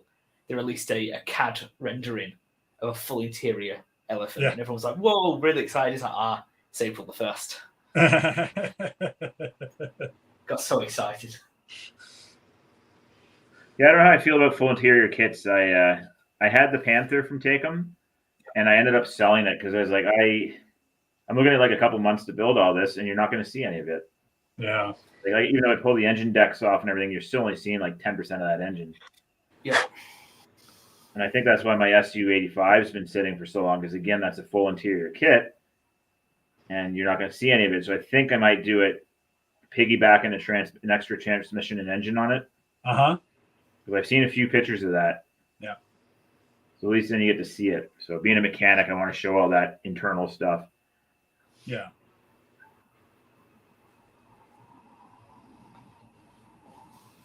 Yeah, I do like an interior, but like you say, you don't see so much of it. Like whenever Ryefield or Takum have released something with a full interior, I tend to just bought it, thinking that's cool, and they're all still in like the plastic wrap, not open. So I think too, another cool way to show the interior would be if you did a shell hit it and split it open. Like there's a picture of that Sherman that basically banana peeled. Yeah. Like that'd be a good way to do it. Well, JB. Yeah, I was going to say, JB did a really nice Panther. I was just about, that's exactly what I was going to mention. Remnants of a Nightmare. I think it was a Panther G, smashed up the interior, did it all rusty with the turret popped off. Looks really nice. Chickens. Yeah, chickens on it, yeah. Was that a mini art release? I think it was the Ryefield. Yeah, I think it was Ryefield. No, I meant the chickens. Oh, I don't know if they were out at that point. He did it quite a few years ago. I could do with some chickens though, because I've got pigeons. The pigeons are amazing. I've used them in all my vignettes. I would love to we sat in on that business planning that day. Like, all right, guys, we need some new exciting ideas for models. And then like Bill's sitting there from the night before, just absolutely half cut. And he's like, let's just make some chickens or something. And someone else was like, that is a fantastic idea. Yeah. Do you think things like that? Pigeons, that was great. But like chickens, rats, rabbits, sheep, things like that. Like, although they're a bit niche, it's like they do have a place and people love them. I love them anyway. I do. Mini art release. You can build so much. Oh yeah. Didn't you talk to somebody on the podcast there, Ivan, that they had printed a bunch of a bunch of sheep and then like rebuilt them to make them different shapes and stuff? I have no idea. That might have been somebody else then. One thing I did like is when I had the clear green resin you can get for 3D printer. That's really good if you want to print like wine bottles or champagne bottles in 1/35 because then they look like glass. It's really cool. Yep. I did that with my North Africa 3-ton truck. I still have all those files, so I could do with printing some more. Yeah, I still got to finish my French ambulance that I'm totally stealing from you. It's such a fun little kit. Yeah. And it's blue because of Scott. I let him pick the colour. Well, we're getting down to the hours now, guys. Less than 6 hours left. Is that it? Oh, God. I don't know if that resin's going to be dry.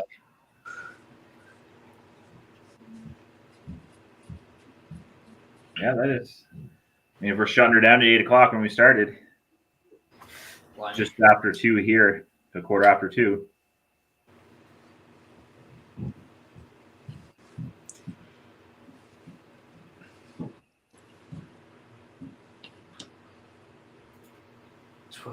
Quarter past 9.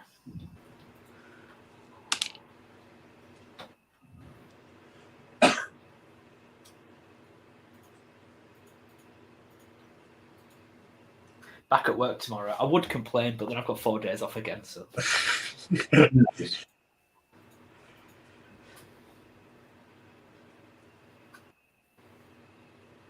want to complain too, but no one's going to listen.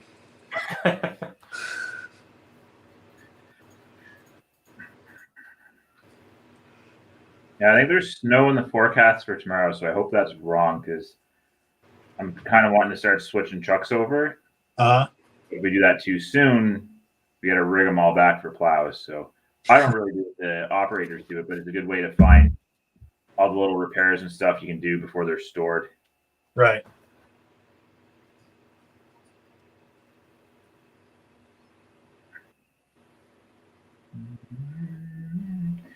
Pin wash on the top is about 70% complete. Cool.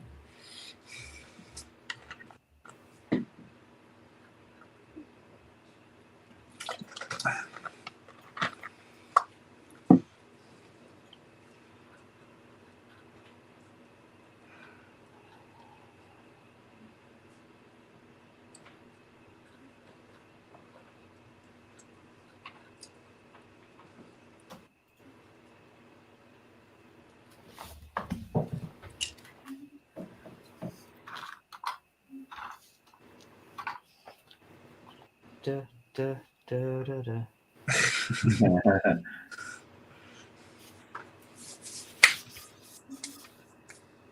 I don't think you're going to see New York, though, are you? Like, no, unfortunately not. Just watch that Simpsons episode. I think it'll be good.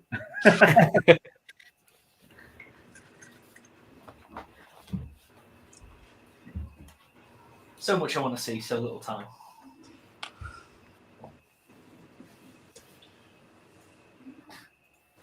There's always next year.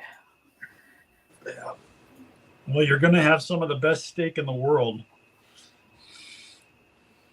Yep. It's weird. If you told me that last year, I wouldn't have been excited because I never used to eat red meat last year. And then, for some reason, I was like, you know what? I'm going to make a steak with a blue cheese sauce. Yep. And it was the best thing I've ever had. So now I'm really excited. Yeah, all the beef out in the western areas is awesome. Alberta, that's like one of our biggest exports after oil is beef. Yep. And being from the Maritimes, the first time I went to one of those places with some friends from work, I asked for my steak well done, and someone out loud in the restaurant yells, "What the hell is wrong with you?" Like, whoa. Yeah, they're not shy. I'm a medium rare guy. I'll go for medium then, I guess. No. But no, a properly done steak, like even well done, is still not burned. Like, no, that's the impression that people have. It's just a little less pink on the inside. Giggity.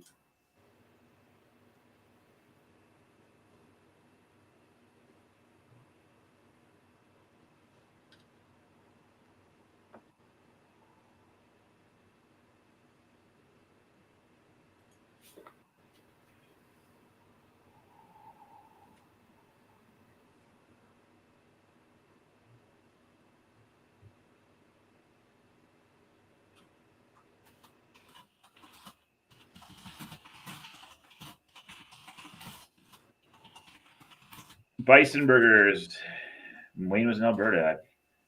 Yeah, they are pretty good. The bison, the wild herds are actually coming back in the parks, so that's good to see.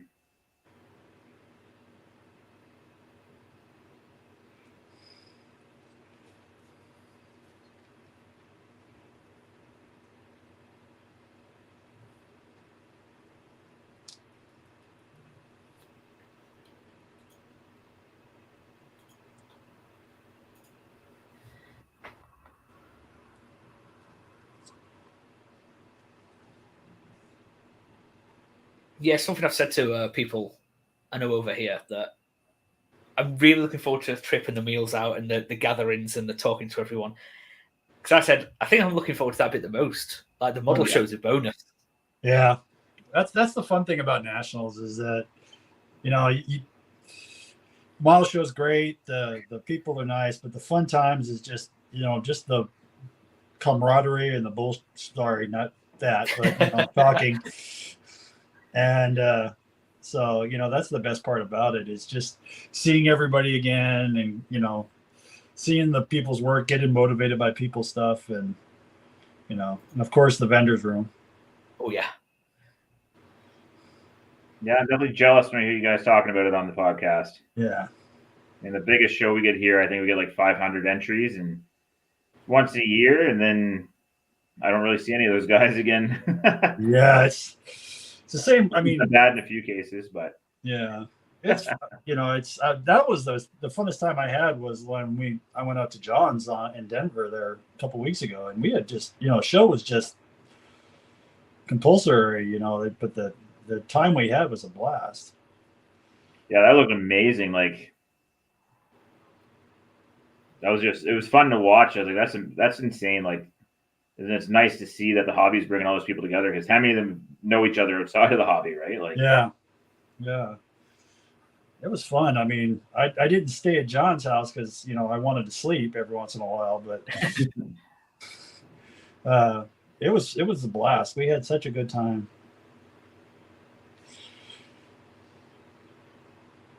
You didn't want to wake up to Funfetti in the face. Oh, those are dangerous things. I don't care what anybody says. Bit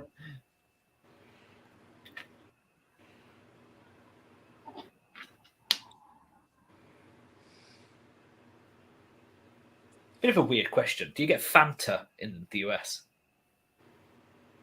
Get fatter? Fanta. So yeah. You can get it in Canada.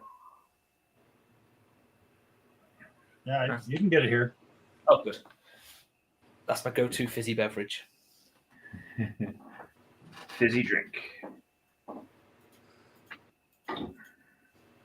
I used to be a Pepsi Max guy, but I used to have that pumping through my veins at one point. I drank too much of it. Oh, I drink way too much Pepsi. Way too much.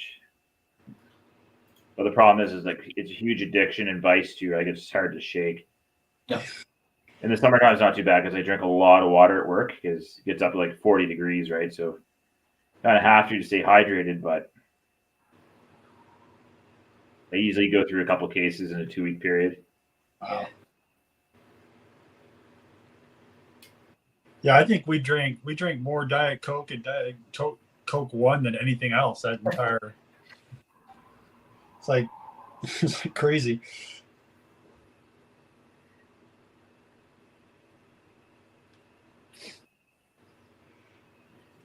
This wash is going so nice around the Mr. Color. Yeah. Click.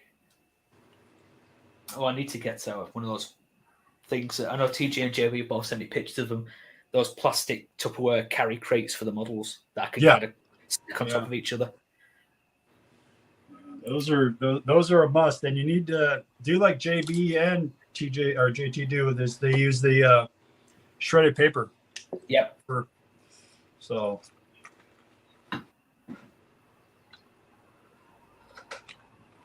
Yeah, when they talk about going down for a show, I'm just like, I have no idea how to get my stuff down there. I don't trust the airlines that well. Put it in your lap. Yeah, the aircraft are kind of big. I think they're a little more fragile than tank models. Yeah, Tanks get two nice bases it's on, right? I'm the same. It's like when it comes to Telford, it's only a 2-hour drive, and I don't even like transporting aircraft even there. They're just a bit too fragile on the legs. Yeah, if you're just traveling to the city, what I do is I take a piece of foam, like hard, sounded like the insulation foam you would use. You use it for dry round as well, and I put the model in, and I put toothpicks all around it to kind of lock it into place. Yeah.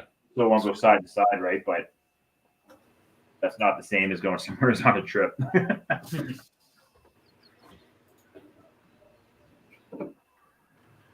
I'm lucky. I got a Pelican case a while ago, so it has a foam core in it where I can actually take it out and, individually and make my own holding pattern in it. So it works really well. Nice. Use that as my check on. My Pelican kit has all my field gear in it. Yeah. A lot of stuff to pull out. Yeah.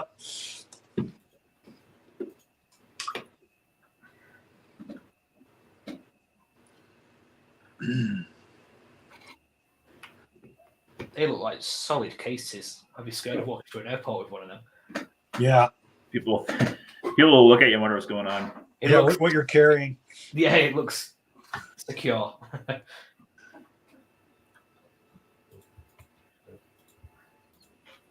Sweet. My concern actually isn't the international flight because I know I've got plenty of room for the model. That's not going to be a worry. My only other worry is the flight from DC to Denver. Yeah. It's only, 4 hours long, though, right? Yeah. It's a choice between either flying United or... They break it hard.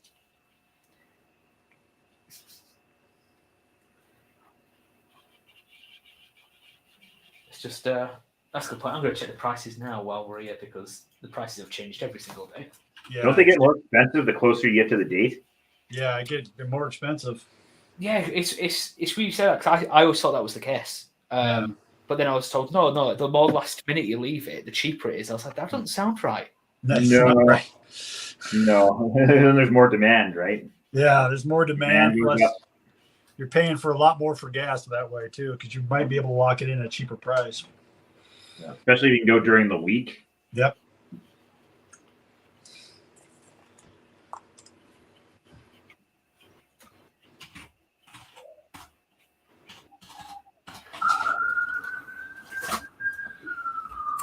Bravo.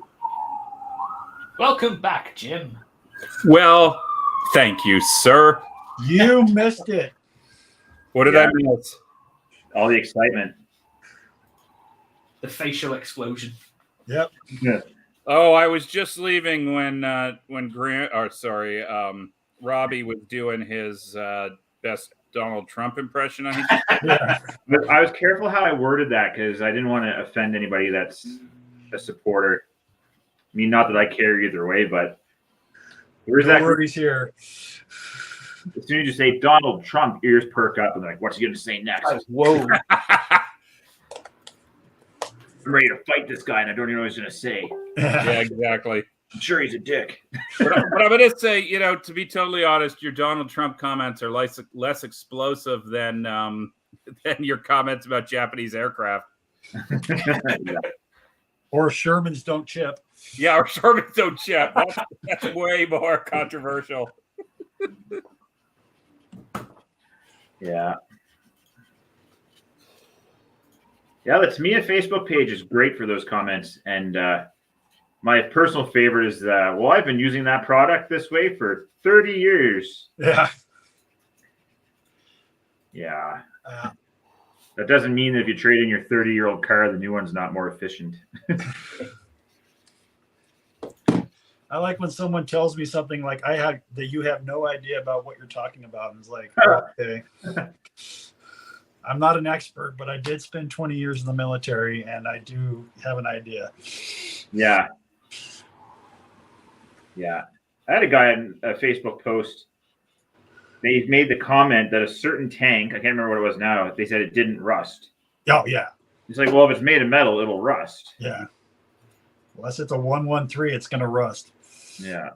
And that's because Anyway, when I found photos of the tank he was talking about rusted, and he goes, "No, that's just mud." Okay, so now you're ignoring the facts to prove yourself right. Like, you're not part of the Trudeau caucus, are you? Like,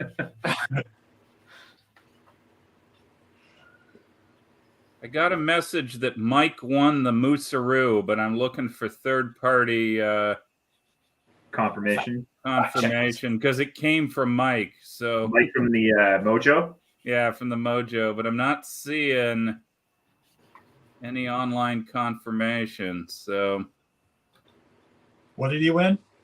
The Moosaroo Cup. Oh, that'd be cool if he did.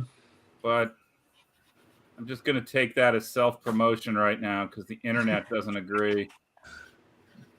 Nothing's true on the internet until you can prove it from 3 separate sources. Oh, everything's true on the internet. It said 72nd was the best scale, and I believe it. You mean you really like those girls from Ukraine do love me?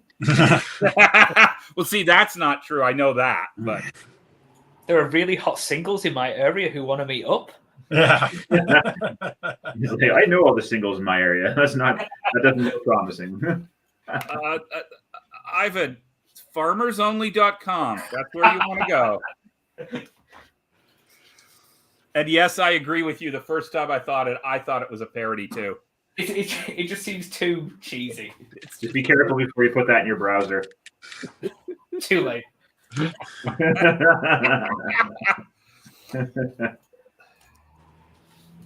Right, I think I've got my flight nailed down. It looks like it's going to be Southwest. Oh, excellent. That's good. 428 quid. So what's that in Canadian dollars? Like 800? 7,000. Probably not off by much. $565 US. One way? Oh no, that's US. That's with return. Oh, that's good. With return, that's business. It's that's business. What to go to Toronto from here. I think it's going to have to be that way.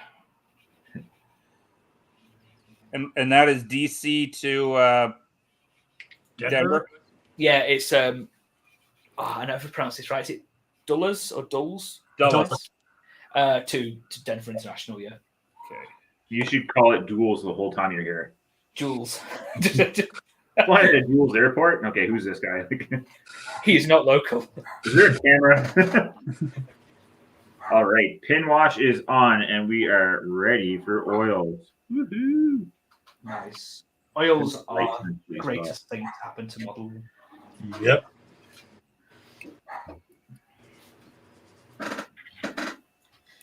I'll be right back. I got the tea kettle screaming at me.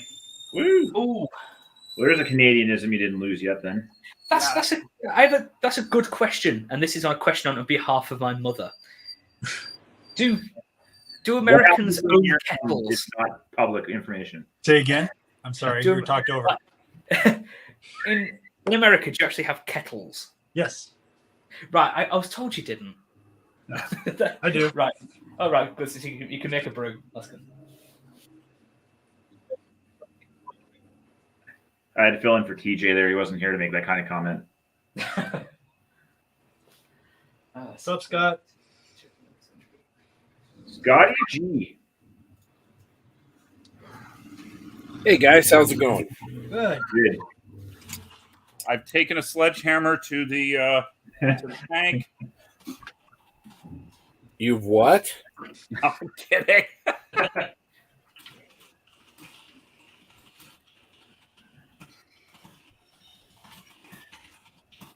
Oh God, please fit at this point. Oh, good. Yes, Wayne has a good comment. If you're going to Dulles, see the Air and Space Museum. Oh yeah, that's absolutely on the list. Because I know the in DC, the Smithsonian, I'm sure it has a 335 in it, which is humongous. Yeah. Which I didn't realize that was in DC when I saw a picture of it. So the fact that it's like, yes, I would spend all day there. And yeah, I think that is at Hazy, which is the one out by the airport. The one thing I don't know right now is if the other Smithsonian on the mall is open or not. I know it was closed for a while. And they were going to do some renovations, which would be good because it didn't look any different than when I went as a 12-year-old. Ooh. But I hear the one out at out at the airport is unbelievable.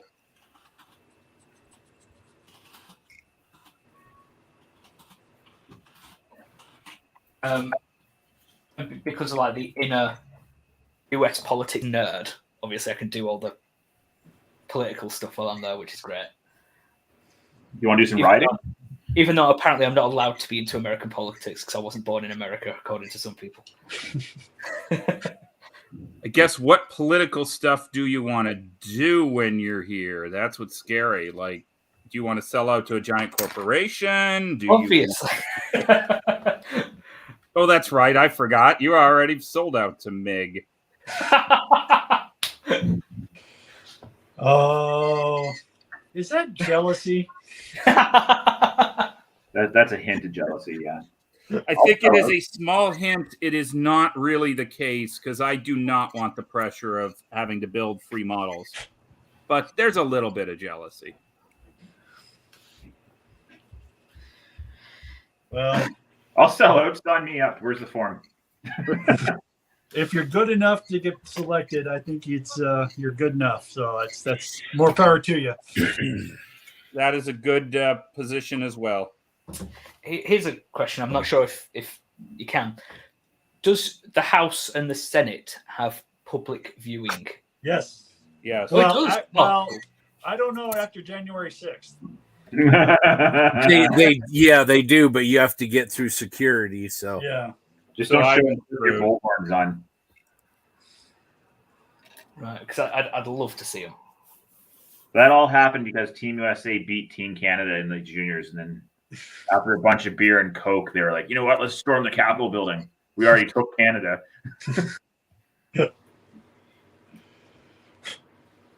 Scary thing is that could be the reason. Very easily be. The problem is most Canadians don't care about the World Juniors, Robbie, I'm sorry to say. Or most Americans do not care about the World Juniors. No.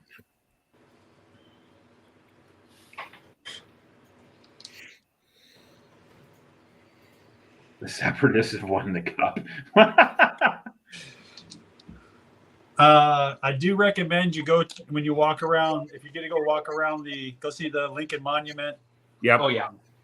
See Funny the that you can see his you gotta penis. see the Korean monument too there, which is off to the side. It's really beautiful with the soldiers in the winter, the weather tarps and stuff. It's really beautiful. Oh yeah. It's one of those because we're in DC for 3 days. I want to make the most of everything. Yeah, Is that? Yeah. you'll love it. yeah, the Lincoln Memorial is the best. Yeah, it is. It's just breathtaking. Yeah. At least for us, colonials over here. So It's like the Arizona when you're on the Arizona and Pearl. It's almost a holy place. yeah.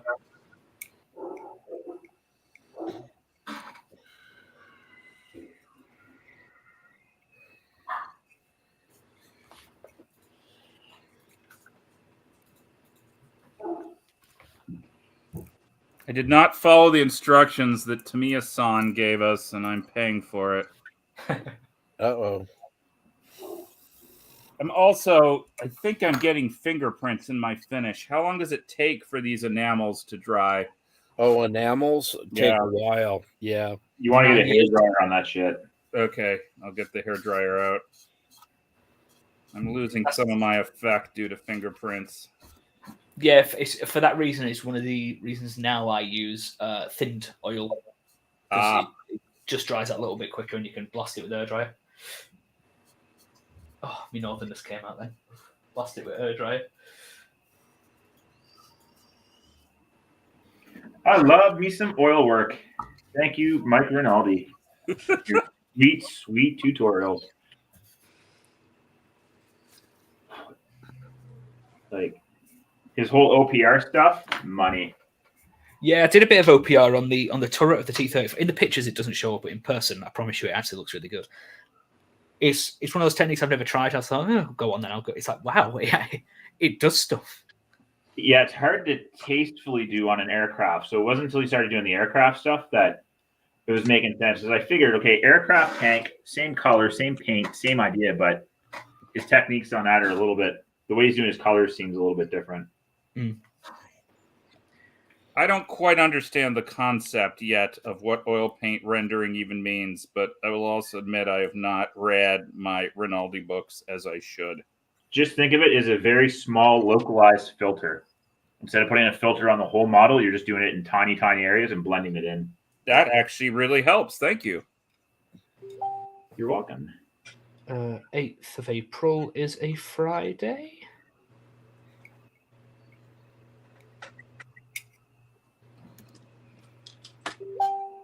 Well, that's when I'm buying my plane ticket anyway, so.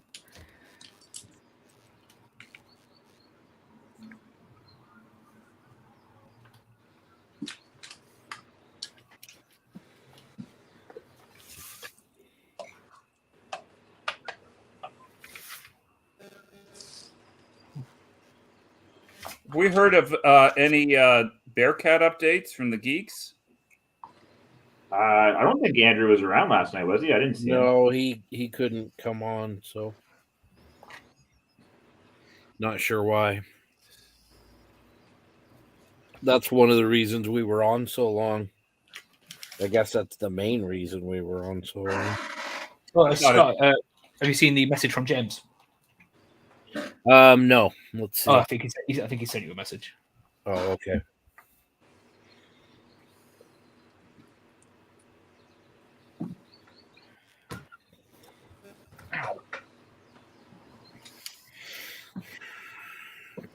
And hairdryer. Mute.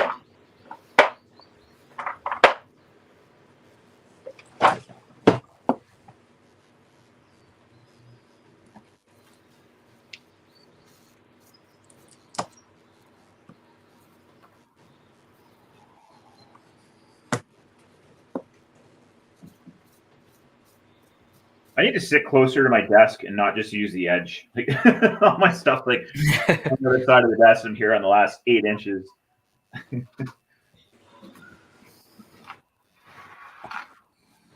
Okay. Spare tracks. I think we'll go CA for those. Sorry, Puggo. Martin, have you ever watched the movie SLC Punk 1985?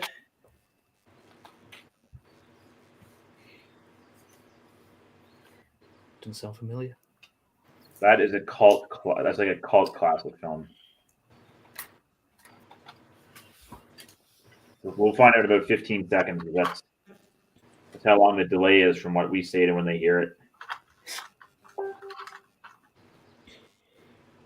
Apparently not that long.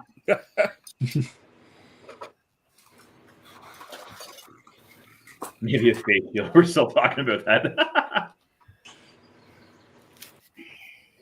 Jeff, I'm trying to add that to the other suppressed memories.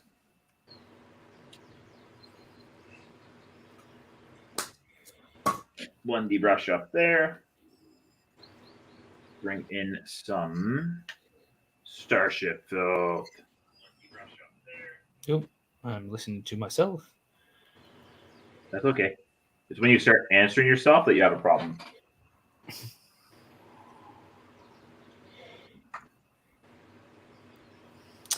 Stephen Reed, is your T-34 done? It is 95% done. I can't touch the base at the minute because it's got resin water in. I'm so impatient. I really want to pull the masking tape off of the edge, but I know if I do that, it's going to spill like caramel or caramel. Jeez, Ivan. Come on, man. Wow. It was. I could not. So I'm just waiting for the resin to cure a bit before I can do some static grass and enamel fix and water ripples. But the tank itself is pretty much finished.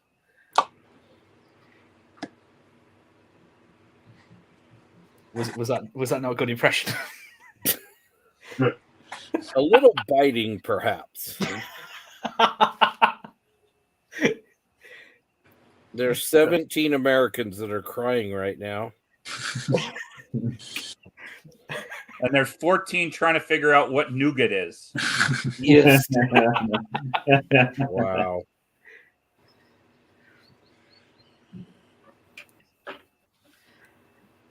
Caramel. I just put this over here. There we go.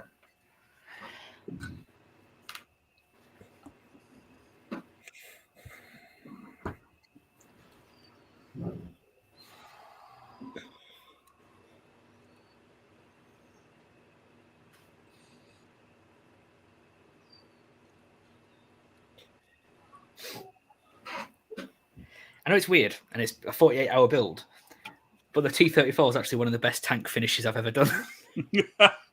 Which is really upsetting because if that was 130, I'd stick that in a competition. I actually really like it. That's what you said about your Easy 8 too. Wasn't that like a week build? That was a 10-day build. Yeah. That was fun. That Easy 8, that's a really good little kit. So that's a secret for you. Don't do long projects. Do short ones. Yeah. Stop messing about. Start the Monday before you leave for Nats. All of the Tomcats. All 3 of them. In a week. Yeah, fly out on Thursday. That's going to be fun. First flight at 7 a.m.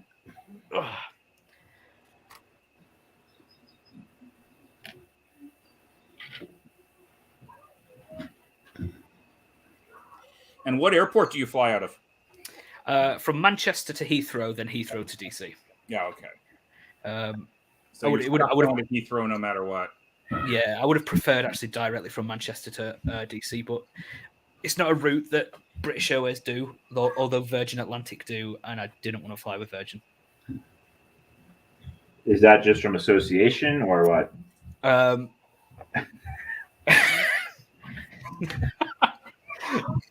It took a minute, didn't it? It's off. Oh, woo! No, it's a bit more political than that. Oh yeah. Not a fan of Mr. Branson? Yeah. Man sued the National Health Service. That didn't mess up. No. With paint on your face? Did Mommy show you the video? Yes. Yeah. She put pictures of it on Facebook. Oh. That's hilarious. Nice. Robbie has found his moment, his 15 minutes. You are on the clock. So I got to make the most of it now.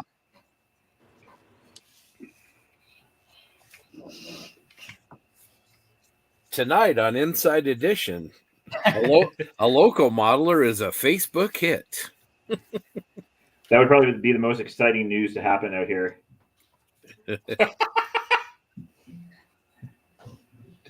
And after that, we follow up on who's tipping all the cows tonight at 6. Oh, wow. Throwing your fellow Canadians under the bus now. Jim saw another UFO today.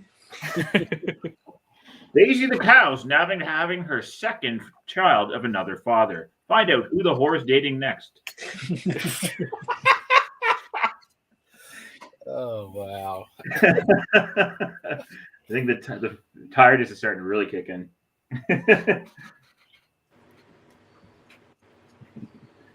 Son's probably going upstairs. Ask his mom what a whore is.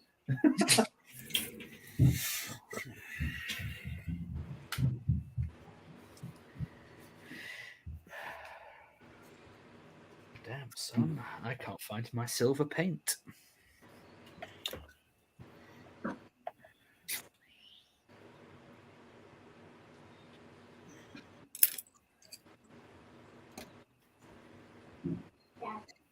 Is John here? He's walking his dog, I think he said. I think he's had enough of us. He's done. Okay, I think it's time for a little bit more dust. No comment. You've seen my place? Yeah. No, I was gonna say what kind, but no.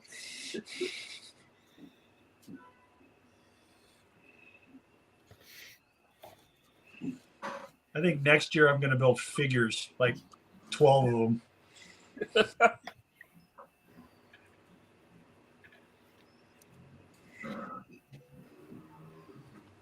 I'd love to be a good figure painter. Well, I'm not a figure painter, but I can. What are you talking about? Anybody can be a figure painter. Just watch Night Shift's easy tutorial. Like, that guy does my head in. My friends, this is my first time doing this. I have never even seen a figure before. I generally don't hate people I've never met before, but it's written there.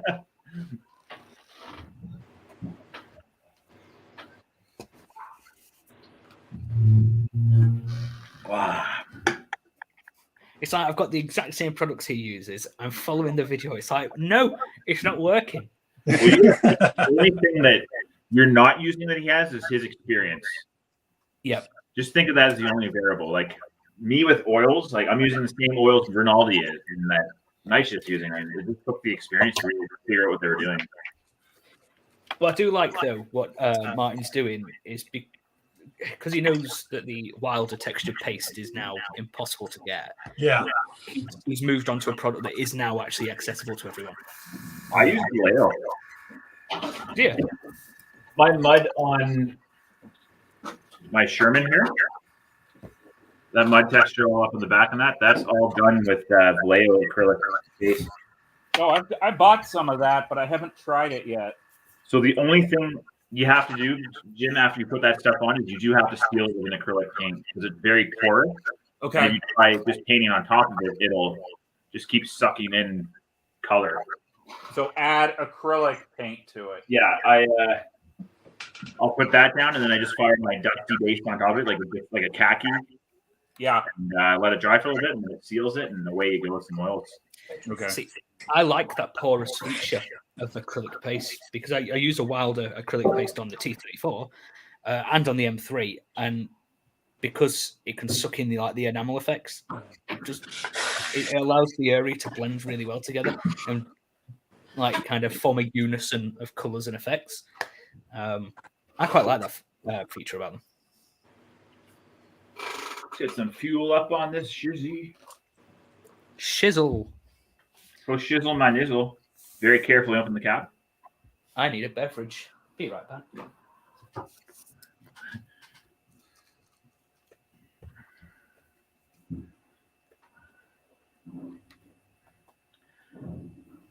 Oh, somebody's complimented Ivan and he's not even here to see it. Facebook user. I'm back. I said somebody complimented you and you're not even here to see it. 48 hours, you've done a base with water and static grass. Wow. Nicely done, Ivan. Thank you. We'll see what it's like when it's finished, though.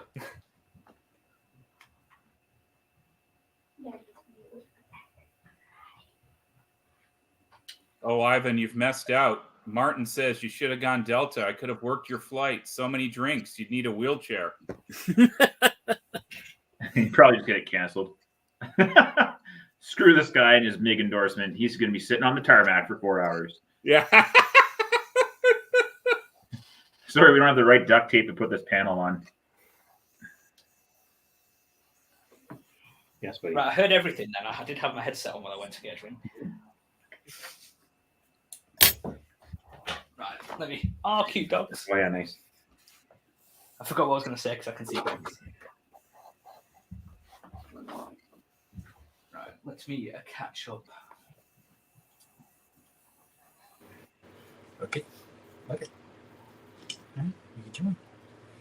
You good?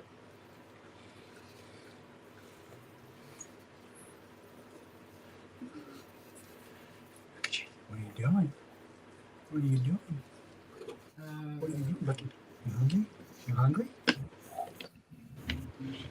No. Okay,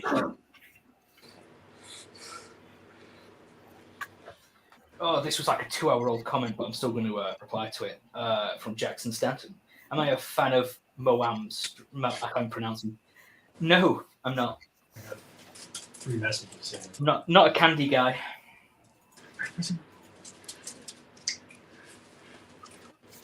I'd rather have chips. I'm very much a salty person. Oh yeah, I'm totally in with that. I'm a chip guy. Yeah. If you said, would you like this chocolate bar or this nice sandwich? I'd be like, sandwich, hook me up. In fact, Model Airplane Maker was talking about a kind of chips you guys have, and I want to come into the country just to get a set of them. Is it the double crunch? It was some sort of cheddar-related thing or cheese-related, and I'm like, ooh, we don't have those. I need those in my life. I can send you some ketchup chips. You can be the envy of all your American friends.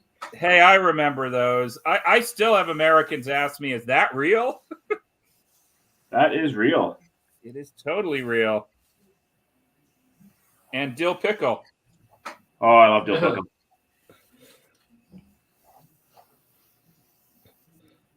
They don't have dill pickle in the States?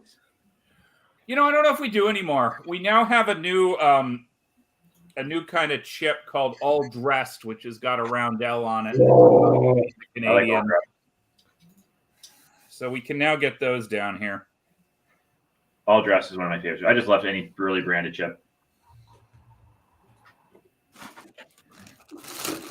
And no, Ivan, they're not crisps. I had to become bilingual with a wife that's Scottish. She's like, "Oh, would you like some crisps?" I'm like, the first time she said, I'm like, I have no idea what you're talking about. But they sound good, so sure. Yeah, why not?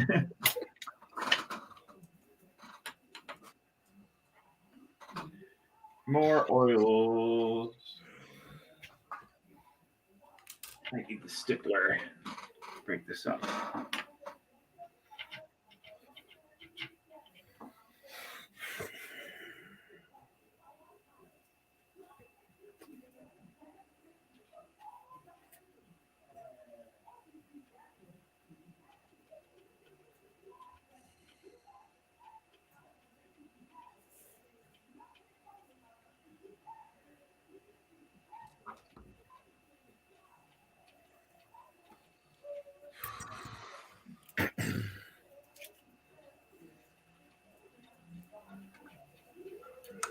The Deerfoot stippler is kind of like the nuclear option when you're blending oils. You're like, I need this to go faster.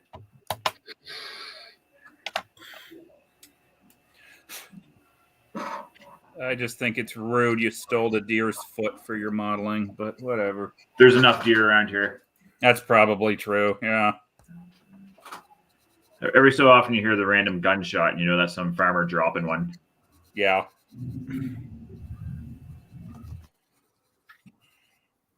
See, I can't say the same in downtown Tacoma. If I hear a gunshot, it's probably somebody dropping somebody else. A lot of deer-related gun crime.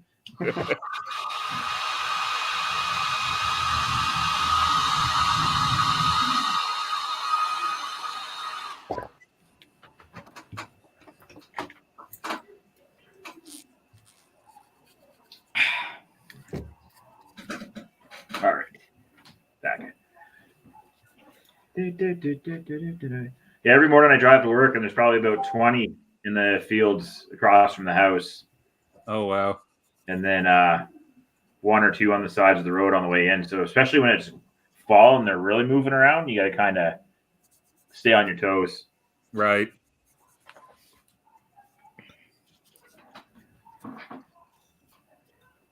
Speaking of guns, that is something I am quite looking forward to do when I come over. Yeah, so it's always useful to have a second set of prints on your firearms. Ivan, have you got something else on the table now? My M10 for the Posse build. Oh, okay. That was actually the first one I started. That's something I should have finished first. And then I messed up the interior white. It started looking really weird, so I just stuck it back in the box, and now I really want to get back to it and get another one finished for the table. Cool. That's August, isn't it, Nats? July. Okay. I'm waiting for replacement tracks for my tank, and they said like 8 weeks. So,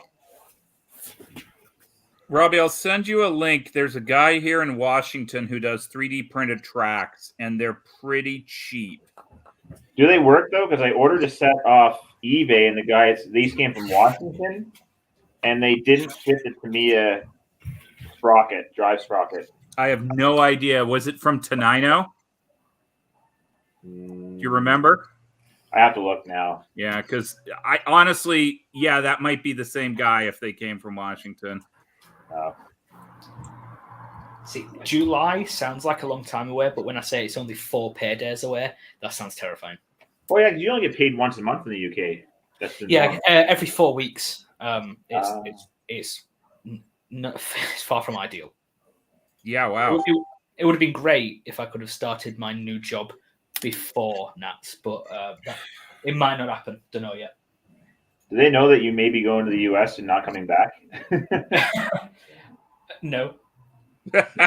Maybe my current job knows I'm going away. My new job doesn't. We'll see. About 20 years ago now, I don't know, 10 years ago now, however long it was, I was working at a daycare. I was working with special needs children. And me and my buddy paid for trips to go to Cuba like the week before. We went into this travel place. Like, where can we go in Cuba next week? And the girl was like, oh, well, last minute fares here. We paid $600 Canadian each to go to Cuba to a 4-star hotel, all inclusive. And when I went back to work on the Monday, I told my boss, I said, just so you know, there's a slight possibility I may not come back from that country. Because we drank more than $500 worth of alcohol probably in the first 3 nights of the 7 days. That's where I'm all right. I know I'm not a big drinker. I wasn't after that. Looking back now, I was pretty much just self-medicating, but for that week, I was like, it's like a rock star, man. Like I took down like a bunch of coloring stuff from the dollar store, coloring books, paper, all stuff that the schools could use because they don't really get that down there too much. And you bring that in, man, and you're an awesome rock star. You go to the bar and they're handing drinks over people to you. So yeah.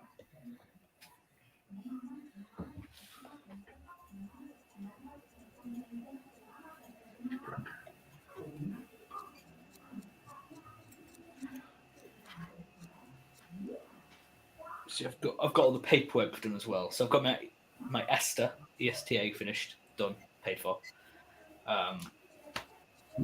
Passport insurance. I've just got one more bit of paperwork to do that I'm not actually 100% sure on. Is there another form you have to get on top of your passport? Because I know when Emma's parents came over 3 years ago, at the last minute, they were scrambling because we had basically had to sponsor them to come here for 2 weeks. Really? Yeah. Wow. Yeah, they kept calling and we were calling and no one would say anything to us. And finally I called again and I said, this is Captain Knopf's. And they're like, then 2 days later we had the paperwork. I don't say that around very often, but hey, pull rank when it works, man. Don't pull your government bullshit on me because I know how to bullshit better than you.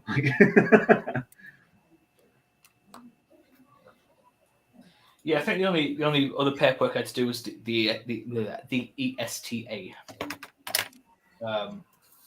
which it's like a visa, not a visa. So legally, I can stay there for 90 days before getting captured and sent away. I'll disappear into the wilderness. I'd be careful saying that live on the podcast. The NSA is probably already aware of it now. All right, so it looks like they want us to go on at 3:30. Like, so basically half hour. Sorry, I say a relative time. So,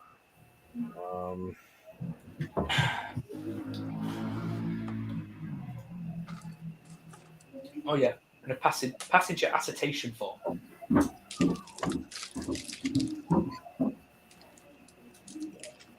Gotta tell you, Scott, I'm starting to get nervous here. My back is screaming at me from sitting at this table too much. yeah, I hear you. I'm sorry, I am teetering heavily into David Knight's grandpa model talk, but hey. What, we got about 5 hours left now? Yeah.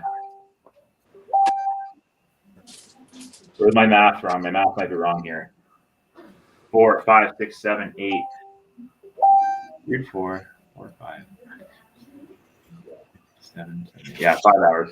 It's been a long, long weekend. 2 plus 2 is 4. All right. Well, we'll wrap up here in about 10 minutes. I'm going to need to shut this down, and Okay. then we'll fire things up at half past the hour. So. Okay. Yeah, if there's space, just let me know. Awesome.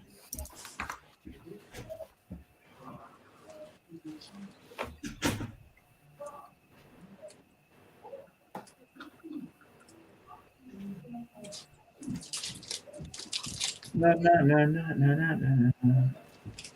Oh, glow sticks.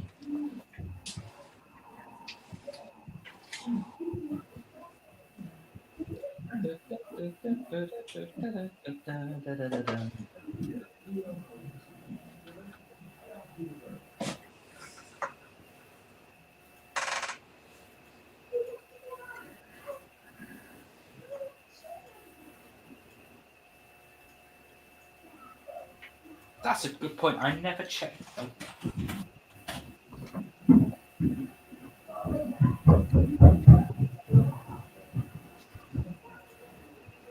$2 and wow.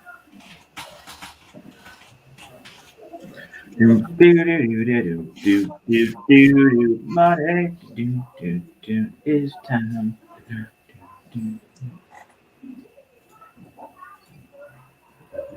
I want to ride to the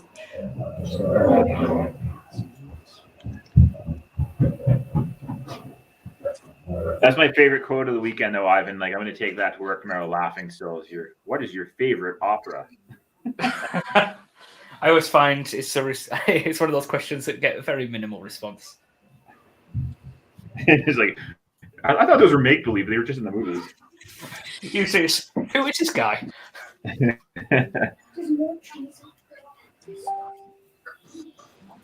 Don't fence me in.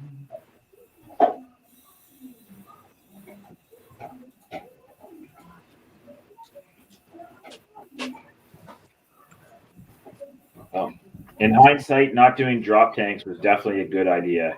I'm going to need every minute of these last few hours to do oil work.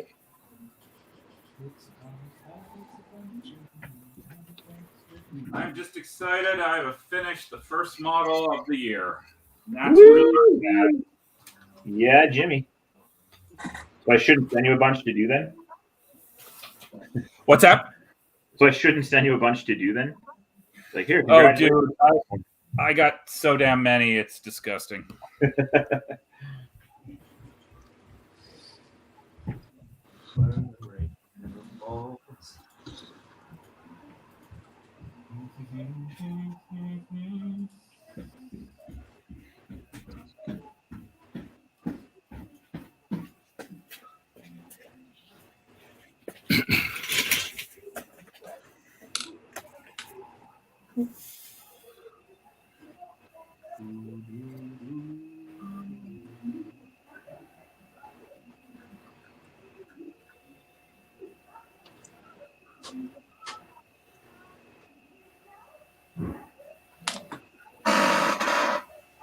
Oh.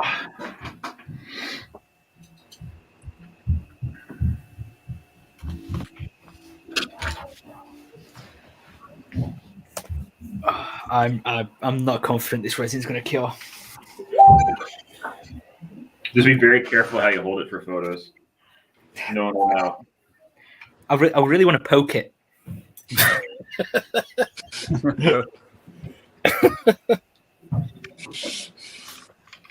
I watched Night Shift last night, and I'm like, this is just insanity. Yeah, I definitely want to try resin. I've had 2 bottles now unopened for like 3 years that I said I was going to use. I'm going to use this when I get confident enough to do it. Well, I would like to combine airplanes and dioramas and do some derelicts. That really looks fun to me. And I think it was there's an 8K book I got on that, but I've got to build a gladiator for the Mojo. I've got lots to keep me busy. I think that's how I'm going to do my Soviet MiG-21. That'd be cool. Going to be abandoned. Make it like the beginning of the what was it? Lord of War. Black Widow movie. Oh. Where they fly to Cuba.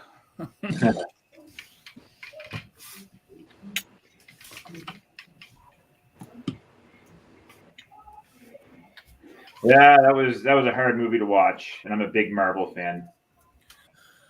I am not a Scarlett Johansson fan.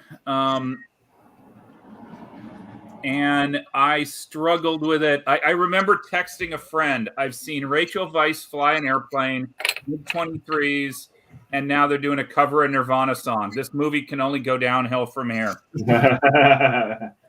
And I was right. It also disturbs me. Rachel Weisz is now the mom, but whatever. She's still pretty hot as a mom. She is, no question. I'm not a huge Scarlett Johansson fan. I thought the other girl was more fun. She was awesome. That English actor. Yeah, she was really good in the Hawkeye series too. I have not seen that. You're not missing much. All right, the pinch worked.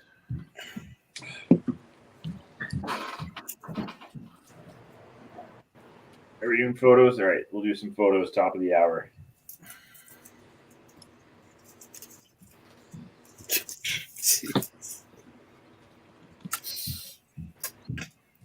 My phone just explodes though trying to get this saturation. Okay,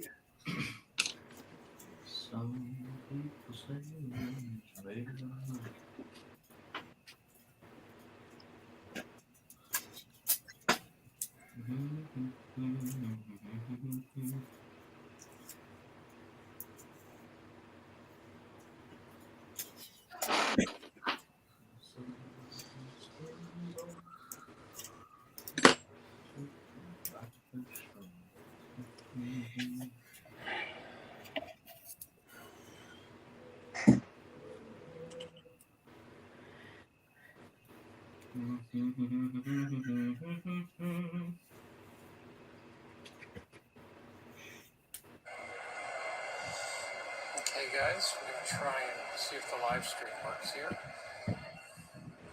Stuart here from the Steel Model Podcast.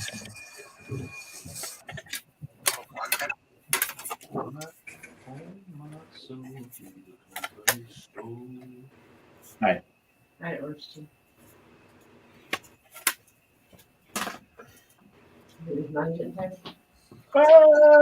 More likely. Looking, I say about 80% chance. Yeah, as long as there's no further walk bottle disasters.